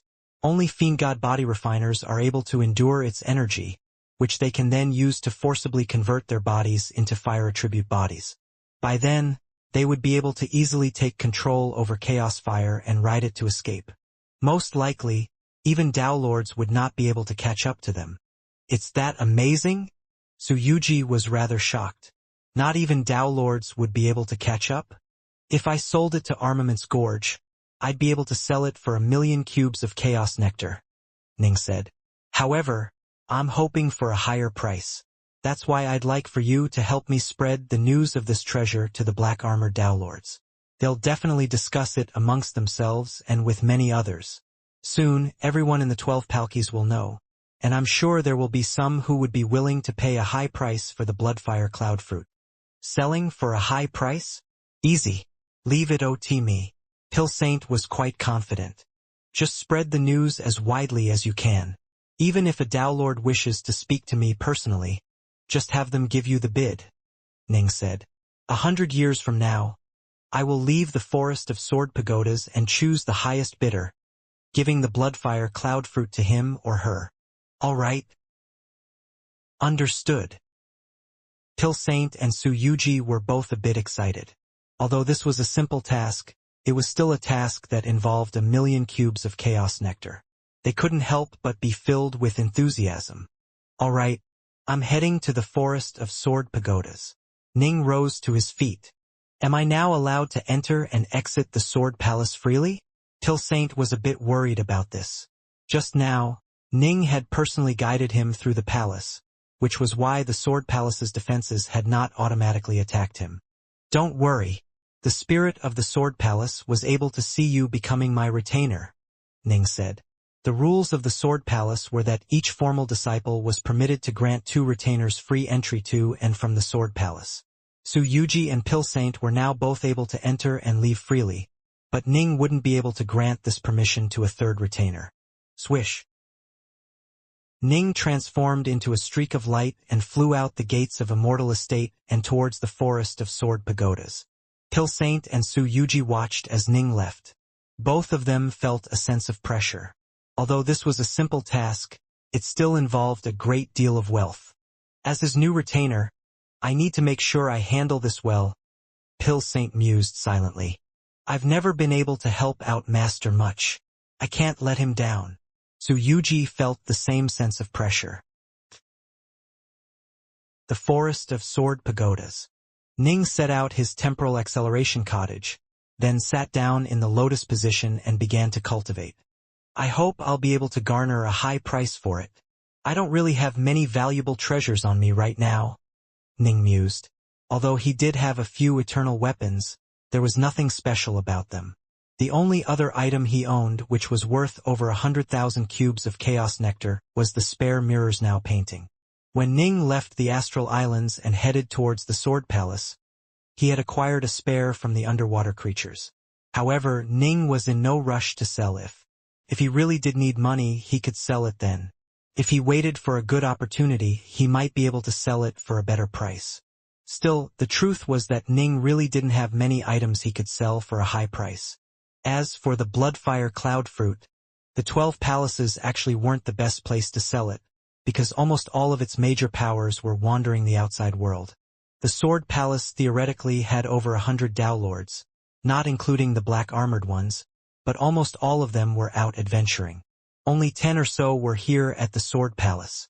This was simply how the 12 palaces worked. As a result, there would be less competition resulting in lower prices for Ning. If this was one of the places where many major powers of the Dao Alliance congregated, the price would probably be much better. Alas, by the time Ning reached such a place he would probably have already become a Dao Lord. By then, even if he did sell the Bloodfire Cloud Fruit for a high price, it wouldn't be of much use to him. Time flowed on. Pill Saint and Su Yuji spread the word, causing the news that Swordlord Darknorth of the Sword Palace wished to sell a Bloodfire Cloud Fruit to spread throughout the 12 palaces. Bloodfire Cloud Fruit? The people most excited to hear this naturally all belonged to the world-level cultivators and Dao Lords of the Palace of Fire, although virtually all of the world-level cultivators could do nothing more dream about it. These individuals all walked the Dao of Fire. If they had fire attribute bodies, they would be able to cultivate much more quickly. They were thus the most suitable candidates for purchasing this item. Bloodfire Cloud Fruit?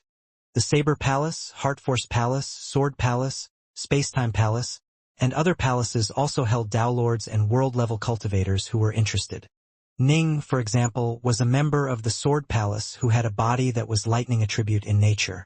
But of course, those who walked the Dao of Water or the Dao of Metal would never procure fire attribute bodies. That would make it twice as hard to cultivate with half the effect. The fire attribute body would disrupt their affinity to those Daos. That kid, Swordlord Darknorth, plans to sell it off within 100 years? He's probably doing this to prepare for the upcoming opportunity. Heh, fellow Daoists, there's no need for us to bid up the price too much. He's definitely going to sell it no matter what. Let's keep the price low. Instantly, some Dao Lords came up with this idea. There were some Dao Lords in the 12 palaces who walked the path of evil. In fact, some had committed tremendous sins and atrocities. Although the Lifeblood Oath prevented them from acting against Ning, they were still able to do something like lowball him for his treasures. The highest bid stands at 1.3 million cubes. Pill Saint made this claim within an immortal estate within the Sword Palace. What? The old man frowned, his entire body emanating an aura of explosive, ruinous energy. Who made such a high bid? I can't reveal that, Pill Saint said placidly. If your bid isn't any higher than this, there's no point in even bidding. You punk. The old man was irritated. He turned away and departed. Pill Saint. Su Yuji watched the old man walk away, then sent Pill Saint a stealthy mental message. You lied to him. What if no one ends up bidding a higher price? We'll be in trouble. Don't worry. Pill Saint was quite confident. Pill Saint and Su Yuji had both noticed that the Dao Lords were in no rush to place any bids. Ning had given a limit of 100 years after all. They didn't want to get the price too high too early. In fact, some of the Dao Lords were colluding in secret to keep the price low. Half a year later, the old man returned. I'm willing to bid 1.31 million cubes, the old man said. The highest price is now 1.33 million cubes, Pill Saint said, his eyes wide and innocent. Ah! The old man was stunned. Pill Saint continued to raise the price. 1.33 million cubes, 1.35 million cubes, 1.36 million cubes, 1.37 million cubes. Every half a year or year, the price would rise slightly. Faced with the continuously rising price, some of the Dao Lords that were colluding began to grow a bit impatient. Who the hell keeps upping their bids? Why are the bids continuing to rise? They were able to keep calm when the price was steady, but this constant rise made some of them a bit impatient. Pill Saint secretly felt quite smug about this. You have no idea who you are dealing with. I'm a Grandmaster Alchemist. I'm not just skilled in making pills. I'm also an expert in selling them. There was a certain art to selling pills and treasures as well, and there was always a bit of artifice built into the prices. Many of the bids for the fruit were false, but Pill Saint did manage to lure in a few real bids as well. 100 years passed in the blink of an eye.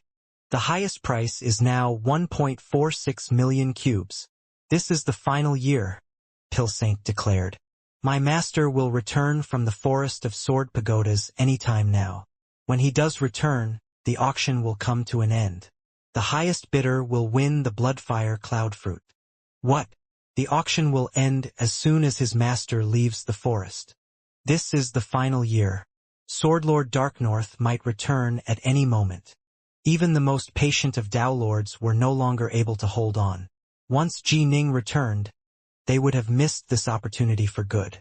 They didn't believe that Pill Saint was lying, because no one would dare lie to so many Dao Lords at the closing time of an auction.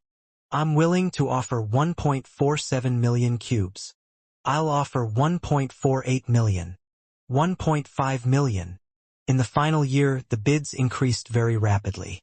Some of the Dao Lords had truly grown impatient. Once they gained this treasure, more than 99% of the other Dao Lords would be unable to catch up to them in speed. Generally speaking, not even Verge-level Dao Lords would be able to fly as quickly as Chaos Fire or Chaos Lightning. Only those who had techniques allowing them to control Chaos Fire or Chaos Lightning would be exceptions. Once this opportunity went past, who knew how long it would be before the next opportunity? Even if another opportunity did arise, it was entirely possible that they wouldn't even have a chance to bid on it. The endless territories were simply too vast. By the time they heard the news, the thing probably would have been sold already. Pill Saint went so far as to run over to the forest of sword pagodas to send Ning a secret message. Master, don't be in a rush to return. Give me another half year. Come back then. All right. Ning trusted them. Some of the Dao Lords truly did need this treasure, and time was running out. Once this sort of naturally occurring treasure was gone, it would be eons before Inauthentic one appeared. The bidding process became noticeably fiercer. Ning finally emerged from the forest of sword pagodas. How did it go? Ning descended from the skies into the Immortal estate where Su Yuji and Pill Saint were located. 1.8 million cubes, Pill Saint said proudly. What? Ning was quite surprised. If he sold it to a major organization, the price would have been roughly 1 million cubes. If he was lucky and many Dao Lords desperately bid against each other, the price could be several times higher. However, there weren't many Dao Lords in the 12 palaces right now. To be able to sell it for 1.8 million cubes already vastly exceeded Ning's expectations. He had thought that a price of 1.5 million cubes would already be quite high. The Imperial Palace of the Brightshore Kingdom. The almighty hegemon stared at the 67 images hovering in the air next to the 13 thrones. He said softly, 1,000 years has concluded. The 12 golden armored powers who had been chatting idly, meditating with eyes closed, or silently drinking wine all came alert. Hegemon, how shall you choose the most powerful ones? The 12 golden armored powers all looked at the almighty hegemon. These world-level cultivators who had been acknowledged by the ancient pagodas were all incredible figures who possessed varied skills. What was the fairest way to choose the best for? The almighty hegemon gently stroked his snow-white beard, then smiled. Let them challenge the Dao Lord Cloud World. They will have 3 days. The 4 who make it the farthest in the Dao Lord Cloud World shall gain this opportunity. Challenge the Dao Lord Cloud World? The 12 instantly understood. Ji Ning was seated in the lotus position within his space-time acceleration cottage, still located in the ancient forest of sword pagodas within the Sword Palace.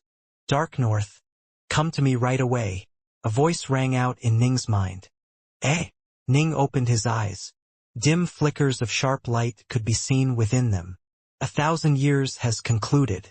It seems it is time for the actual challenge. Ning's sword arts were now far more formidable than when he had first developed the Reincarnation stance or the Cosmic Heart stance. His sword arts were actually still continuing to improve, and he hadn't encountered any bottlenecks yet. Alas, he simply didn't have enough time. The almighty hegemon had only given him 1,000 years.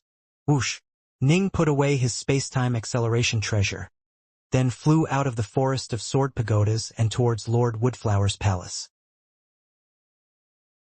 Lord Woodflower was seated in the lotus position atop a golden-red prayer mat. In front of him were 7 similarly seated cultivators. There was one who looked like a child, one who looked like a youngster, one who looked like a youth, and even an old man. They all had completely different auras of the sword Tao. A cultivator's age or mentality couldn't be judged by their appearances. At this level, there were some cultivators who reached an elderly age before suddenly shining with brilliance and embarking upon the path of cultivation. 1,000 years has concluded. Lord Woodflower swept Ning and the others with his gaze.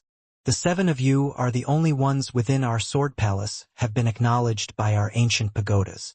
Right now, in the 12 palaces there are a total of 67 individuals on your level, yourselves included. All of you will be fighting for this opportunity. 67 challengers, only 4 spots. The almighty Hegemon has already sent word for you to go and challenge the Tao Lord Cloud World. You must complete your attempt within 3 days, and the final 4 who make it farthest into the Cloud World shall be the ones to win this opportunity, Lord Woodflower said. Ji Ning, Sword Lord Wildfire, Sword Lord Graceless, and the others all became more alert. They were all going to do their absolute best, and indeed training in the Tao of the sword itself was training in a path of no return. In the 12 palaces, the world-level cultivators of the Saber Palace are the strongest, while the Heart Force Palace and the Spacetime Palace also have immeasurably deep roots. Lord Woodflower's gaze fell upon the 7 sword lords once more. I hope that our sword palace can gain at least one of the slots. It would be a damn shame if we gained nothing at all from this. Understood. Ning and the others were all very solemn. They weren't angered or offended by Lord Woodflower's words. Given their achievements, all of them were extraordinary figures who knew the importance of respecting their opponents. The other competitors had all been acknowledged by the ancient pagodas as well. Some were aberrants, and some had experienced tremendous strokes of karmic luck. None could be belittled or underestimated. I can only do my best. Ning's heart was firm with the resolve to do battle and test himself against these other acknowledged world-level opponents. Although the battle hadn't started yet, Ning was already beginning to feel excitement and energy coursing through his veins. Palace Lord Dawnstar is the undisputed most powerful Tao Lord of the 12 palaces. Even if we factor in all the other organizations of the Endless Territories, he would be ranked the 2nd most powerful Tao Lord. He personally tutored all of you for many years. If only one of you gains a slot, even I will feel ashamed on your behalf. Tao Lord Yinwen's voice was filled with icy arrogance. This was his natural, innate disposition. When he was a young mortal, he had been kidnapped and dragged into an incredibly powerful but evil sect, filled with all sorts of viledoers and evil men. But of course, this was something that happened long ago, and by now a simple breath from him would be enough to wipe out that evil sect. He was now a deputy palace lord of the Saber Palace, and his name and reputation held tremendous influence within the Endless Territories. Don't worry, Lord Inwind. Forget 2. Let's try for all 4. The Saber Lords of the Saber Palace were brimming with confidence. The 67 waiting world-level challengers all received word from their respective elders. Some headed for the Tao Lord Cloud World immediately, while some calmed themselves and planned on making the challenge on the final day.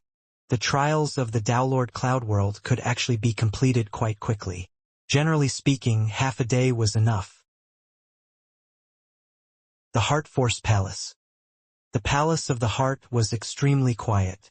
There were pitifully few cultivators at either the world level or the Tao Lord level, and only one of them had been acknowledged by the Heart Pagodas, Heart Lord Soulwind. I'm the only one taking part in the Heart Palace. How lonely. A bald, red-vested youth whose face was covered with strange, crimson divine tattoos smiled as he murmured to himself, "Little sister, just watch and see how your big brother takes on the Tao Lord Cloud World." He strolled forward in a relaxed manner, and with each step he took a fiery divine crow would manifest beneath his feet. The line between reality and illusions was blurred around him. Clearly, he was training even when he was just walking. He was an incredibly famous figure in the 12 palaces, not because he had accomplished any special feats, simply because he was a member of the Palace of the Heart. Although the Heart Palace had pitifully few members, every single member was frighteningly strong. Birchelu focused on the Tao of Light using Heart Force as a support skill. Heartlord Soul Wind, however, had truly focused all of his efforts on his skills as a heart force cultivator. His accomplishments in this area vastly outstripped Birchalu's, who had only reached the utter apex of power at the world level in the Tao of Light. The almighty Hegemon personally gave me pointers in the past. As for this opportunity he is offering, I, great joy, shall definitely grasp it. This was a youth who was dressed in strange black imperial robes and who wore a crown on his head. He was the most powerful world-level expert in the Palace of Spacetime, and he referred to himself as Prince Greatjoy. Although on the surface he was rather calm and stately when interacting with others, he was actually an extremely wild, berserk man. The Downlord Cloud World, Prince Greatjoy flew out of the Spacetime Palace and headed straight towards the Downlord Cloud World. More than half of the world-level experts immediately flew towards their Downlord Cloud World as soon as they received the news. Every single one of the 12 palaces had their own Downlord Cloud World, and the difficulty level in each was identical. Swoosh! Ning descended into the armaments gorge of the Sword Palace. Dark North. The two guardians of the gorge, Sword 5 and Sword 6, both looked at Ning. Sword 5, Sword 6. Ning said in a rather humble manner, I've been acknowledged by the Sword Pagodas. I believe I now have the chance to choose a single treasure from the armaments gorge, so long as it doesn't cost more than 1,000,000 cubes of chaos nectar. Right? Right? Sword 5 nodded. The Sword Palace has always been very generous towards world-level cultivators who are acknowledged by the Sword Pagodas. Sword 5, can you follow me inside? Ning asked. I can. Sword 5 nodded. He surmised that Ning probably wanted to carry out a major business transaction. There was no other reason for Ning to ask him to go in. The armaments gorge was filled with countless treasures, but Ning went straight towards one of the corners in the far back. There was a seemingly ordinary black bottle placed atop one of the tables in the back. This black bottle, however, was priced at 1.5 million cubes of chaos nectar. This bottle was a magic treasure known as the Godwater Flagon of the 7 Flags, and it contained 7 different types of Tao water.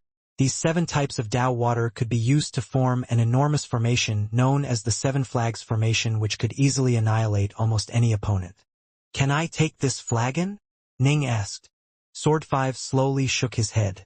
You aren't permitted to choose anything worth more than 1,000,000 cubes. If you insist on choosing this item, you have to pay an extra 500,000 cubes. Done. Ning nodded. There were quite a few treasures in the armaments gorge which involved Tao water, and most of them were treasures which were forged out of Tao water. The Godwater Flagon of the 7 Flags was the most suitable choice for Ning. Need anything else? Sword 5 had heard that Ning had sold off a Bloodfire Cloud Fruit for 1.8 million cubes. I need some Tao Lightning as well. Ning grinned. Ning departed from the armaments gorge, then transformed into a streak of light that flew back towards his own immortal estate. Master! Su Yuji and World God Pilsaint both came out to greet him. No one is allowed to disturb me. No matter who comes, they are not permitted to see me. Ning gave them some instructions, then went into his private room. Ning sat down in the lotus position within this private room, then placed a black bottle, an azure cauldron, and a gray gourd next to him.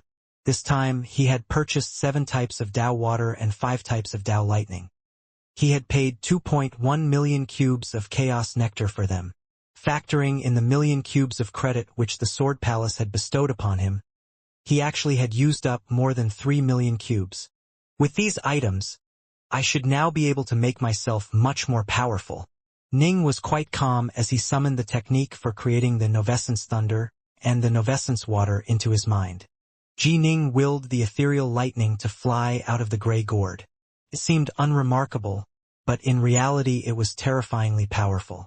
Under Ning's control, it swirled around Ning's body and then seeped into it. For someone with a weaker divine body, such an act was akin to suicide. It must be understood that this was Tao lightning. Someone with a weak body would have it instantly reduced to ashes. Long ago, when Ning was still an Empyrean god, his body was incapable of enduring the power of the nine-horned lightning serpents. In order to tame and control one of them, Ning had to first use elder-level lightning serpents to repeatedly enter his body and completely transform it into a lightning attribute body. Ning died multiple times before being able to successfully complete the transformation process.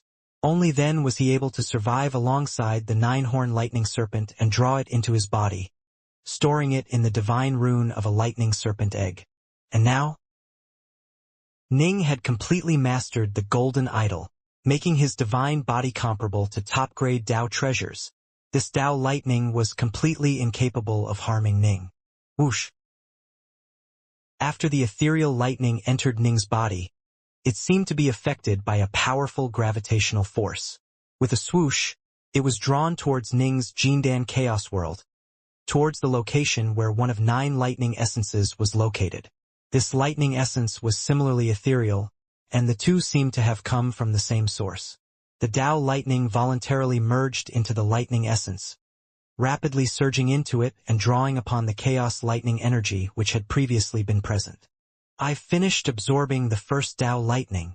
Ning nodded slowly. The reason why Dao Lord Allgod had separated the Novescence Thunder into the upper part and the lower part, despite the fact that he created the technique as a Dao Lord who didn't need chaos lightning, was because he needed to establish the 9 lightning essence foundations.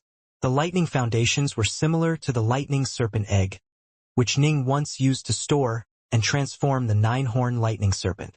The lightning foundations were the places where the lightning would stay and live. This was their home. The lightning foundations which Dao Lord Allgod had created were countless times more profound than the lightning serpent egg. They were tremendously attractive towards Dao lightning, and Dao lightning naturally liked to live within them. Next, Ning willed the next one to enter. For streams of Dao lightning instantly began to surge out from the 4 handles on the azure cauldron in front of Ning. Under Ning's control, the 4 streams of lightning surged into his body. These 4 streams of Dao lightning were similarly drawn into 4 different lightning essence foundations and were quickly swallowed up. They now had their own foundations where they belonged. And the elementum water flame gourd.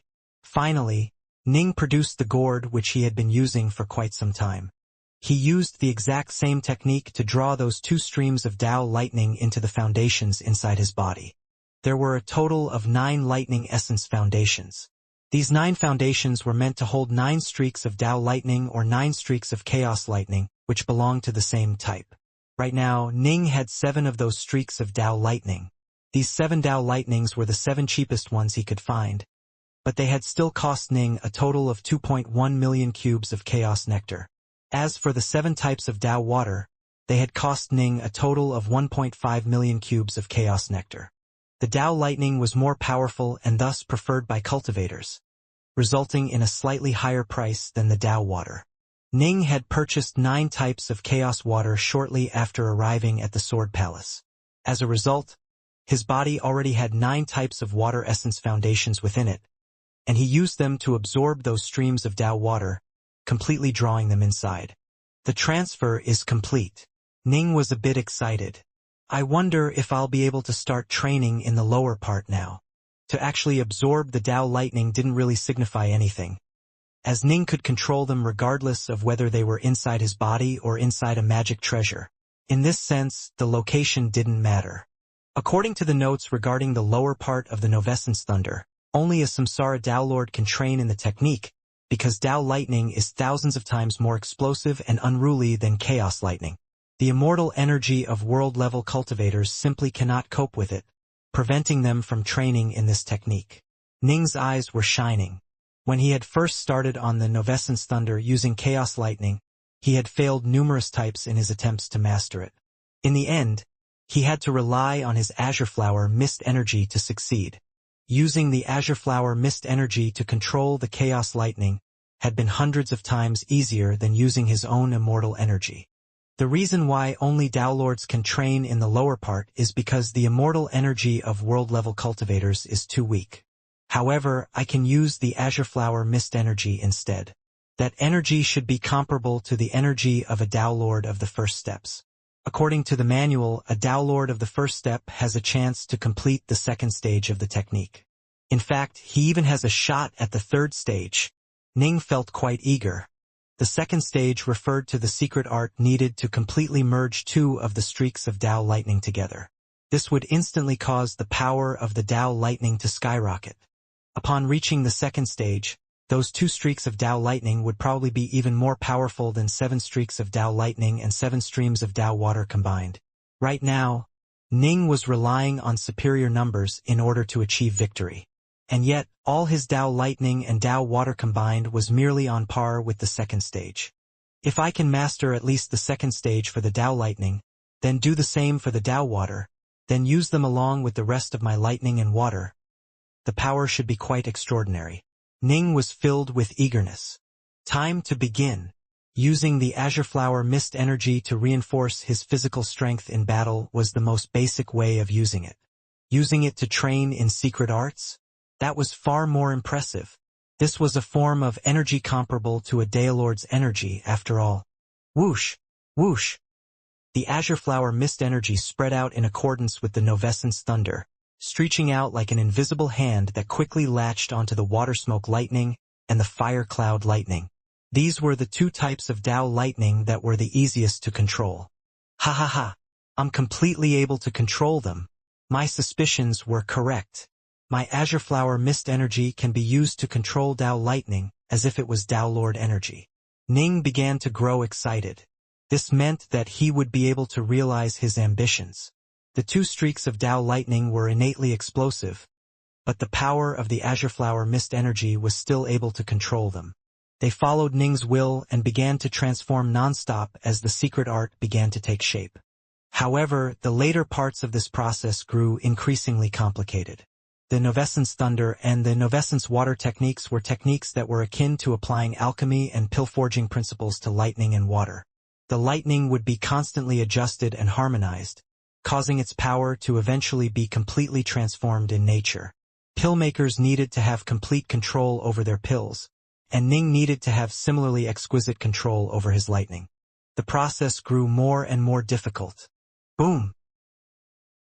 It had been just the slightest slip-up, but the entire secret art broke apart and the two streaks of Tao lightning instantly split apart, each returning to its own lightning essence foundation. My azure flower mist energy is clearly far more powerful than the immortal energy of a world-level cultivator. I trust that it is no weaker than a Daelord's, and my soul is also comparable to a Daelord's soul. I refuse to believe I can't do this. Ning tried again. Once. Twice. Thrice. Ning tried 20 times in a row only to fail each time. Ning was stunned. Let me try the Tao water. Maybe I'll be able to succeed with the Tao water. Ning once more gave it a try, this time using the Tao water. It was clearly much easier to control Tao water than Tao lightning, as water was less explosive and wild, but as the process went on it failed once more at the very end. Multiple, repeated failures resulted in Ning giving up. Why do I keep failing? Ning carefully went through his memories regarding these two techniques. These two techniques, the Novescence thunder and the Novescence water, were created based on Tao Lord Algod's insights into the process of alchemy and artificing. The process allowed him to take exquisite control over lightning and water, using them to form tremendously powerful secret arts. After one became a Tao Lord of the fourth step, it would be possible for one to master the ninth stage and complete the process. Tao Lords of the first step generally could master the second stage, and they even had a chance at mastering the third stage. Why can't I even master the second stage? Controlling them feels incredibly taxing. Ning suddenly stared blankly. I understand. Tao Lord Algod was a Verge-level Tao Lord when he mastered the ninth stage for the lightning and water. But who was he? He was a master of alchemy and artificing, a true grandmaster of countless Taos. He was incredibly skilled in this respect. I, however, know nothing about alchemy or artificing whatsoever. I'm completely relying on the strength of the azure flower mist energy to brute force the lightning and water into cooperating. It only makes sense that this sort of brute force method will result in repeated failures. Ning finally understood. Alchemy and artificing were not simple tasks. They were arts that required tremendous levels of skill and expertise. World God Pilsaint was an incredibly skilled grandmaster in alchemy, but how many other world-level cultivators were similarly talented in this regard? Alchemy truly was an art filled with countless mysteries, but Ning knew nothing of it at all. All he could do was rely on his azure flower mist energy to brute force things. Ugh! Ning shook his head. If he could master the second stage for the lightning and the water, then when he used them as well as his other types of Dao lightning and Dao water in a formation to attack an opponent, he would probably be able to slay an ordinary Dao Lord of the first step in one blow. Even if that person didn't die, he would be heavily injured. A few successive blows would ensure that the Dao Lord would definitely perish. This was why the Azure Flower Mist energy was so incredible and special. It gave world-level cultivators a chance to master techniques they simply shouldn't be able to. But alas, Ning didn't understand enough about alchemy or artificing. Too late to start training in these areas now. There's no time. I have to try out the Dao Lord Cloud World soon, Ning mused. But I just so happen to have an expert alchemist by my side. After the challenge is completed, I'll ask Pilsaint for some advice. If I learn some basic alchemy skills, I'll probably be able to rely on the experience I gained to make some progress in mastering the second stage of these two techniques. Ning tested out using the 7 types of Dao water and Dao lightning in the privacy of his study, using them to form a heptastar duality formation. Cultivators would often use lightning and water in joint formations. The treasures which Ning had purchased previously all had formations built into them, such as the Godwater Flagon of the 7 flags which held a 7 flags formation. After familiarizing himself with the formation, Ning calmed himself down and started to think back to the insights regarding the sword which he had gained in recent years. Slowly, his heart grew peaceful, calm, and empty. A full day passed in the blink of an eye. Ning opened his eyes, a hint of eagerness in them. Time to try out the Dao Lord Cloud World. Ning left the study, then glanced at World God Pilsaint and Flame Fairy Su Yuji.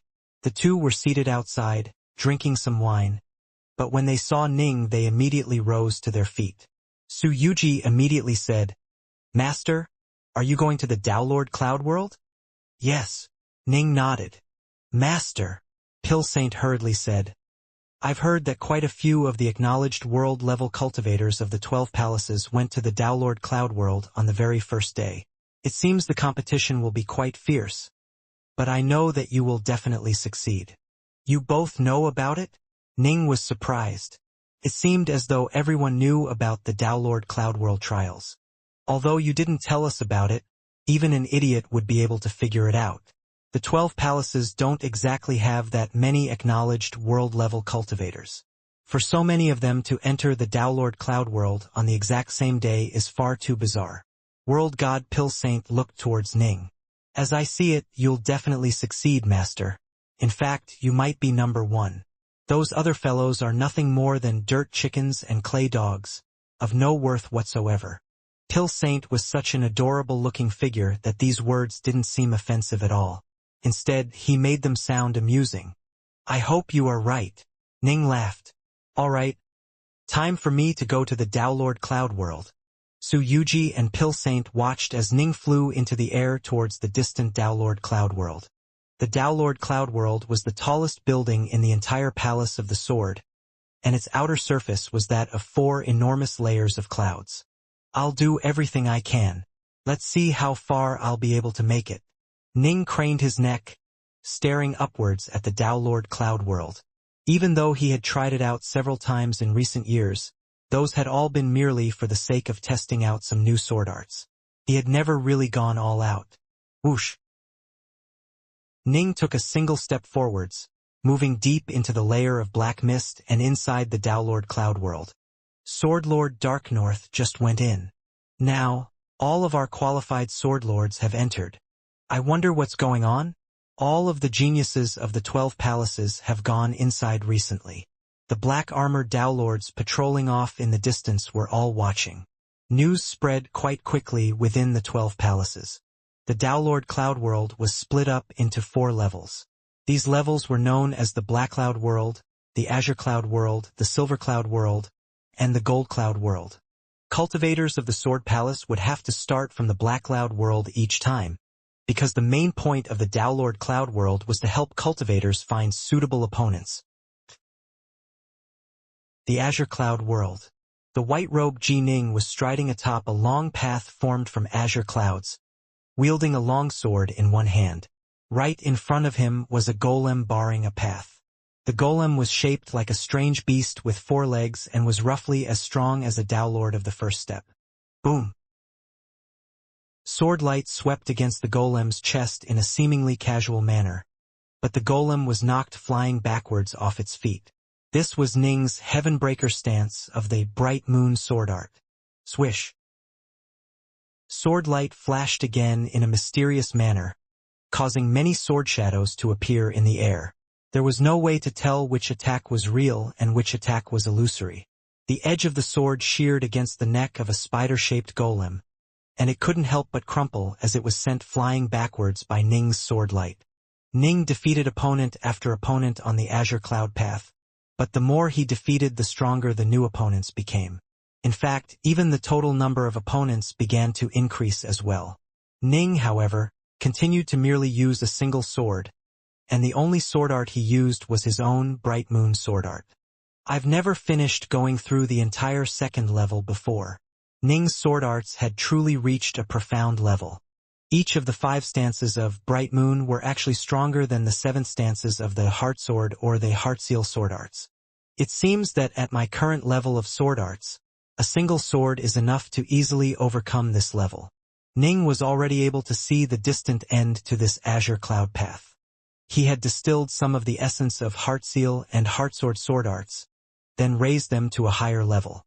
When he used his own sword arts, they carried an aura of cyclical reincarnation as well, making the 5 stances of Bright Moon naturally become illusory. Slash!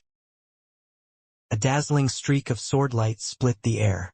Ning's sword was like a comet that sped through the skies. It was the most beautiful thing in this world, and it seemed almost dreamlike. Ning's sword had reached an incredible level of speed. With a slash, it cut deep into the body of a golem. Generally speaking, most people would stay far away from golems and fight them from a distance, but this was the final opponent which Ning had to deal with. Swish!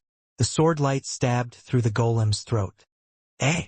Ning was rather surprised. It went through? I usually wasn't able to cut or pierce through the other golems. Whoosh! The stabbed golem quickly retreated backwards, and a strange liquid began to flow out of its throat. The wound quickly disappeared, and the golem left the Azure Cloud path. I finally reached the end of the path. Ning flew out of the Azure Cloud path. In front of him was a small island that was only a few square kilometers in size, and there was a suit of azure armor placed on the island. Ning chuckled when he saw the suit of azure armor. Azure armor? It seems as though it is time for me to upgrade my outfit. The first time one passed the Black Cloud world, a suit of black armor would be awarded.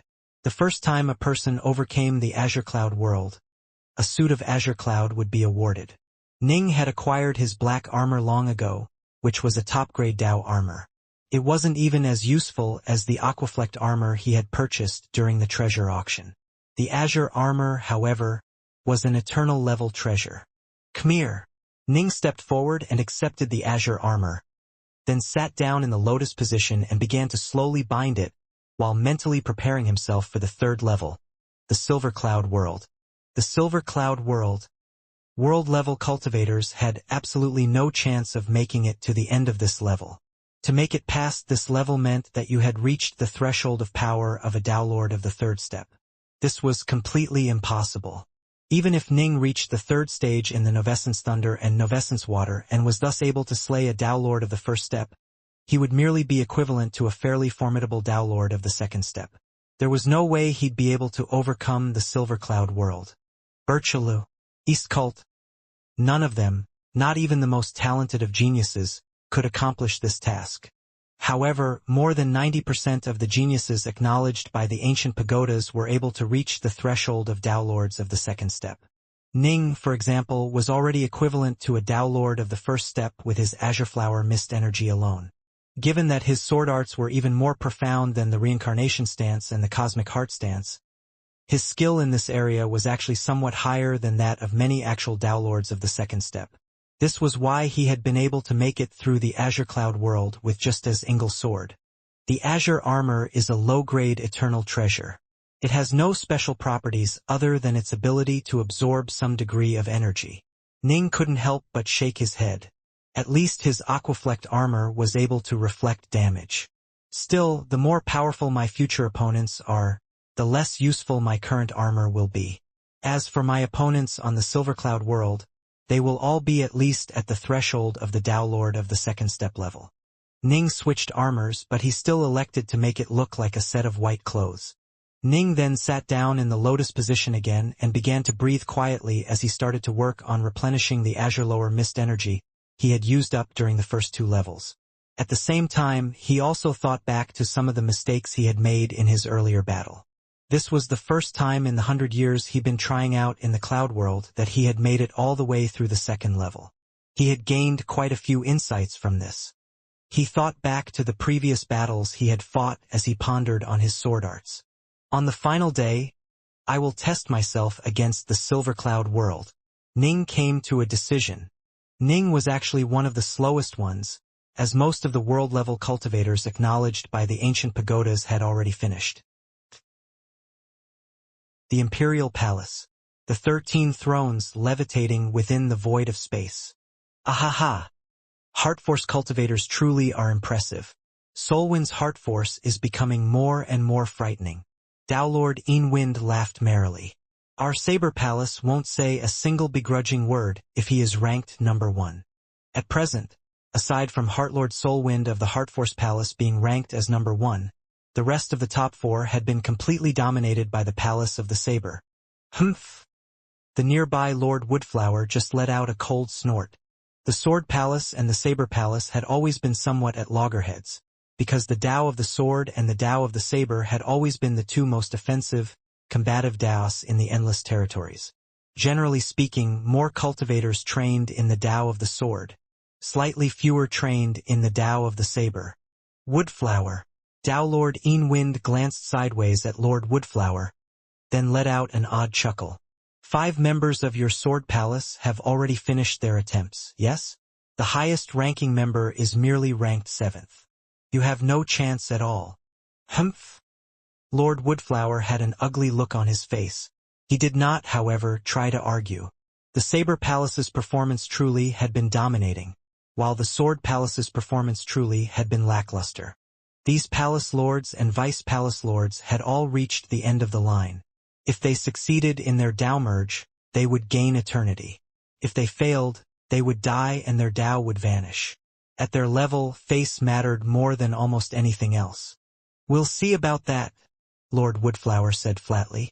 Time passed quickly, and the final day of the 3 days the almighty hegemon had allotted the challengers had arrived. Ji Ning and quite a few others had spent the previous day recuperating in the Azure Cloud world, so as to be in peak condition when they challenged the Silver Cloud world. Only a few people like Ning were able to fight for so long. After all, the majority relied on highly exhausting divine abilities that could allow them to unleash obliterating levels of power for brief moments. On the 3rd day, all of the remaining geniuses of the 12 palaces began to challenge the Silver Cloud world. Great joy has come out. That's great joy. Every person seated on the 13 thrones, the almighty hegemon included, was staring at one particular scene. This was the image displaying Prince Greatjoy challenging the Silver Cloud world. So fast. He's blowing through them like rotted wood. Hegemon. I feel upset each time I see Greatjoy. I really feel regretful that I wasn't able to recruit him into our Sky Metal Palace. A handsome youth dressed in beautiful golden robes let out a sigh. I could tell all those years ago that he had excellent potential, even though he was very weak starting off. In the end, the Spacetime Palace managed to lure him in, and then he somehow became one of your honorary disciples, Hegemon. Judging from how he is blasting through the Silver Cloud world, he's clearly become much more powerful once again. Ahaha, Severtrip, jealousy won't get you anything. Greatjoy is now a member of our Spacetime Palace. A jade-eyed man with tousled hair let out a loud laugh. It is true that Greatjoy has improved quite rapidly. The almighty hegemon stroked his pristine white beard. The almighty hegemon's accomplishments in the Tao of spacetime allowed him to look down upon all others in the endless territories.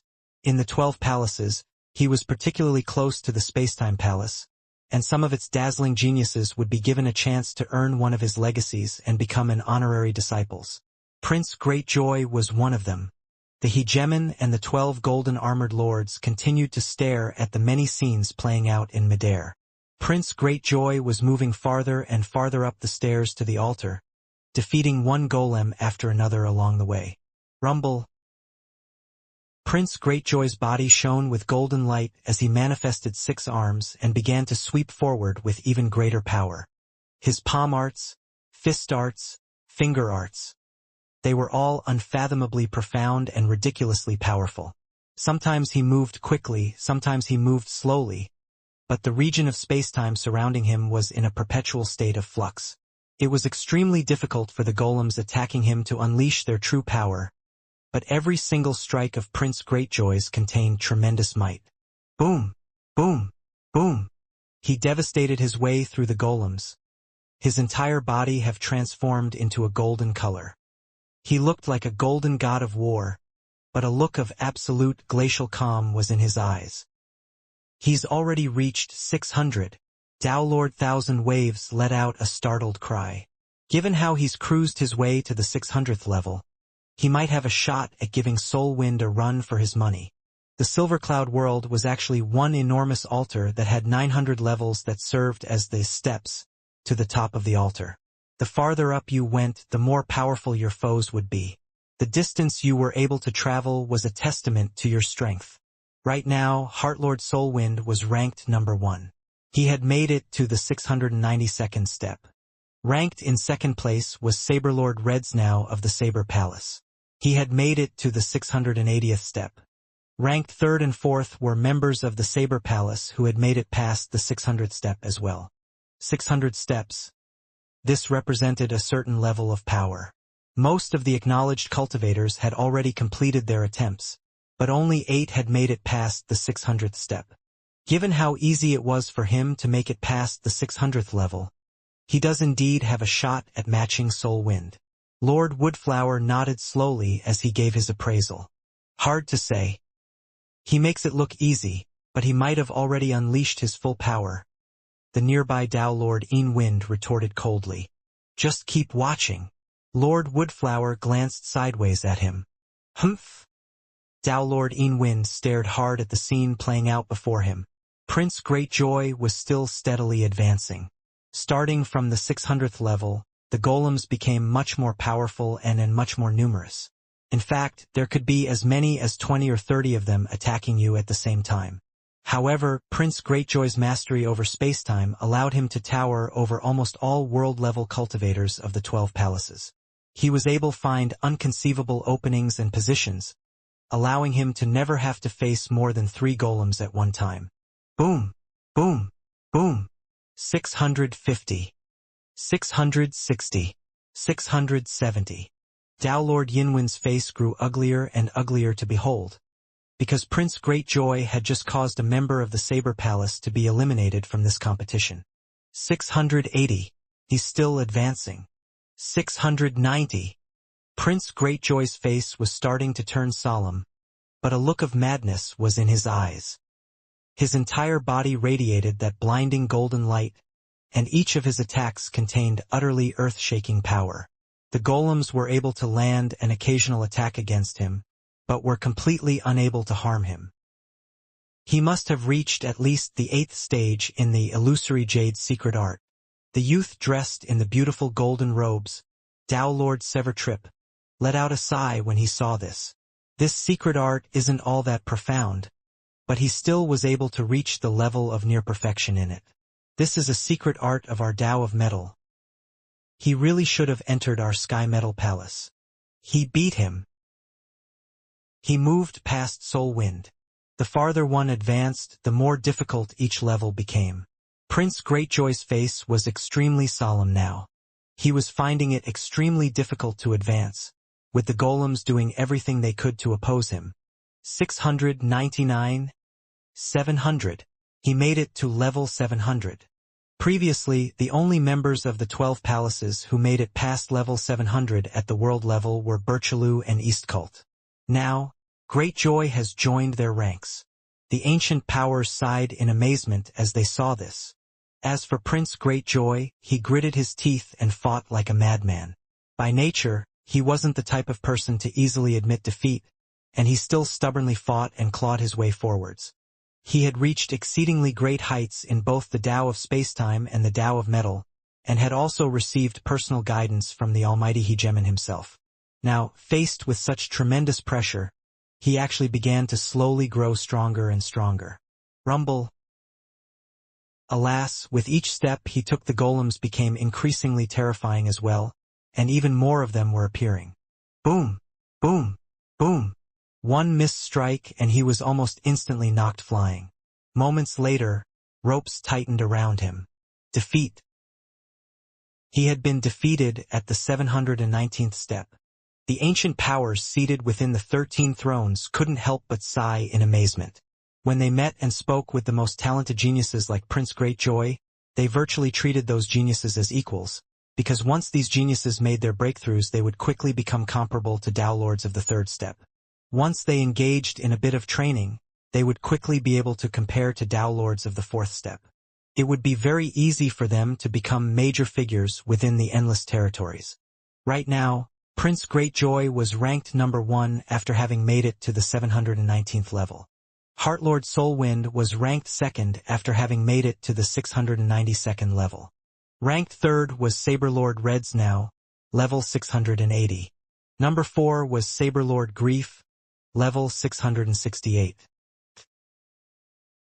The Azure Cloud World of the Tao Lord Cloud World. Ji Ning rose to his feet and walked directly towards the highest position on the island he was in. When he reached it, a space-time vortex formed around him. Ning disappeared from the Azure Cloud World. Within the Silver Cloud World. This was a world shaped like an utterly enormous altar that had 900 steps to it. What an enormous altar! Ning craned his neck as he stared upwards, seeing the many golems roving about. He could also hear faint booms ringing out from far ahead. There are other cultivators here right now as well? I wonder which member of the Sword Palace is here?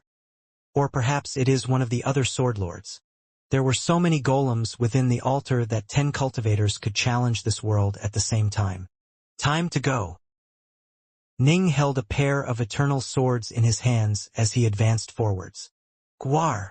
Instantly, a pitch-black golem shaped like a 3-headed, 4-legged beast let out a roar as it pounced towards Ning like a streak of light, moving roughly 3 times as fast as the speed of light. This single level was roughly as long as the entire Azure Cloud world had been, but it was merely 1,000,000 kilometers wide. 1,000,000 kilometers might seem like a long distance, but major powers were able to traverse it with just a single step. Humph! Ning looked at the golem. Boom! Instantly, Ning's body radiated with lightning, water, and many other types of light. Some were dazzling, some were ruinous, some were subdued. The 7 types of Tao lightning all had different auras, as did the same types of Tao water. Still, Ning was able to fully control all of them, and with but a thought Ning caused them to join together into a heptastar duality formation. An enormous, dazzling, bizarre formation appeared in the air which completely covered the 4-legged beast which was charging towards Ning. Boom! Although the beast golem let out a furious howl, it was still forced several steps backwards. Ning was able to advance to the 2nd level with ease. As he continued his advance, the golems became increasingly powerful. In fact, there were even a few golems that attacked from afar using magic treasures, and the effectiveness of Ning's heptastar duality formation began to lessen. Ning had to unleash his sword arts to fight as well. Boom! Boom! Boom! Ning's sword arts were quite mighty, allowing him to sweep through all obstacles. 200 steps. 300 steps. Eh? Ning's ears suddenly pricked up. It seems everything went silent. There had been another cultivator fighting on the other side of the altar. Moments ago, explosions had been ringing out unabated. Now nothing could be heard at all. Woodflower, your Swordlord Wildfire has been defeated as well. He lost on the 597th step. He almost made it to the 600th. Dowlord Eanwind glanced sideways at Dowlord Woodflower. Right now, the only remaining member in your sword palace is that kid who just became a sword lord a short while ago. Dowlord Woodflower ignored Dowlord Yinwin's mockery. Instead, he stared at the scene of Ji Ning forging his way ahead. Right now, Ji Ning was the only member of the sword palace who was still taking part in the challenge. All the others had already failed. Within the sword palace's silver cloud world, the rest of the altar was now completely silent. Still, Ning merely made a note of it as he then continued to fight all out against the golems on each level of the altar. Rumble. Boom. Explosions rang out unabated. His Dao Water and Dao Lightning were combined into a formation of tremendous power, but at this point they were having a limited amount of impact on the increasingly powerful golems. Still, for someone at Ning's level, even a limited impact would make things much simpler. Level 400. Level 500. Ning continued to advance. His most powerful technique was the Bright Moon Sword Art, and it was guaranteed that in the long run it would always be his most powerful technique. Once he became a Dao Lord, he would have his own path, and that path would always allow him to unleash the most power possible. By then, the other sword arts would merely provide him with guidance and experience, helping him enhance his understanding of the Dao of the sword. However, his greatest power would forever lie within the Bright Moon Sword Art. The same was true for other experts of the Dao of the sword. Their strongest sword arts would be the ones they created. Break. Heavenbreaker Stance, Shadowless Stance, Soul Heart Stance, Yin-Yang Stance, Blood Drop Stance. The 5 stances of Bright Moon, and Ning had now infused them with the sword intent of Reincarnation, making his 5 stances into a continuous cycle that flowed with no weaknesses or flaws whatsoever, allowing him to unleash even more power in battle. Of the 5 Bright Moon stances, Ning's strongest stances were the Yin-Yang stance and the Soul Heart stance. These two were both defensive techniques.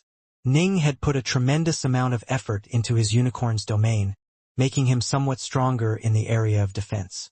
Hey, Woodflower, that's the kid who just became a sword lord in your palace, right? He actually made it to the 500th level. Dao Lord Severtrip suddenly called out in surprise. Lord Woodflower nodded, revealing a smile as he watched Ning advance non-stop. It is pretty impressive for him to have even made it past 500. It seems this Dark North kid has some talent. A pity that he entered the Sword Palace a bit too late, Dao Lord Eanwind said, attempting to pour some cold water on their excitement. Dao Lord Woodflower didn't argue. Even he could tell that although Ning's sword arts were profound, they also had noticeable flaws compared to the skills of Prince Greatjoy or Saberlord Redsnow. Ji Ning's sword arts were average amongst the sword lords who had been acknowledged by the ancient pagodas. It must be understood that he had only been acknowledged a mere century ago. For him to be considered average amongst the 67 most talented world-level cultivators in the kingdom was already quite impressive. The 500th level was a fairly average level. Many geniuses were unable to make it much farther past this level. Ning had 3 heads and 6 arms, and he wielded a violet jewel in each of his 6 arms as he fought with all his might. Lightning and torrents of water exploded through the air unabated, doing their best to slow down and affect the impending golems. Push!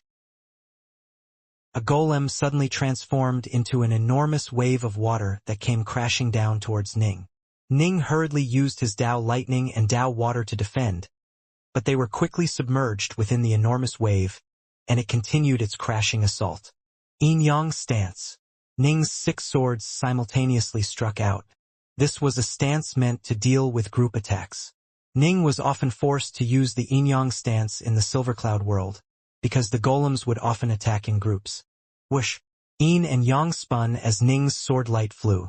The surrounding area seemed to have been transformed into a black hole which completely blocked all the waters of the wave. Kill! After pushing through the wave, Ning continued to advance. 550. 560. 570. Ning was incredibly tenacious and durable. There was no way for him to use any divine abilities with his Azure Flower Mist energy. but because of how steady he was able to stay at maximum power for a very long period of time. Other Daylord equivalents, even ones like Prince Greatjoy, had to conserve their divine power and thus would often engage in normal combat while only occasionally exploding forth with their full power. Thus, they even brought spirit pills, chaos jewels, and chaos nectar to replenish their depleting energy. Ning, however, was simply too stable. His sword arts were similarly stable. The 5 stances of Bright Moon included all aspects of swordplay. Some swordsmen were skilled in one area and weaker in other areas. In short, they had their areas of specialties and their deficiencies. Ning, however, was skilled in every single area. He was slightly stronger in defense, but that was just in comparison. The Reincarnation sword intent filling his sword arts made it so that all 5 stances were merged together perfectly. This naturally made him even stabler. Emperor Mirrors now was legendary for his tenacity. Even those who were stronger than him would find it difficult to defeat him. Advance. Over the course of countless years, numerous major powers have perished. None of those Dao Lords who had failed their Dao merge have been able to come back to life. An enormous price must be paid in order to bring back someone whose true soul has already been extinguished. If I'm not strong enough, I won't be able to beseech the almighty hegemon and experts on his level to help me. I won't be able to convince them that the price will be worth it. If I want to accomplish my goals, I have to seize every opportunity one can. Ning would never give up. He knew that many members of even the Bright Shore Imperials had perished over the course of years, with none being brought back to life. Clearly, even if the almighty hegemon was capable of resurrecting the dead, the price would be so terrifying that he wouldn't be willing to do it lightly. I've just started. I can't give up so soon. Ning's sword arts were slowly, subtly improving during this process. He wasn't at a bottleneck, after all, and this sort of furious, high-pressure combat would naturally result in his sword arts being perfected non-stop. Keep going. I can take at least another step forwards. Ning could feel that the pressure was growing greater and greater. Is he actually? Is that kid from the Sword Palace actually? The ancient powers seated on the 13 thrones all stared curiously at this scene. Ning was currently battling against 6 golems, and it was difficult for him to advance. Every single one of the 6 golems possessed tremendous levels of power, and by now Ning's Dao Lightning and Dao Water were of very little help to him. 600. He actually made it to level 600. His sword arts actually enabled him to make it to level 600? The ancient powers were all shocked. Dao Lord Thousand Waves cried out in surprise. His sword arts are clearly quite ordinary compared to the other acknowledged world-level geniuses, but he actually managed to make it to the 600th level. Ji Ning already ranks in the top 10. As time passed, the total number who made it past level 600 continued to grow. On the very first day, only 5 had made it past that level. By the time Prince Greatjoy made it past, more than 8 had already reached this level. And now Ji Ning was the 10th. It must be understood that this contest was a contest involving all the world-level geniuses of the 12 palaces. For Ning to be only the 10th to make it through this level meant that he was one of the elites within his group. In fact, his performance was better than that of any other member of the Sword Palace. 602. That should be it. The white-bearded hegemon nodded slowly. Don't underestimate this Dark North kid. His sword arts might seem to be inferior to that of Greatjoy and the others, making him look ordinary, but they are extremely balanced. He's skilled in every single aspect, and from what I understand he has gained the legacy of mirrors now. Look, you can see the sword intent of Reincarnation permeating through his sword arts. He's managed to link everything together perfectly, making him very strong. And with those 7 types of Dao Lightning and Dao Water supporting him, it makes sense that he can make it past level 600. Still, he's at his limit. He's only persisting out of sheer tenacity and stubbornness. The almighty hegemon watched the scenes being displayed. Ji Ning had made it to the 602nd level, but he was clearly at a complete disadvantage when facing the 8 golems on this level. Still, he continued to stubbornly hang on. To make it to the 602nd level is not, the almighty hegemon evaluated. Yes, not bad at all. In the future, This kid just might be a match for great joy. They all agreed with the hegemon's appraisal. Even Tao Lord Woodflower nodded in agreement. But he couldn't help but sigh to himself. Alas, the 7 sword lords of the Sword Palace had all failed. No one rebutted the almighty hegemon, because they all knew how astute his vision and judgment was. He was able to completely see and understand how strong Ning was right now. If he said that this level was as far as Ning could go, that would definitely be the case. The Silver Cloud World. Level 602 of the Altar. Tired. Ning was so tired. These 8 golems launched combined attacks against him. Terrifying flowers of fire and water continuously rained down upon him. And some of the golems repeatedly charged into close combat against him. Every single one was just as strong as Ning, and when the 6 joined forces they were able to completely suppress Ning. Ning had indeed only been able to just barely hang on for this long thanks to his extremely balanced sword arts. He wouldn't admit defeat lightly. Once he gave up, he would have lost. Only by persevering would there be hope. Ning strove to learn as much as he could from this very battle, pondering on his sword art's flaws in real time as he continuously perfected them. Rumble. Attacks rained down from every direction, and Ning was like a little boat that was being rocked within a stormy sea that would capsize at any moment. Ning had no idea that the almighty hegemon and 12 golden armored powers were watching him. Although they had a rather good opinion of him, they felt certain that this level was Ning's limit. Their attacks really are endless and omnipresent. Although Ning's sword arts were slowly improving, he still felt a sense of despair. Defeat would come at any moment.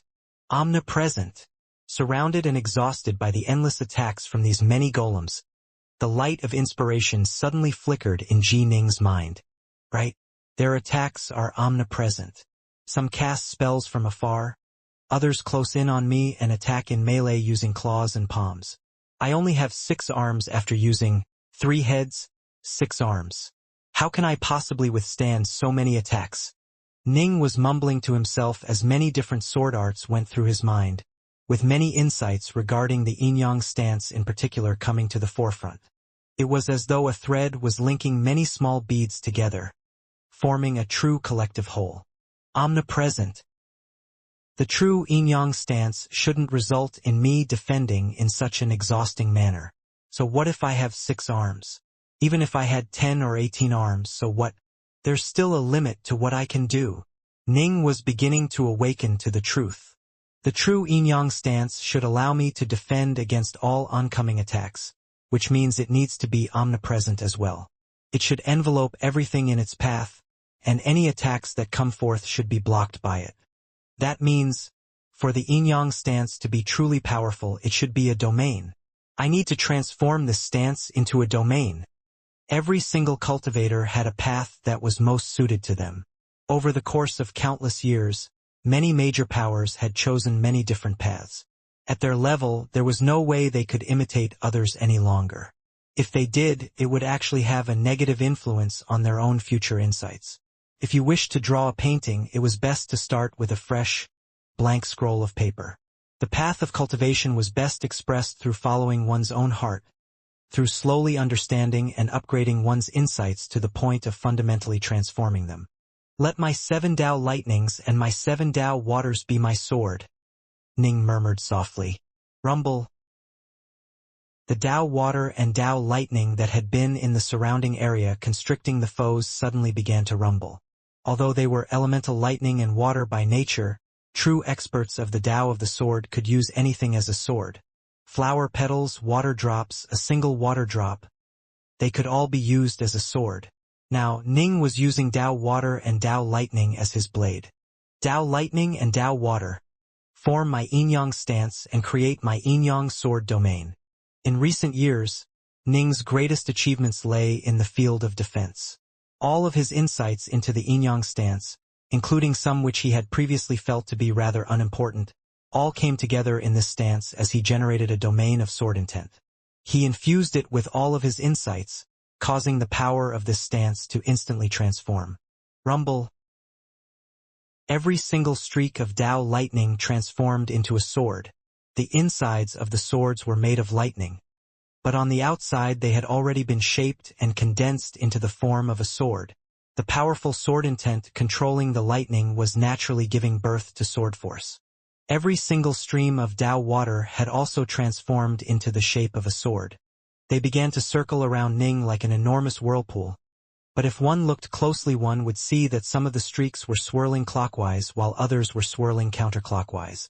The mighty sword intent controlling this technique caused parts of it to flow forwards and parts of it to flow backwards, creating an incredibly powerful tearing force. What made white stand out? Only when the rest of a piece of parchment was completely covered in black ink would a spot of blank whiteness in the center be dazzling to behold.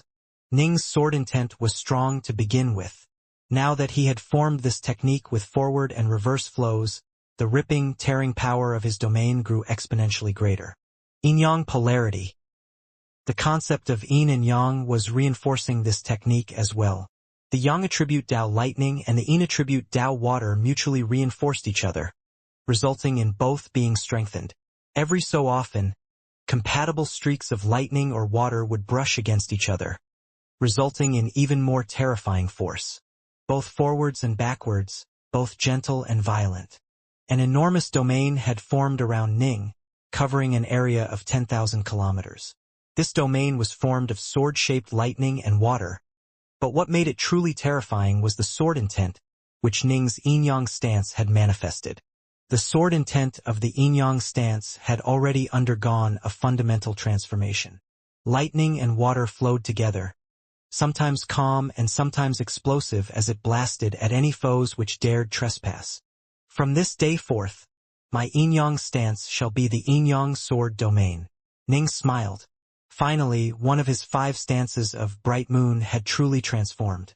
In this moment, Ning clearly understood that the yin-yang sword domain was a path he would absolutely have to take in the region of defense as he became a Samsara Dao Lord. Careful.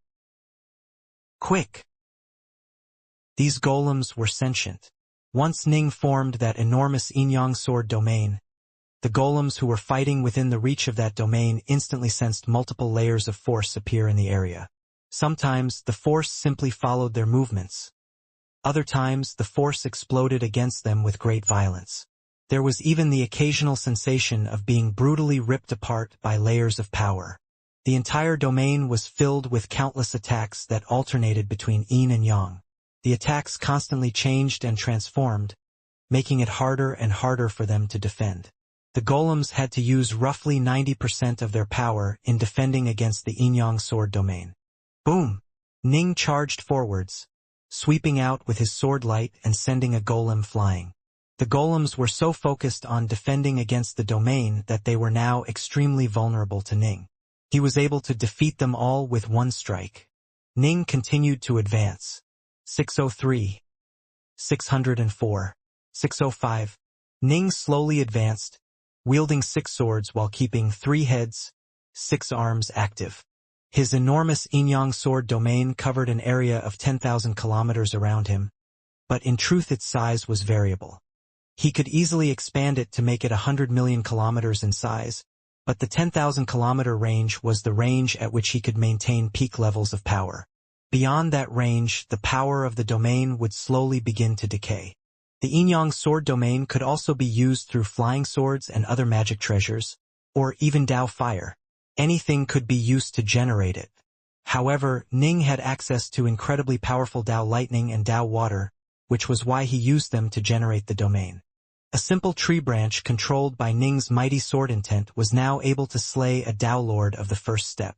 The Dao lightning and Dao water were extraordinary elemental powers, and when they were used by the yin-yang sword domain, they were able to produce truly enormous amounts of power. The Imperial Palace. The almighty Hegemon and the 12 golden armored powers were seated on their 13 thrones, staring at this sight. After Ning's yin-yang stance transformed into the yin-yang sword domain, Ning was able to easily advance through the upcoming stages. However, none of the golden armored powers cared about the fact that the almighty Hegemon's evaluation had been wrong. Instead, they simply watched in astonishment as Ning unleashed his sword intent domain because they knew what this portended. He has finally taken that first step, the almighty Hegemon said softly. Swordlord Darknorth is guaranteed to become one of the most supreme members of our 12 palaces. Dowlord Thousand Waves nodded. For someone like him to end up in the Sword Palace instead of mine. What a pity, what a pity! Dowlord Eanwind shook his head. Dowlord Woodflower glanced sideways at him, then began to laugh in a very contented manner. Although Swordlord Darknorth's sword intent domain is defensive in nature, every part of it is infused with terrifyingly strong attacks. If any enemies enter his domain, they will suffer attacks non-stop. Even the most powerful of foes will eventually be whittled down, making it so that they will be greatly weakened before even drawing close to him. A domain like this is guaranteed to be a terrifying thing to face. If he can become a Dowlord of the 4th step, this sword intent domain is powerful enough to allow him to suppress eternal emperors. A golden armored power whose eyes were like 2 black vortices of darkness let out a soft sigh. Agreed. The almighty Hegemon nodded. He'll be able to suppress ordinary eternal emperors. For Swordlord Darknorth to take this step forward means that he has already discovered an supreme Tao of defense for himself. It is guaranteed that he will be a monster of a Dowlord. Everyone present nodded. There were differences in personal Daos. Some Samsara Dowlords walked a path of simple Daos and would be very weak. As Dowlords of the 1st step, they would merely have ordinary levels of power. Emperor Mirasno's Tao and his 7th stance, the Reincarnation stance, would have been enough for him to be acknowledged by the ancient pagodas. He used this path to become a Samsara Dowlord, and his Tao was fairly formidable. As a Dowlord of the 1st step, he could match Dowlords of the 2nd step. However, a Tao like this just barely cleared the threshold of the ancient pagodas. Prince Greatjoy, Heartlord Soulwind, Ji Ning. Their Daos were on a higher level. Ning had just created his Inyang sword domain, but it was a level of power above the Reincarnation stance and much more profound. And Supreme Tao of Defense. Dowlord Thousand Waves let out a sigh. The Sword Palace really hasn't had many individuals who have ever been able to come up with an Supreme Tao. Absolutely true. Lord Woodflower nodded. Every single major power would have an individual Tao that was best suited to them. Ning was able to develop his Inyang sword domain, but others might come up with similarly strong sword arts. So long as they were at the same general level, they would all be classified as an ultimate class defensive Tao. If he follows this Tao to its conclusion, he definitely will be able to trample over eternal emperors once he becomes a Dowlord of the 4th step. Dowlord Thousand Waves laughed. He's still a bit lacking compared to Palace Lord Dawnstar, Dowlord Eanwind said. Lord Dawnstar, at the world level, developed 3 supreme Daos and then merged them together perfectly. After he became a Dowlord of the 4th step, he was able to slay an eternal emperor with just 3 strokes of his blade. Although Swordlord Darknorth is impressive, he will only be able to suppress eternal emperors. Killing them will be a matter of luck. True, everyone present agreed. But Birchaloo and Eastcult do have a chance of reaching Lord Dawnstar's level. The almighty Hegemon agreed with this assessment as well. Still, given that Darknorth has come up with an ultimate class defensive Tao, he'll still be able to withstand them in an actual battle. He should be classified as someone on the same level as them. Eastcult had come up with supreme Daos for both offense and defense, and had been able to merge them perfectly. This was why he was a match for Birchaloo. True. Him having taken this step means he is guaranteed to be a monster of a Dowlord. Lord Woodflower was in a splendid mood. Previously, these golden-armored figures had all referred to Ji Ning as this kid. Now that Ning had taken this step, they all referred to him as Darknorth or Swordlord Darknorth, because in their hearts they viewed Ning as someone who would be a true equal. However, Supreme Daos are also the most difficult Daos for gaining eternity. The almighty Hegemon let out a soft sigh. They are indeed hard, but to choose this path means he will definitely be an extraordinary figure, Dowlord Thousand Waves said. Dowlord Allgod, Dowlord Featherdress, Palace Lord Dawnstar. They had all chosen the path of an ultimate class Tao. As a result, becoming an eternal emperor would be incredibly difficult. Still, while they were alive, they were amongst the most illustrious, distinguished figures of all the endless territories. The almighty Hegemon and the others were sighing in amazement over Ning's prowess. But they had no idea that this was merely the evolution of the Inyang stance, one of 5 stances in Ning's Bright Moon sword art. Ning's plan was to reach the apex with his other 4 stances as well. He was going to find suitable daos for his other 4 stances, then infuse all of their mysteries into his own sword arts. This was Ning's true goal. Right now, he had developed an supreme Dao of defense, the Inyang sword domain. But this was just the beginning.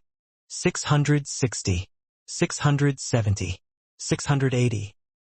Dao Lord Woodflower watched as Ning continuously advanced up the steps of the altar, and the smile on his face continued to widen. As Dao Lord Wind watched Ji Ning advanced past level 680, he couldn't help but feel resigned. Even the best-performing member of his Saber Palace, Saberlord Redsnow, had only made it to level 680. For Heartlord Soul Wind to give such an impressive performance was expected, but Greatjoy's improvements were truly shocking. He was even better than Soul Wind, and now, this Dark North fellow has appeared as well. Ning continued to advance past multiple floors. Kill! Boom! The attacks of the ancient golems were strong enough to sunder heaven and earth, and they came at Ning from all directions. As Ning walked forwards, his Inyang sword domain formed a region of wild, dark chaos around him. One could vaguely see the flickering of lightning and water within this region, and the region itself stretched out to be more than 10,000 kilometers wide. All enemies who sought to move close to Ning had to be able to first withstand the assaults of the Inyang sword domain. Break! Go! Ning's swords were sometimes ephemeral and unpredictable, sometimes as heavy and weighty as a mountain. However, the speed at which he walked began to slow down. Clearly, the pressure was starting to increase. 690, 695, 696. Dao Lord Woodflower had a look of delight on his face. He broke through level 700. Ning continued to advance, albeit with great difficulty as he began to move slower and slower. Even though the Inyang sword domain was helping him out, he was finding it harder and harder to deal with the increasingly powerful golems. Boom! Ning's sword arts were finally breached on level 705.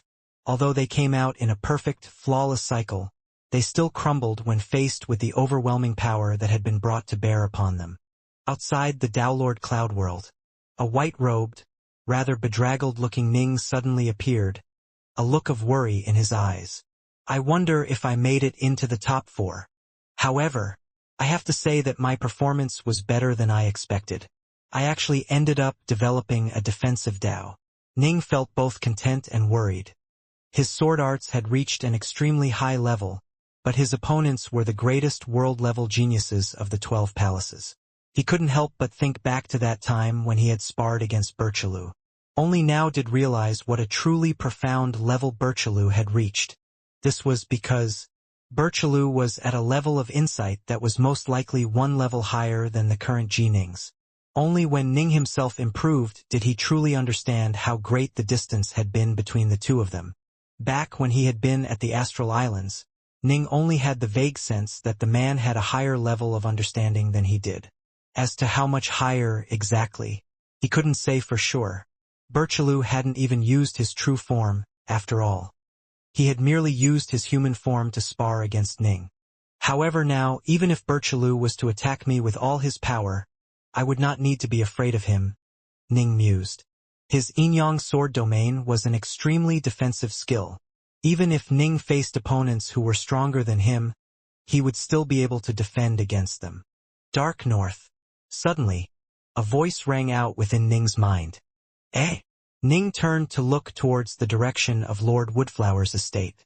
Come here immediately, Lord Woodflower sent. Yes. Ning immediately transformed into a streak of light and flew towards the estate.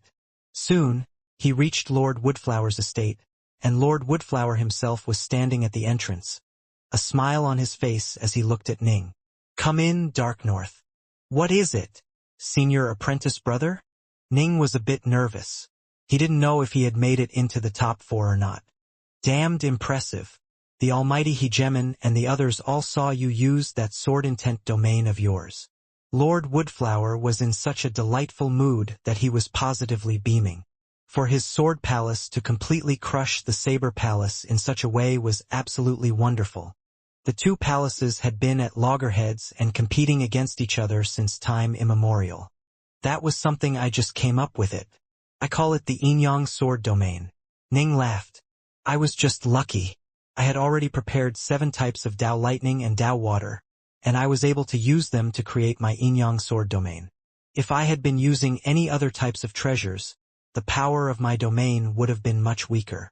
The Dao Lightning and the Dao Water aren't that impressive. It is your sword intent which truly impresses. Lord Woodflower couldn't help but praise Ning.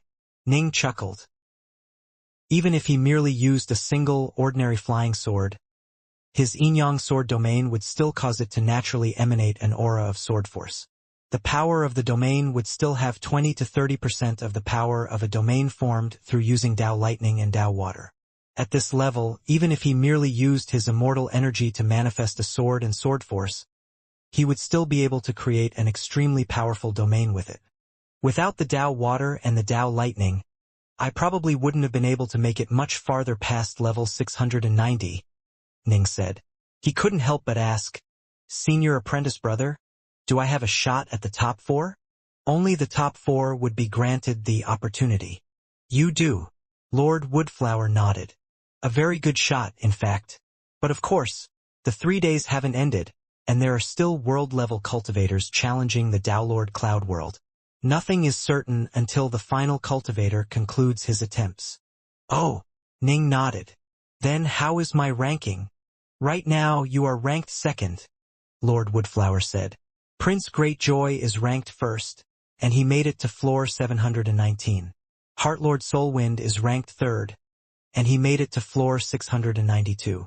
4th is Saberlord Redsnow, who stopped on floor 680. Redsnow. Ning stared. Something wrong? Lord Woodflower asked. Nothing.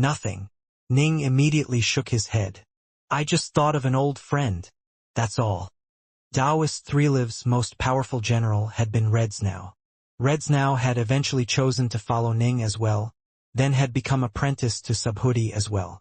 He shared the exact same Daoist title as the Saberlord Redsnow.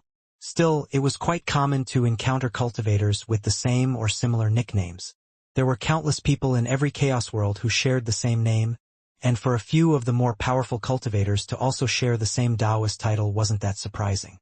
Wasn't the Saber Palace bragging a lot about how well they would do? Ning asked. Ahaha. Their boasting skills were quite profound, yes? Lord Woodflower let out a laugh. But then he couldn't help but sigh as well. To be honest, they were qualified to boast. The 4th, 5th, and 6th ranked experts all belonged to the Saber Palace. We all knew that Heartlord Soulwind would be formidable, but you and Prince Greatjoy caught everyone off guard. Prince Greatjoy. Ning listened attentively. He was quite curious about this man who had made it even farther within the Silver Cloud world than he himself had. He's also been improving quite rapidly. He actually managed to come up with 2 Supreme Daos. Lord Woodflower let out a sigh. If he can link his 2 Supreme Daos, he'll probably be on par with Eastcult and Birchaloo. Ning nodded. It was necessary to fuse Supreme Daos together in some manner. For example, the 5 stances of Ning's Bright Moon sword art were all linked together thanks to his Reincarnation sword intent. If you weren't able to perfectly join your sword arts together, you would have flaws when you fought in battle. True experts had to have powerful defenses. Only then would they be able to survive for a long time. But of course, their attacks had to be strong as well. Only then would they be able to slay foes. If Ning's attacks had been just a bit stronger, he would have been able to advance quite a bit further up the altar within the Silver Cloud world. Ah! A look of shock suddenly appeared on Lord Woodflower's face. What's wrong? Ning looked at Lord Woodflower. I'll tell you in a moment. Lord Woodflower didn't explain in detail. Clearly, his incarnation was watching something happen within the Imperial Palace. Ning was incredibly curious as to what Lord Woodflower was watching, but he had no choice but to tamp down his curiosity. A long while later, Lord Woodflower suddenly began to laugh. Ahaha! Pride really does cometh before a fall. Senior apprentice brother? Ning was puzzled. A world-level cultivator belonging to the Palace of Kindwater, a fellow named Waterlord Firesurge, actually made it all the way to level 687, Lord Woodflower said. In other words, even farther than Saber Lord Reds now? Ning stared. Right? The Saber Palace didn't get a single slot in the top 4. Lord Woodflower roared with laughter. Oh, this is just wonderful. When I saw that ugly look on Yinwen's ugly face. Oh, that was simply delightful. Ha! That fellow usually loves to strut about and put on airs in front of me. Ning felt amazed as well.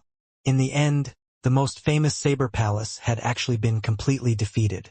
Then again, the geniuses of the 12 palaces couldn't be evaluated using common measures. Greatjoy, Dark North, and Fire Surge. These 3 had only displayed their true brilliance during this competition. He's a member of the Kindwater Palace. Why is his Taoist title Fire Surge? Ning was puzzled. He's another person who started off as a mortal cultivator. I heard that he originally was primarily a cultivator in the Tao of Fire. However, due to some trouble he apparently ran into within the sect he was in as a mortal, he ended up choosing the Tao of Water instead. However, by then his Taoist title had already been chosen, and so he simply continued to use it, Lord Woodflower explained. The 12 palaces didn't have that many world-level cultivators, and so he obviously was familiar with the vast majority of them. Ning nodded. Some cultivators would change their Taoist titles once they reached a certain level of power. Ning was another example of a person who had chosen his Taoist title, Dark North, a long time ago. He had never changed it. Let's wait for just another moment. There is one final world-level cultivator attempting the trials, Lord Woodflower said. A short while later. Alright, all done. The results are in. Prince Greatjoy, yourself, Heartlord Soulwind, and Waterlord Firesurge will be the ones to partake in this opportunity, Lord Woodflower said. And what opportunity is this, exactly? Although Ning felt quite excited, he also felt quite curious as to what this was all about. All he knew was that this was an incredible opportunity, one which no one seemed to know much about. Don't ask. When you meet the almighty Hegemon, you'll know, Lord Woodflower said. Meet the almighty Hegemon? Ning was stunned. Right? The almighty Hegemon has already issued a summons to the 4 of you. Hurry over to the place where the Imperials reside, Lord Woodflower said. The 12 palaces were tightly connected to the Brightshore Imperials, and so there were space-time transfer arrays linking the palaces to the territory of the Imperials. Rumble. Space-time twisted around Ji Ning. Once everything went still, he swept the area with his gaze. So this is the Imperial Palace? Although all 12 of the palaces of the Brightshore Kingdom were extremely large and covered with many formations, the true center of the kingdom remained the Imperial Palace. Before Ning was an utterly, breathtakingly large palace that was as white as snow, with gold, black, and blue accents covering parts of it. Just looking at the Imperial Palace, Ning sensed an aura of incredible presence and might. He felt as though he was looking up at the stars themselves. I heard that the Imperials generally live here in the Imperial Palace. I wonder how many defenses the almighty Hegemon had placed around his headquarters. Ning mused. Ning emerged from the array and began to walk towards the palace gates of the enormous Imperial Palace. There were no people before the palace at all, just 2 gray statues. One was of a humanoid wielding a spear, the second was of a dragon-like creature that was coiled around itself. Halt! The humanoid statue suddenly spoke out in a grating voice as it stared at Ning. What? Ning was badly startled. It's alive! He could now be considered a powerful expert. After unleashing his Yin-Yang sword domain, he was a match for most Tao Lords of the second step, and thus he had extremely keen senses towards life and the aura of life. He would be able to easily detect the aura of a tiny mosquito from 1,000,000 kilometers away. However, his senses were clearly telling him that this statue before him was nothing more than an ordinary statue, an inert hunk of rock. How, then, was it speaking? Have you come to see the hegemon? The gray humanoid statue was almost as tall as the palace gates, and it stared down at Ning. Yes, Ning nodded, although his senses were still telling him that this statue was an inert hunk of rock. He couldn't help but feel an inexplicable hint of fear. Enter after all four have arrived, the gray humanoid statue said coldly. Ning had no choice but to stand there and wait quietly. After enough time passed to brew a kettle of tea, the nearby spacetime transfer array once more lit up. Once the light subsided, a skinny bald youth dressed in loose red robes had appeared within it. The youth's face was covered with strange divine red tattoos that seemed to extrude an aura of special charm. Ning only had to glance at them to feel that they were exerting an effect upon him. I am Soul Wind. The bald, red-robed youth strolled forwards, then smiled. Greetings, Swordlord Dark North. Heartlord Soul Wind. Ning greeted the man. The Heartforce Palace had very few cultivators, and the only world-level cultivator acknowledged by the ancient pagodas was Heartlord Soul Wind. Ning had heard of this man long ago. This was no dabbler like Birchaloo. This was a man who had truly poured all of his effort into being a Heartforce cultivator, and his abilities were truly unfathomable. Swordlord Dark North. You actually made it farther into the Silver Cloud world's great altar than I did. Heartlord Soul Wind smiled in a gentle, warm fashion. I heard that you were abducted by the almighty hegemon to our Bright Shore Kingdom roughly 2,000 years ago. For you to reach such a level of power in such a short period of time, Soul Wind truly admires you. Ning was instantly speechless. The man even knew about him having been abducted by the almighty hegemon 2,000 years ago. News had certainly spread quite fast. No need to feel surprised, Swordlord Dark North. It was one of my elder brothers in the Heartforce Palace who informed me of this, Heartlord Soul Wind said with a laugh. The Heartforce Palace has very few cultivators within it, and we all treat each other as we would our actual siblings. We hold nothing back from each other. Ning suddenly remembered that the entire Heartforce Palace held less than 10 Samsara Downlords. Most of those Samsara Downlords were out wandering the primordial chaos, leaving no more than 2 or 3 who actually resided within the palace itself. Compared to the other 11 palaces, the Heartforce Palace really did have pitifully few members. Ning could fully understand how this would result in them treating each other as they would actual siblings. Swordlord Dark North, if you wish you can simply address me as Soul Wind. Heartlord Soul Wind smiled. Then you can address me as Dark North, Brother Soul Wind, Ning said. In his heart, he couldn't help but feel astonished. Why was it that a simple smile from Soul Wind caused Ning to have such a good impression of him? His voice alone was enough to make it impossible for others to hate him. Rumble. The space-time transfer array once more lit up, and moments later a youth dressed in deep blue robes emerged. He had a cold, forbidding face, and he emanated an aura of baleful energy. As soon as he emerged, he saw Ning and Soul Wind, and he immediately called out, Greetings, Heartlord Soul Wind and Swordlord Dark North. Are you Waterlord Firesearch? No need to stand on such ceremony. You can simply address us as Soul Wind and Dark North, Heartlord Soul Wind said, and Ning nodded. I was lucky enough to be ranked number 4, but I fear I'll need your help in the future. Although the blue-robed youth had a cold and foreboding aura, his words were quite courteous and respectful. Both Soul Wind and Ning felt quite kindly disposed towards him. No matter what, they were all members of the 12 palaces who had sworn lifeblood oaths not to attack each other. Given that they were ranked in the top 4, all of them would clearly be extraordinary figures in the future. So long as they were able to survive, they would all become major powers who would shock the rest of the primordial chaos.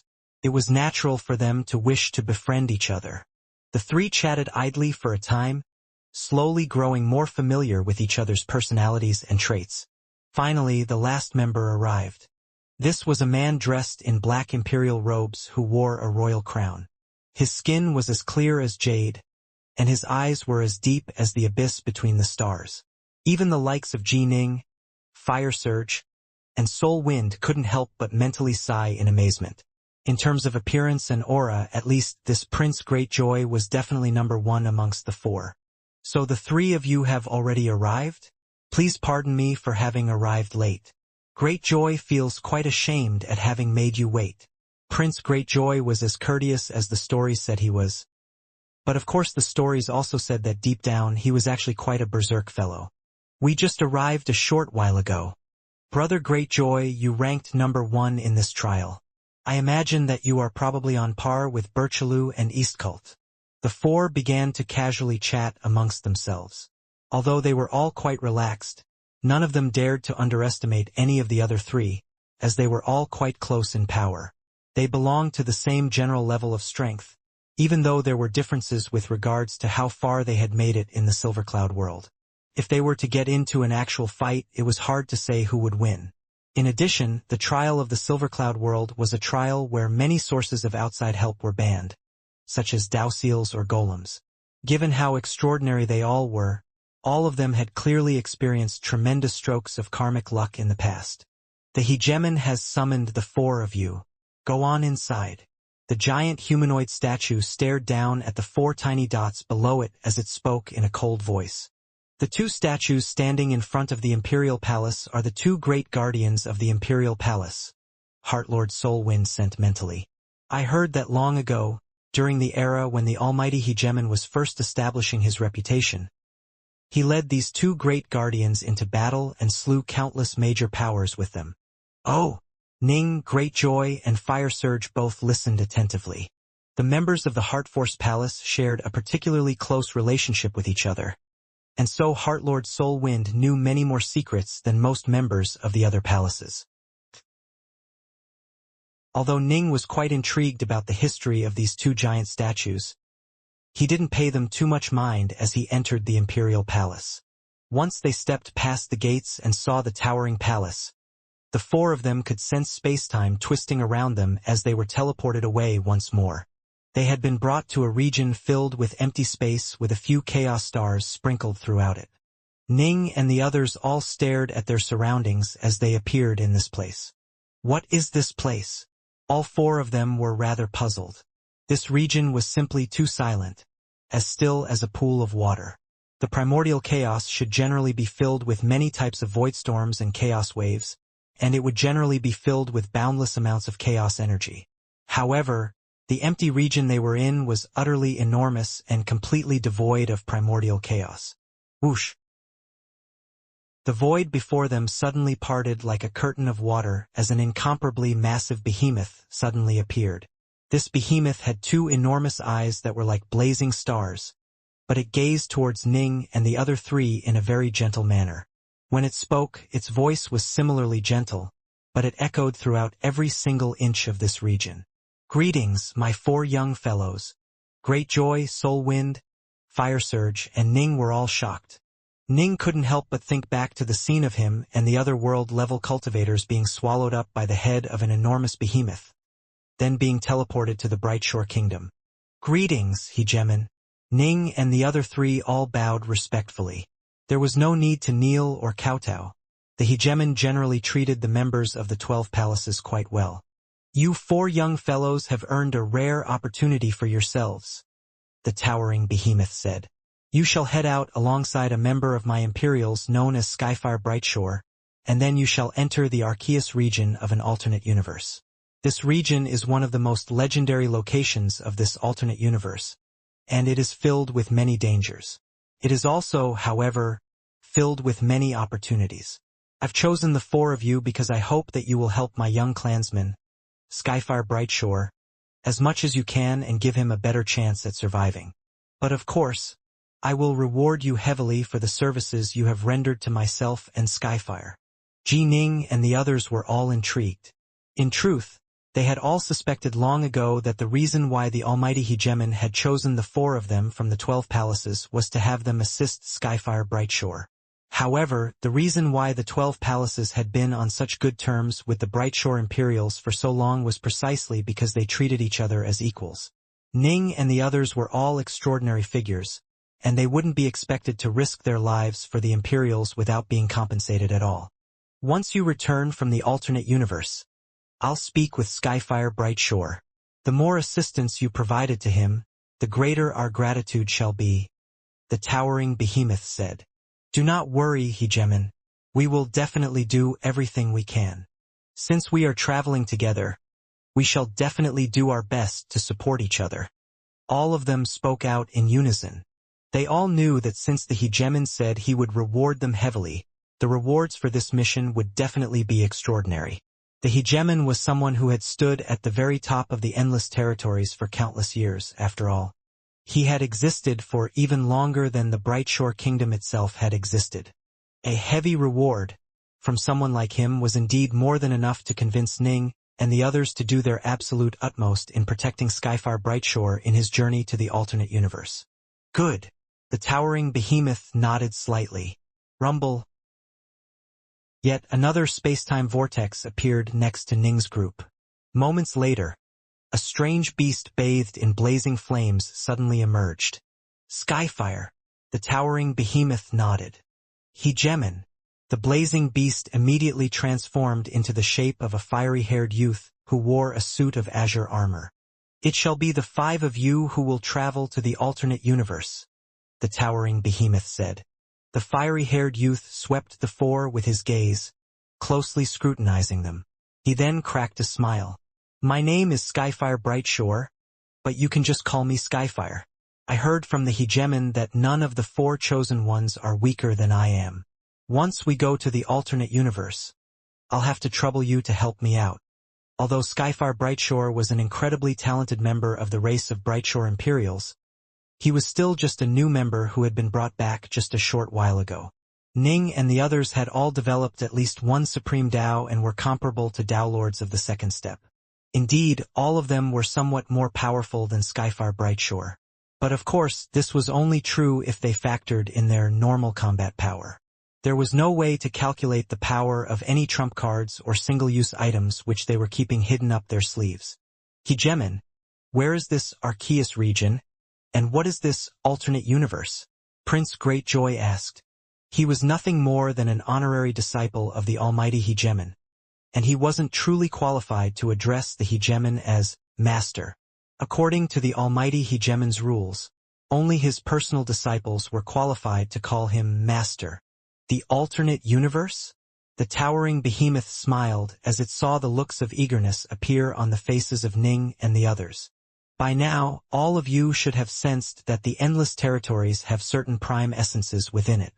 There is a prime essence of fire, a prime essence of water, a prime essence of the sword, a prime essence of space, a prime essence of time.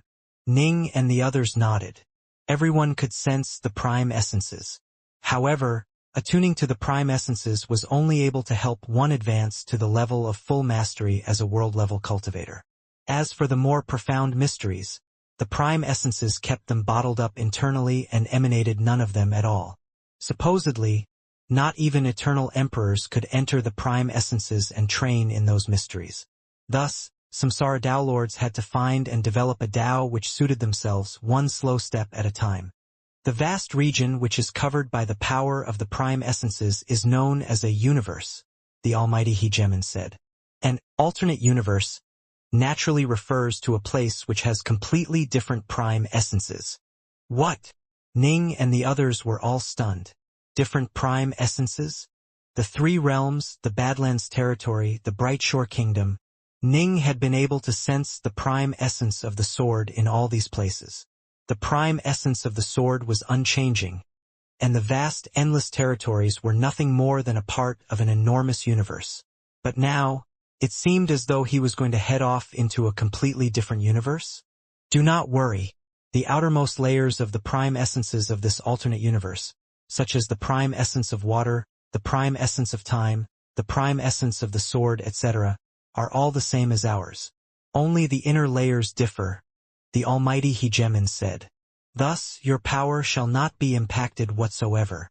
Has anyone ever been to this place? Waterlord Firesurge couldn't help but ask. None. The almighty Hegemon shook his head. Ning and the others were instantly rendered speechless. Long ago, as I attuned myself to the nature of spacetime, I was able to dimly sense the traces of an alternate universe that was quite close to our own universe, and so I opened a transversal conduit between our 2 universes, the towering behemoth said. However, the transversal conduit is rather weak, because it is constantly being disrupted by the differing laws of our two universes. Thus, only those below the Downlord level of power are able to enter it. Thus, once you head off into this alternate universe, you absolutely must not allow yourselves to break through to the Downlord level. If you do break through, you will never be able to return. You will have to forever stay within that alternate universe. The towering behemoth instructed. Ning and the others nodded. So due to the different laws of the two universes, there was no way for Downlords to pass through this transversal conduit. However, world-level cultivators can pass through this conduit with no danger whatsoever, the towering behemoth said. Just a few days ago, I sent one of my world-level servants through the dimension conduit to do some exploring, then brought him back safely. Over the course of countless years, I've also managed to capture quite a few world-level cultivators of the alternate universe and bring them to ours. Capture. Ning and the others were secretly speechless. The almighty hegemon was unable to go personally, but was still able to capture people. Thus, this transversal conduit is completely safe, the towering behemoth said. Given how strong you are, I trust that you will not encounter much danger when you journey through the territories of the alternate universe. The true trial will begin once you reach their Arceus region. Ning and the other four listened attentively. Not even Skyfire Brightshore knew much about this Arceus region. The Arceus region is the most mysterious region in this alternate universe. It takes up an extremely vast region of space, so vast that I imagine there are very few cultivators who even know how large it truly is. Supposedly, there are many Downlords and even eternal emperors who seclude themselves throughout the Arceus region. The towering behemoth laughed. This Arceus region is so vast that it is most likely as large as our entire endless territories. What? Ning and the others were all speechless. They had originally thought that this Arceus region would be some sort of secret world or location. Now, it seemed it was a place that was almost as vast as their entire endless territories.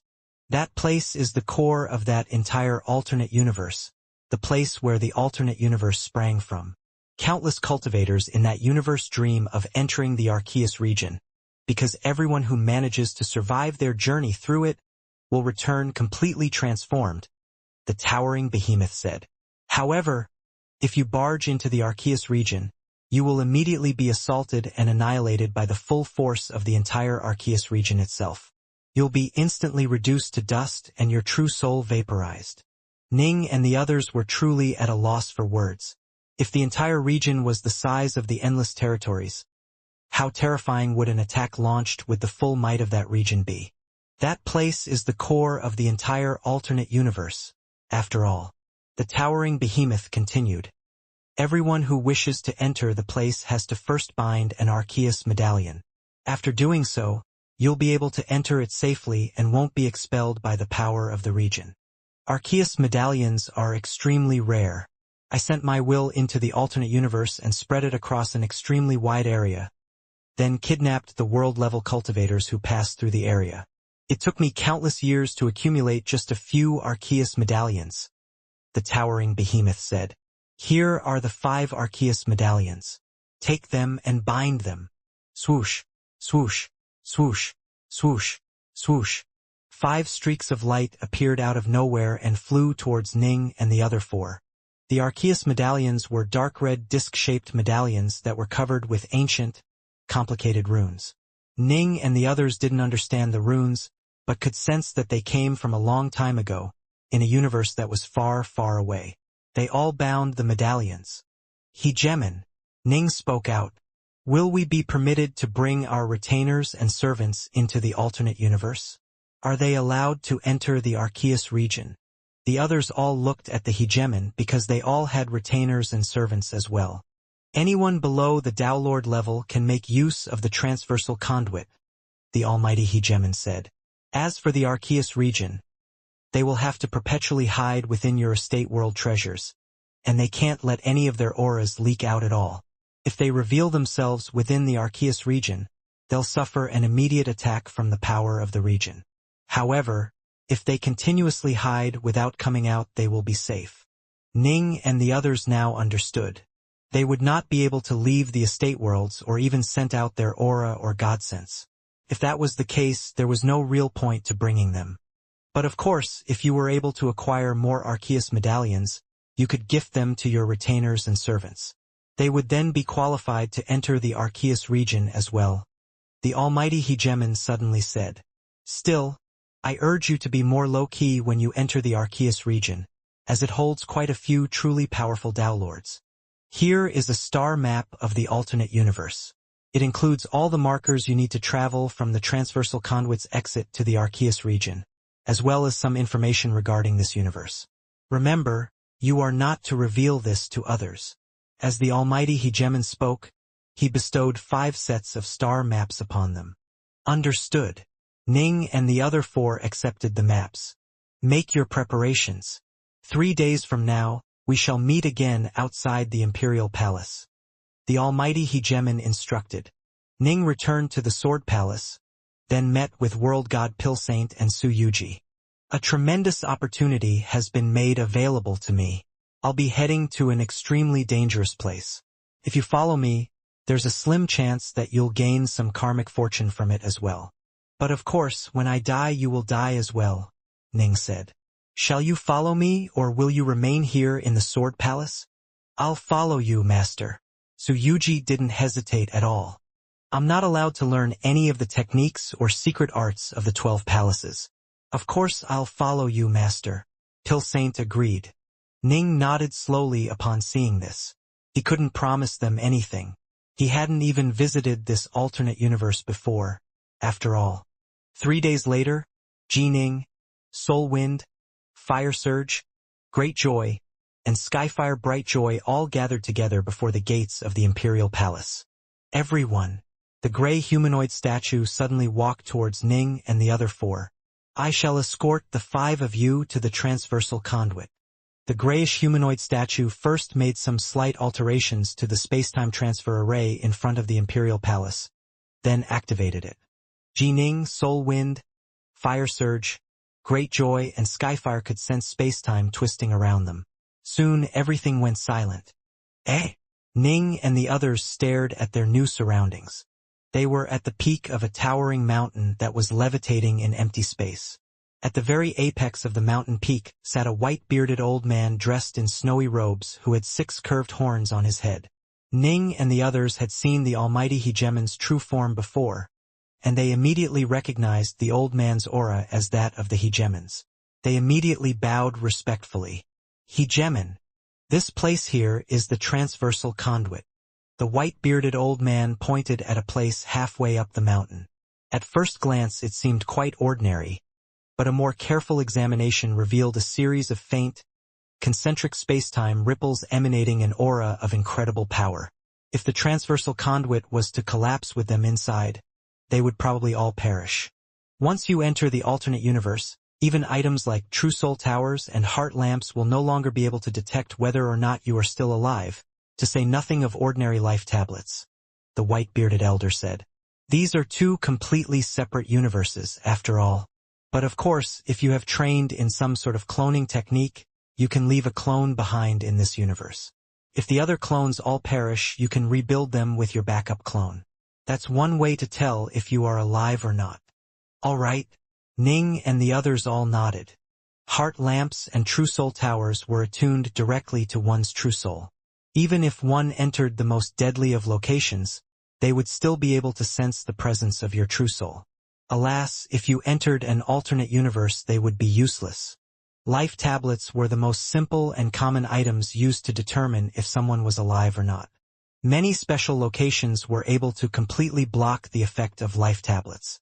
In fact, a sufficiently great distance would also be enough to make it impossible for a life tablet to function. No one will be able to assist you on this journey to this alternate universe. Everything will all be up to yourselves, the white-bearded elder said. Go in. After you enter the conduit, make sure you remember to only go forwards and follow the flow. Understood. Ning and the other 4 acknowledged. They then all turned to walk towards the seemingly ordinary concentric spacetime ripples. As the 5 moved closer to the ripples, they quickly began to feel as though they had been dragged into a powerful space-time whirlpool.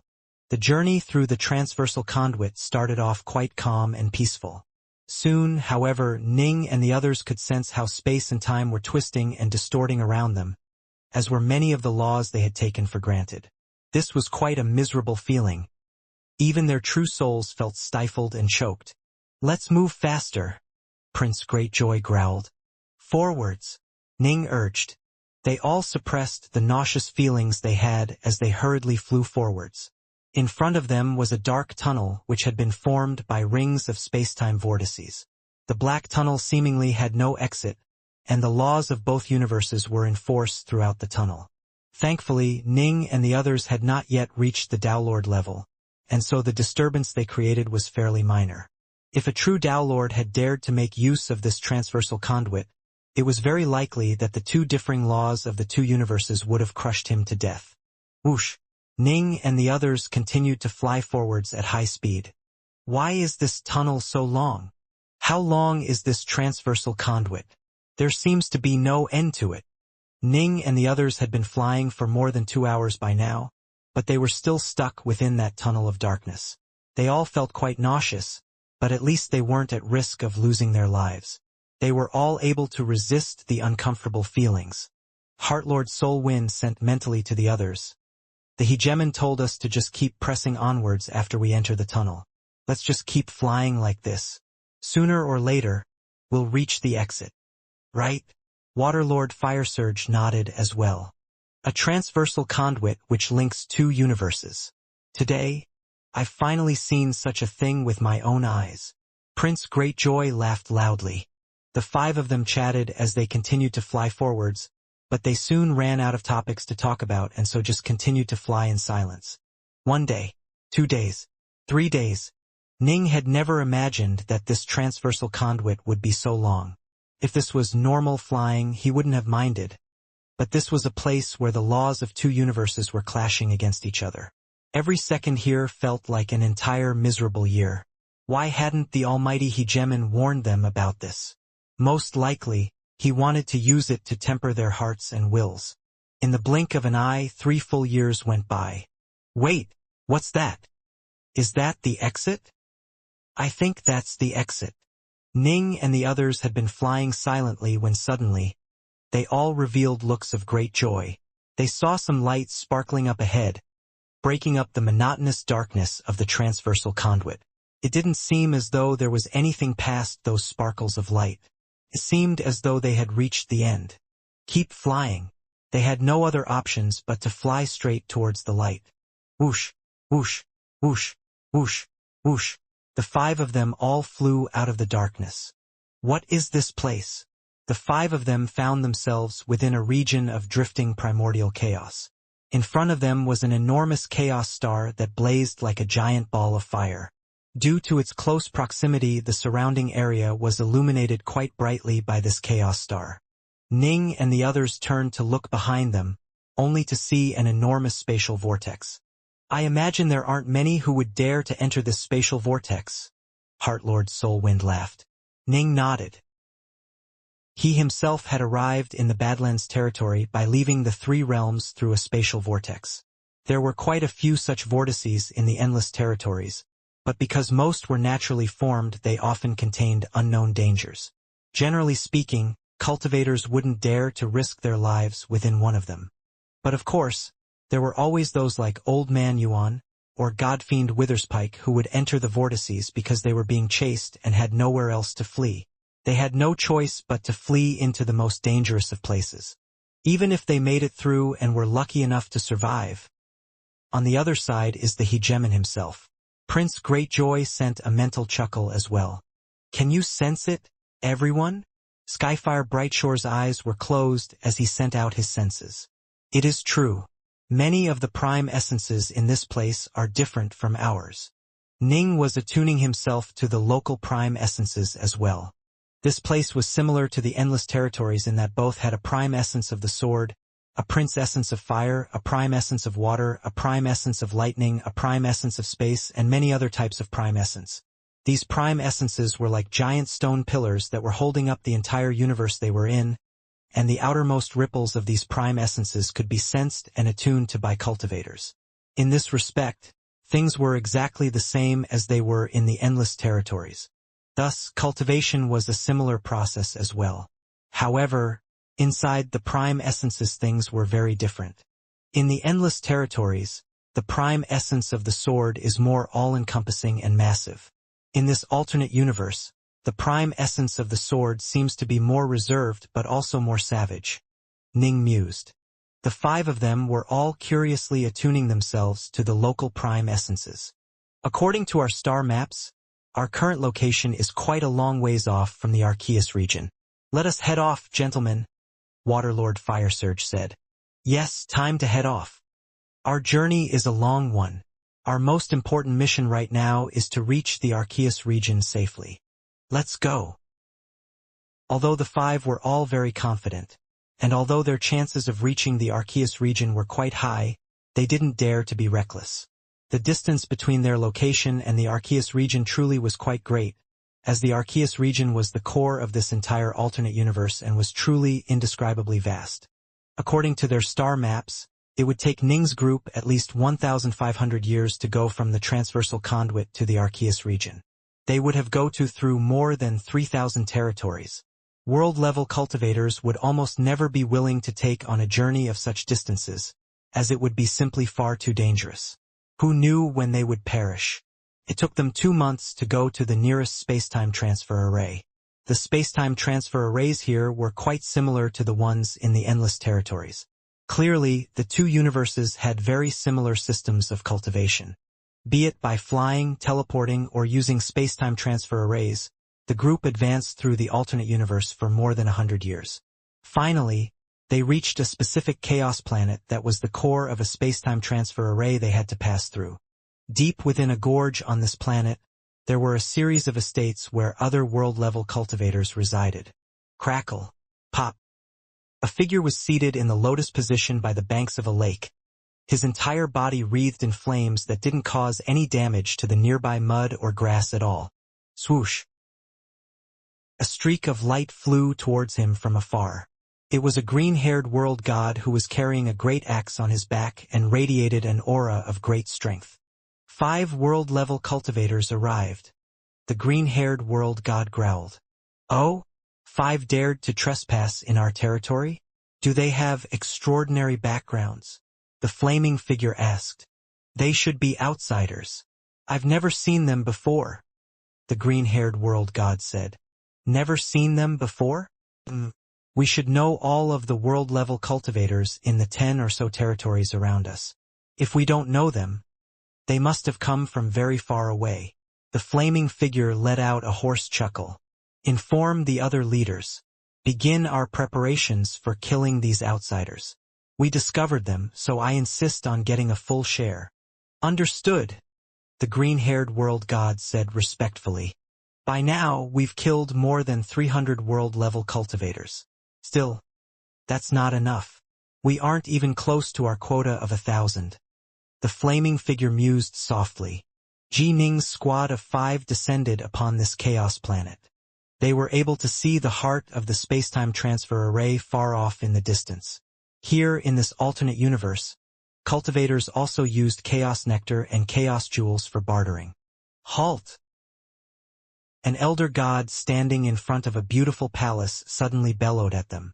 Although the 5 before him were all world-level cultivators, and although he was merely an elder god, he was a representative of a universe-wide organization which dominated this entire universe, the Church of Annihilation. Every single space-time transfer array in this alternate universe was governed by the Church of Annihilation. No major powers would dare to challenge the might and prestige of the Church of Annihilation.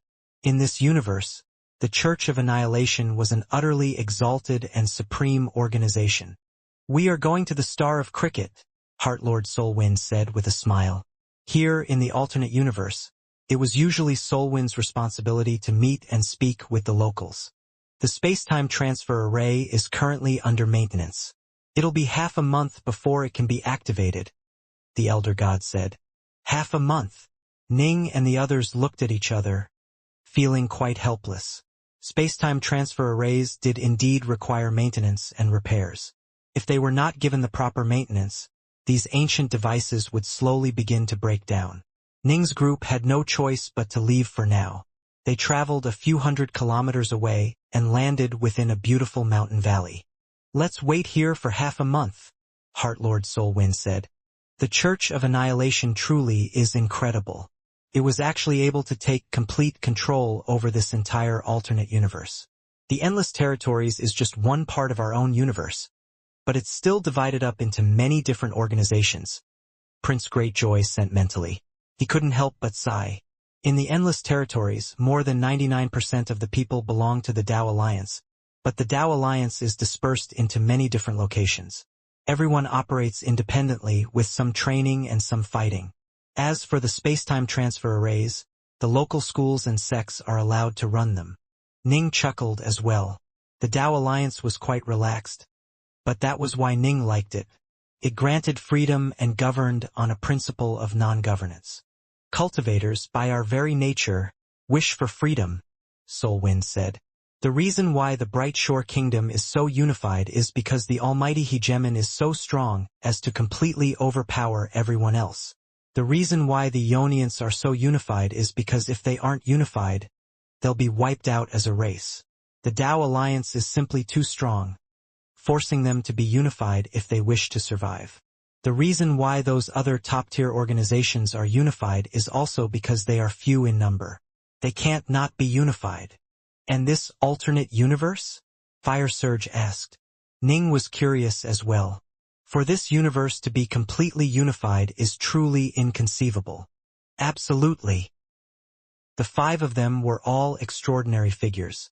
In the future, if they worked hard in their cultivation, they would become truly monstrous Tao Lords. They were all very proud individuals, but they felt the utmost of admiration and awe towards this organization which had dominated and unified an entire universe. The 5 of them continued to wait there quietly, drinking while chatting. But of course, when they discussed sensitive matters, they sent mental messages to each other. "Eh?" Their faces tightened at the exact same instant. Boom! The world around them changed as countless roaring waves came crashing out towards them in an apocalyptic scene. The waves swept straight towards the 5 of them, and at the edges of the endless waves there were a number of world-level cultivators who were riding the waves forward. They stared at Ning's group of 5, their eyes filled with murderous intentions. "We've just been waylaid." Ning's group knew what was happening. "Elder brothers, let me handle these waves." Fire Surge was dressed in deep blue robes and his face was grim and cold. He was quite humble when speaking to Ning and the other 3, but he was filled with nothing besides icy contempt towards these attacking cultivators. He waved his hand. Boom! A ring of seemingly ordinary black water began to spread out in every direction around him. The ring of black water was able to easily defend against the roaring waves. What? The Empyrean Divine Water Formation, we set up using 109 world-level cultivators, was blocked with such ease? The attackers were all horrified and shocked. Break! Fire Surge let out a cold snort, and the roaring waves of water suddenly were pushed backwards, causing the entire formation to collapse. It was only meant to bind and capture them anyhow. If we can't capture them, we will just kill them. A golden-winged world god issued mental orders to the others. Although he could tell that Fire Surge wasn't an easy person to deal with, he was very confident in his group's abilities. Given their overwhelming advantage in numbers, he truly felt no concern whatsoever. The awe-inspiring horde of world-level cultivators suddenly switched to a different formation, causing blurry light to spread out amongst their ranks. All of them were now reinforced by the formation they were using, and they charged towards Ning's group. They really are courting death. Prince Greatjoy let out a cold laugh as he slapped out with his left hand. His left palm instantly expanded to become 30,000 meters in size, and it emanated an aura of dazzling golden light. This dazzling golden palm moved terrifyingly fast as space-time twisted and distorted in front of it. It was clearly quite far away from the attackers, but it somehow appeared directly in front of them in an instant. Boom! Boom! Boom! Every single world-level cultivator touched by the golden palm was reduced to dust. Is that a Dao Lord? That has to be a Dao Lord. What the hell is going on? He clearly has the aura of a world god. He's actually a Dao Lord pretending to be a world god. The attackers were instantly scared silly. Skyfire Brightshore let out a laugh. There are quite a few attackers. Let me handle them. Gwar! Skyfire opened his mouth and let out a loud, furious roar as flames began to belch forth. The flames instantly covered the entire area and began blasting out in every direction. It must be understood that although Prince Greatjoy was very strong, each of his palm strikes was only able to kill roughly 10 or so world-level cultivators at once. This ring of fire, however, spread out in every direction. There was no way for anyone to run at all. Some of the weaker Chaos Immortals were instantly burnt into dust.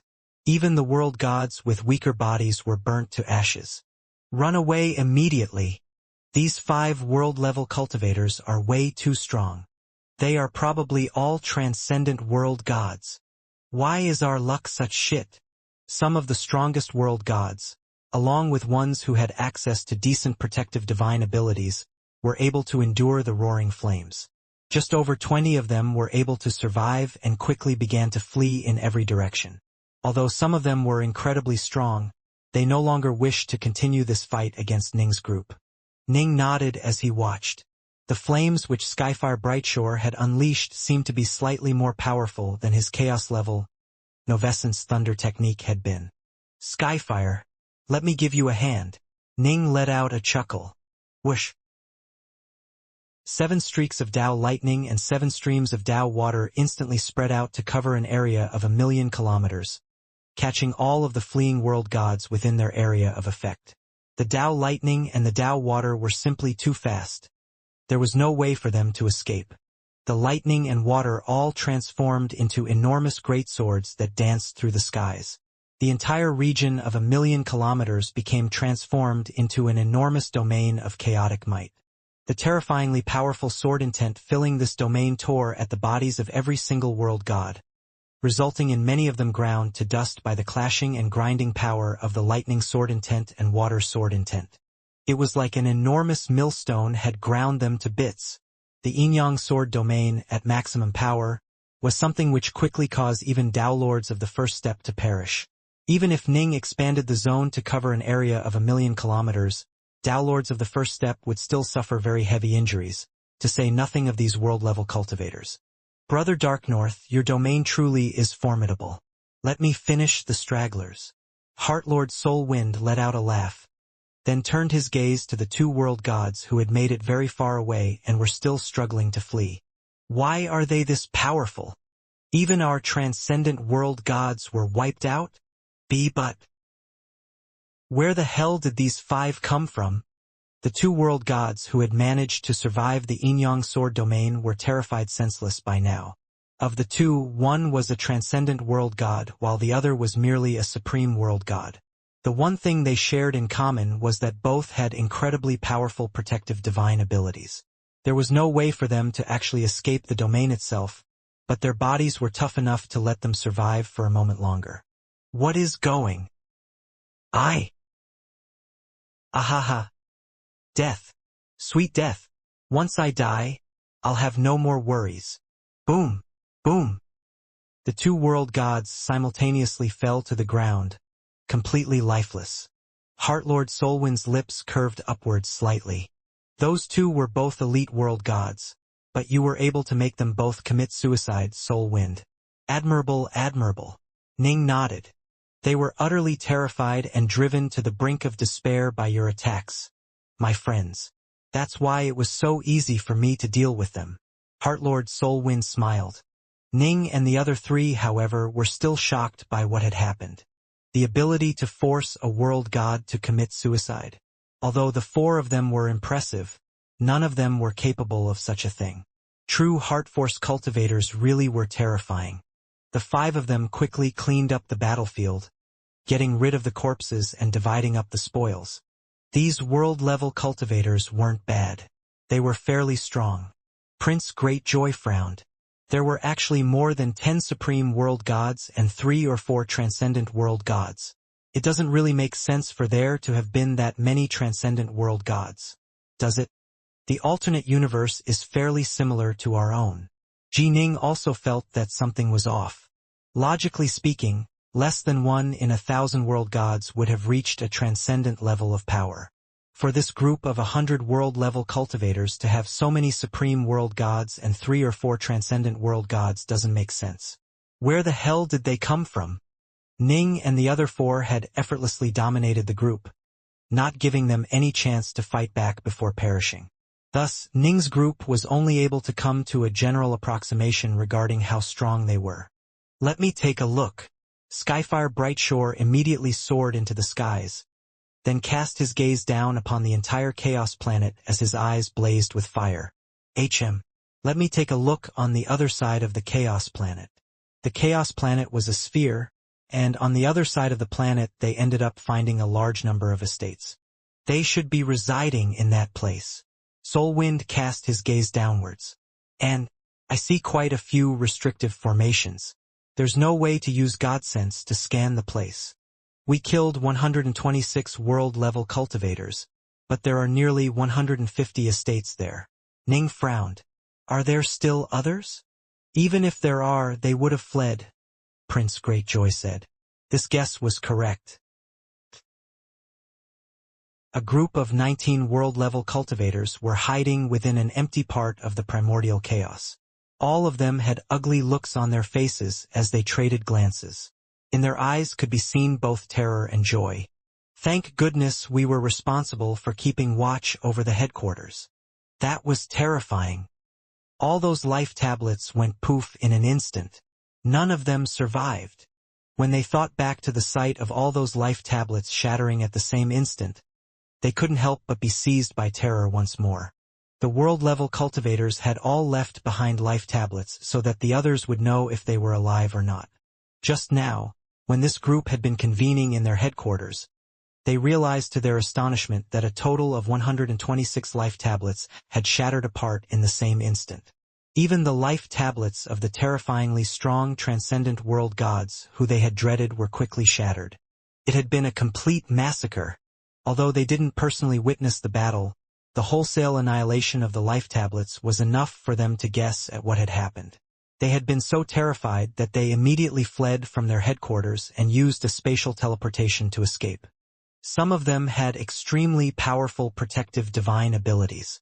Logically speaking, even if they were attacked by Tao Lords, they would have merely been captured and drawn into magic treasures to be slowly ground down. But all those life tablets shattered in almost the blink of an eye. What the hell did they run into? Those 5 world-level cultivators. Was a major power hiding amongst their ranks? The lucky survivors speculated wildly, but were unable to go beyond speculation.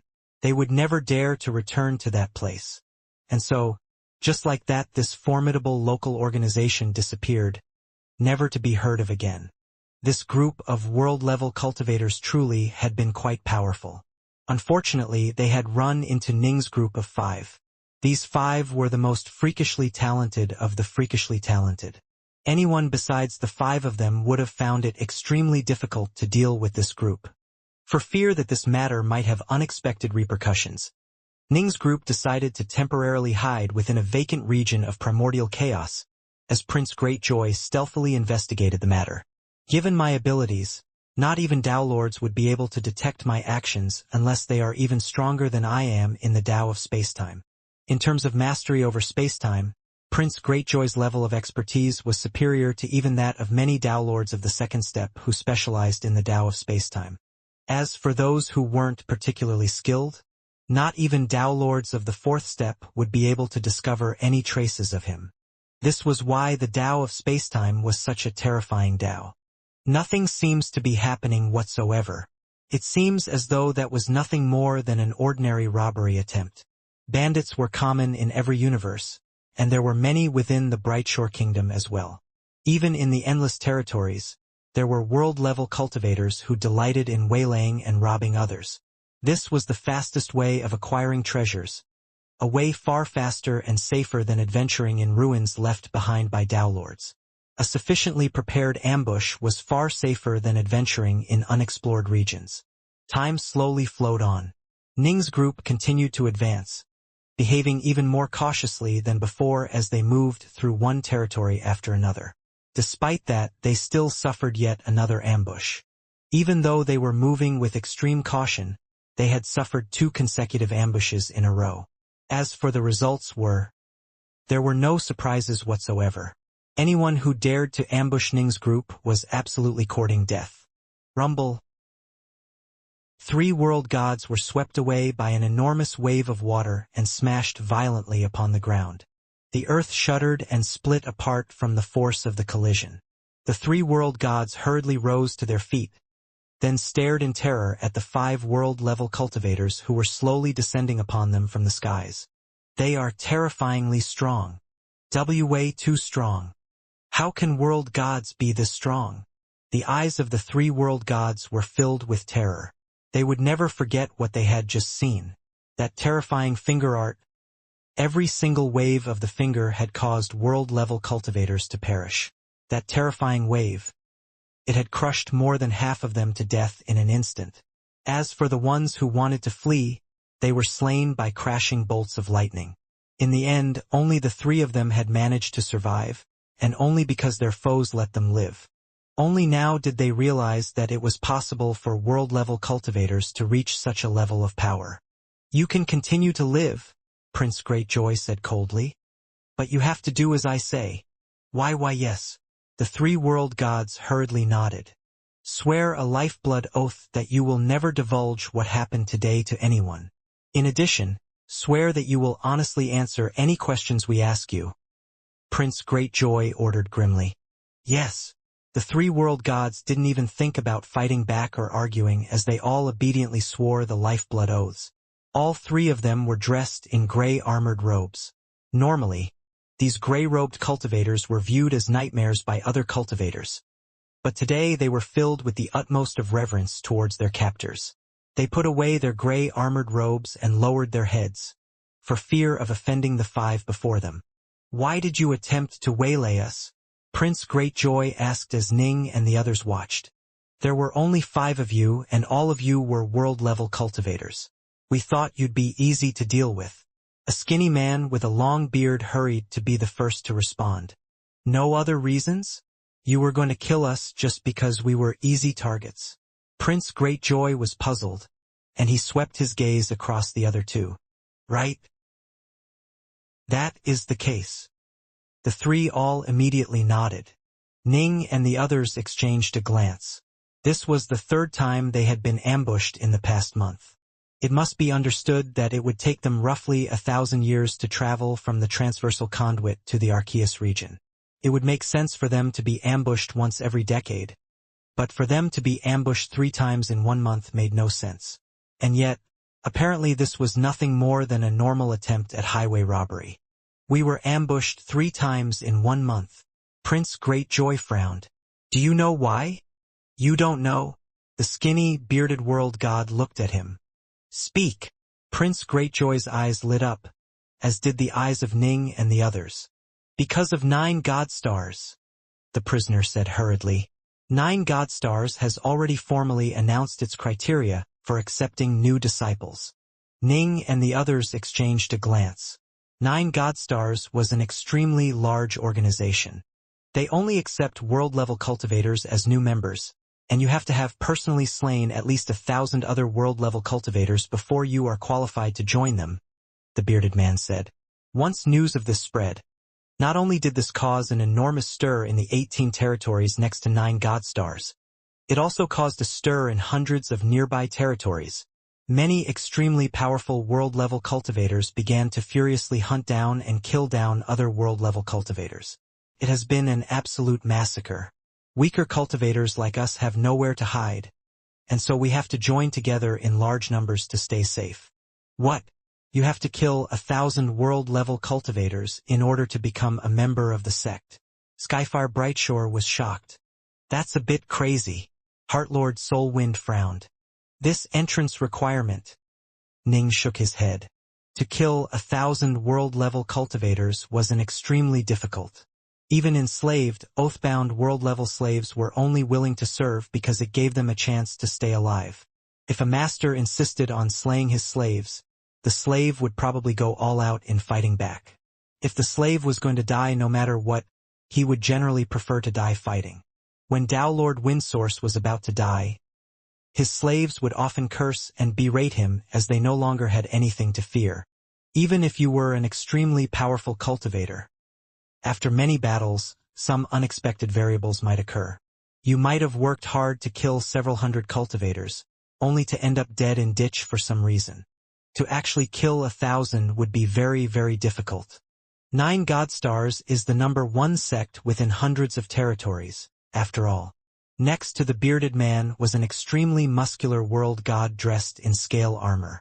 He said hurriedly, 9 Godstars has 9 major branches, and each branch is led by a major power who is at the verge of the Tao merge. As for its most powerful expert, that person is ranked as one of the elite paladins of the Church of Annihilation. Ning's group knew all this. The Church of Annihilation was in control of this entire alternate universe and was an utterly enormous organization. The paladins of the Church of Annihilation held high positions and were extremely respected. 9 Godstars will only be accepting 18 disciples this time, the scaled world god said hurriedly. They'll stop once the final slot is taken. I hear that the top 3 will be given Arceus medallions and be sent to the legendary Arceus region. Arceus medallions? Ning and the others were all intrigued. Arceus medallions were extremely valuable. The almighty Hegemon had sent his will through the transversal conduit and used many schemes but had only been able to accumulate a few of those medallions over the course of countless years. That's why everyone in the surrounding territories has gone mad. Not only will they have a chance of becoming a disciple, they'll even have a chance of gaining a legendary Arceus medallion.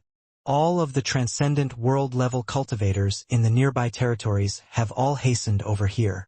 There's nowhere for weaker world gods like us to run. The bearded man shook his head. That's why you'll encounter ambushes throughout these territories. Most likely, it'll only come to an end after 9 Godstars accepts its 18th and final disciple. Finally, Ning's group had an answer as to why there was such a high concentration of powerful cultivators. It was because the weaker ones had all been killed. The ones still alive were fairly strong, and some had actually hastened to this place from other territories. If they knew that all 5 of us each hold an Arceus medallion, I can't even imagine how many world gods would come to surround and attack us. There might even be Tao Lords coming for us. Skyfire Brightshore sent an amused mental message to the others. Haha. We definitely can't let them find out. Now that they knew the reason behind this, they still felt some pressure, but they also felt much more relaxed. It seems as though we will often be attacked over the next century or so. Prince Greatjoy sent. Everyone, let's not be too reckless. The mighty 9 Godstars sect is behind this matter. If we attract the attention of their experts, we will be doomed. Right?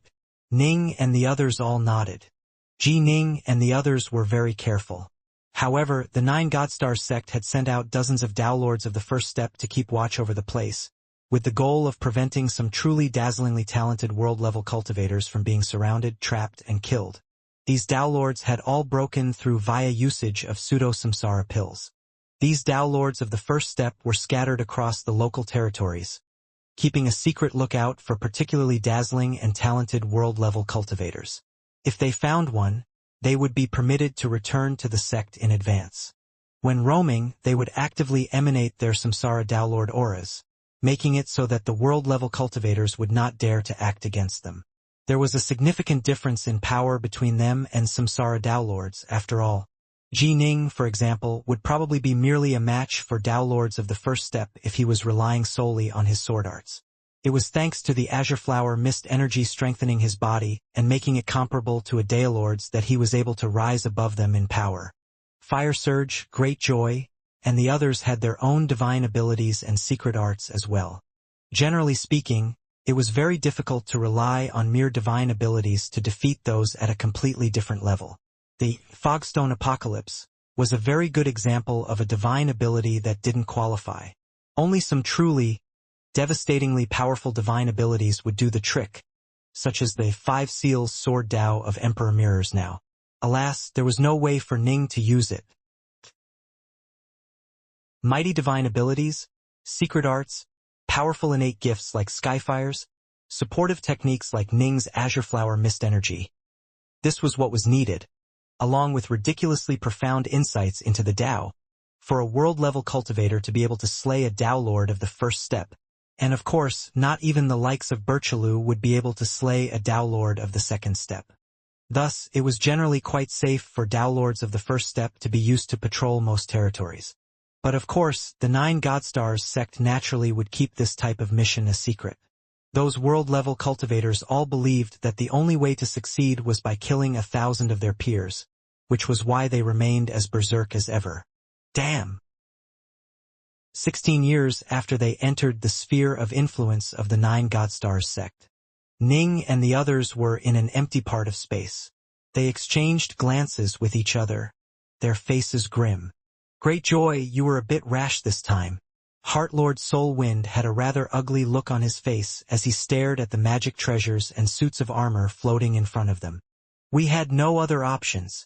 When we refused to follow that Dao Lord of the first step, he tried to abduct us by force. You know that we cannot reveal our true identities.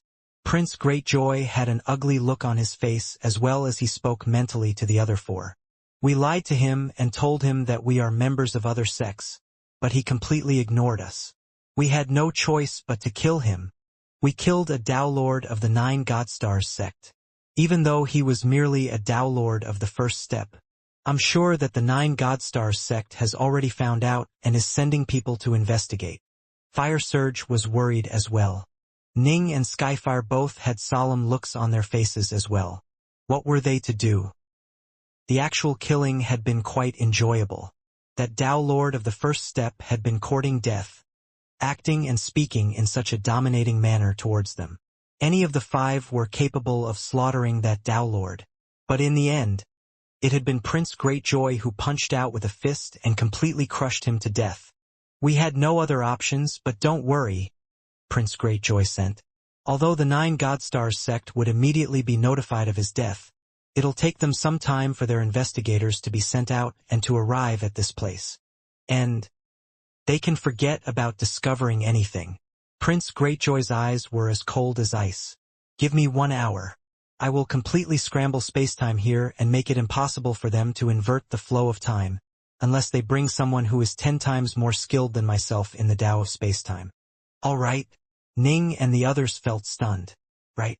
Greatjoy had reached a tremendously high level of skill in the Tao of spacetime. If he was to scramble spacetime in the surrounding area, it would be difficult for even the 9 Godstars sect to find out what had happened here.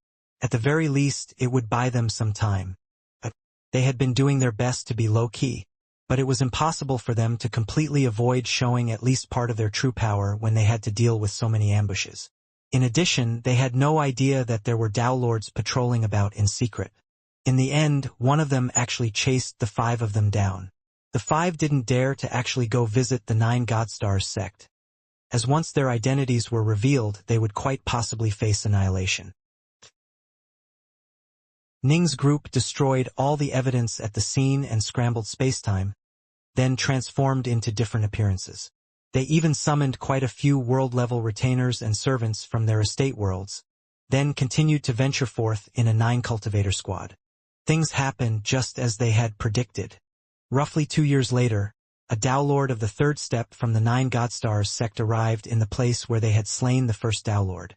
Given how powerful the 9 Godstars sect was, for them to calculate where their Dao Lord had died was an easy task. But of course, to actually divine the identity of the killer was virtually impossible. When World God Northrest had died, there had been no way for Vast Heaven Palace to divine who had done it. They had to have more variables to work with in order to lower the difficulty of the numeracy divination. Space-time has been scrambled here.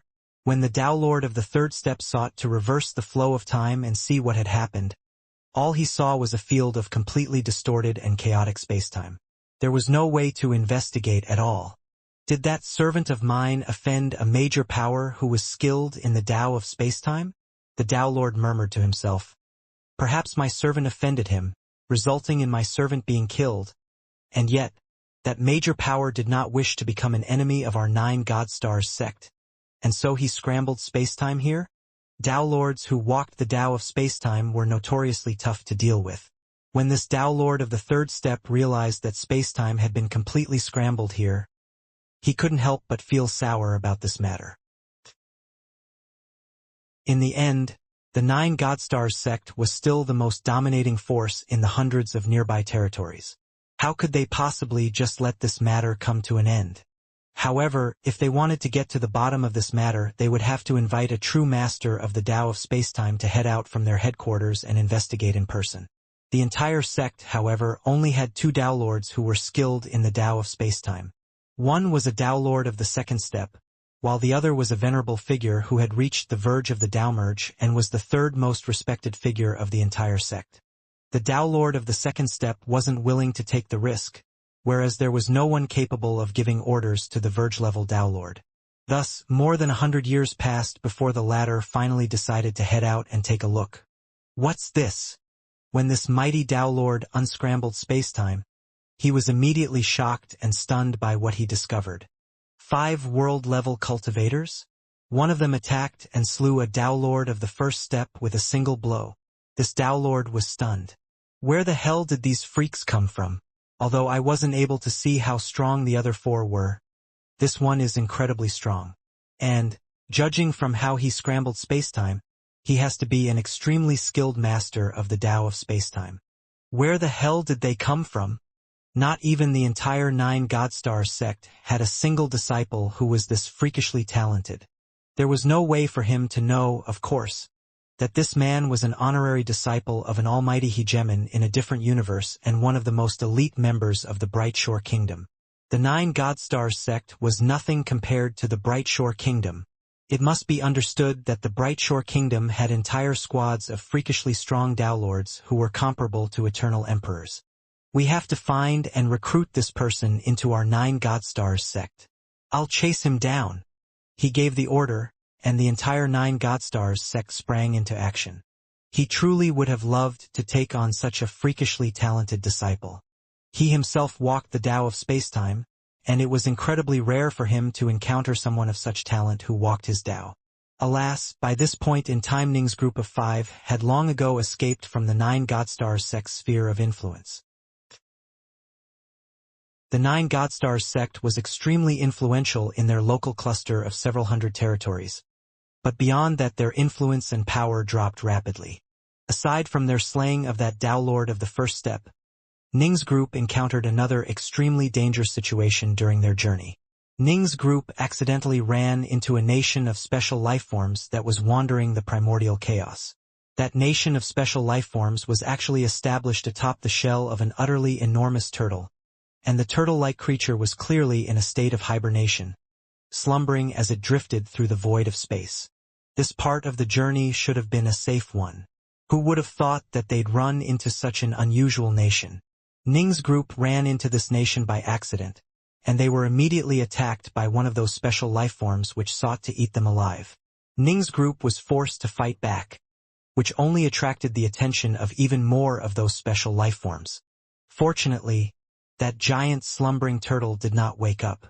Ning and the others all had the feeling that the turtle's aura was utterly terrifying. Once it woke up, it would be incredibly easy for it to kill all 5 of them. No matter what they would have tried, they still probably wouldn't have been able to survive the slumbering turtle's attack. In the end, Ning and the others joined forces and managed to just barely escape. From start to finish, they didn't dare to actually kill so much as a single one of those special lifeforms, for fear of stirring the hornet's nest and waking that giant turtle. Aside from the 9 God Stars sect and the Titanic turtle, the other problems they encountered were largely irrelevant. The Arceus region. We finally arrived. Ning's group of 5 stood in the air, staring off into the distance. In front of them was a region filled with countless roiling clouds that flickered with violet light. This gigantic region covered by clouds was the Arceus region. But of course, this was nothing more than the tip of the iceberg, a minuscule part of the massive actual region. None of them even knew exactly how far off the Arceus region stretched. After journeying for 1,605 years, Ning's group had finally reached the Arceus region.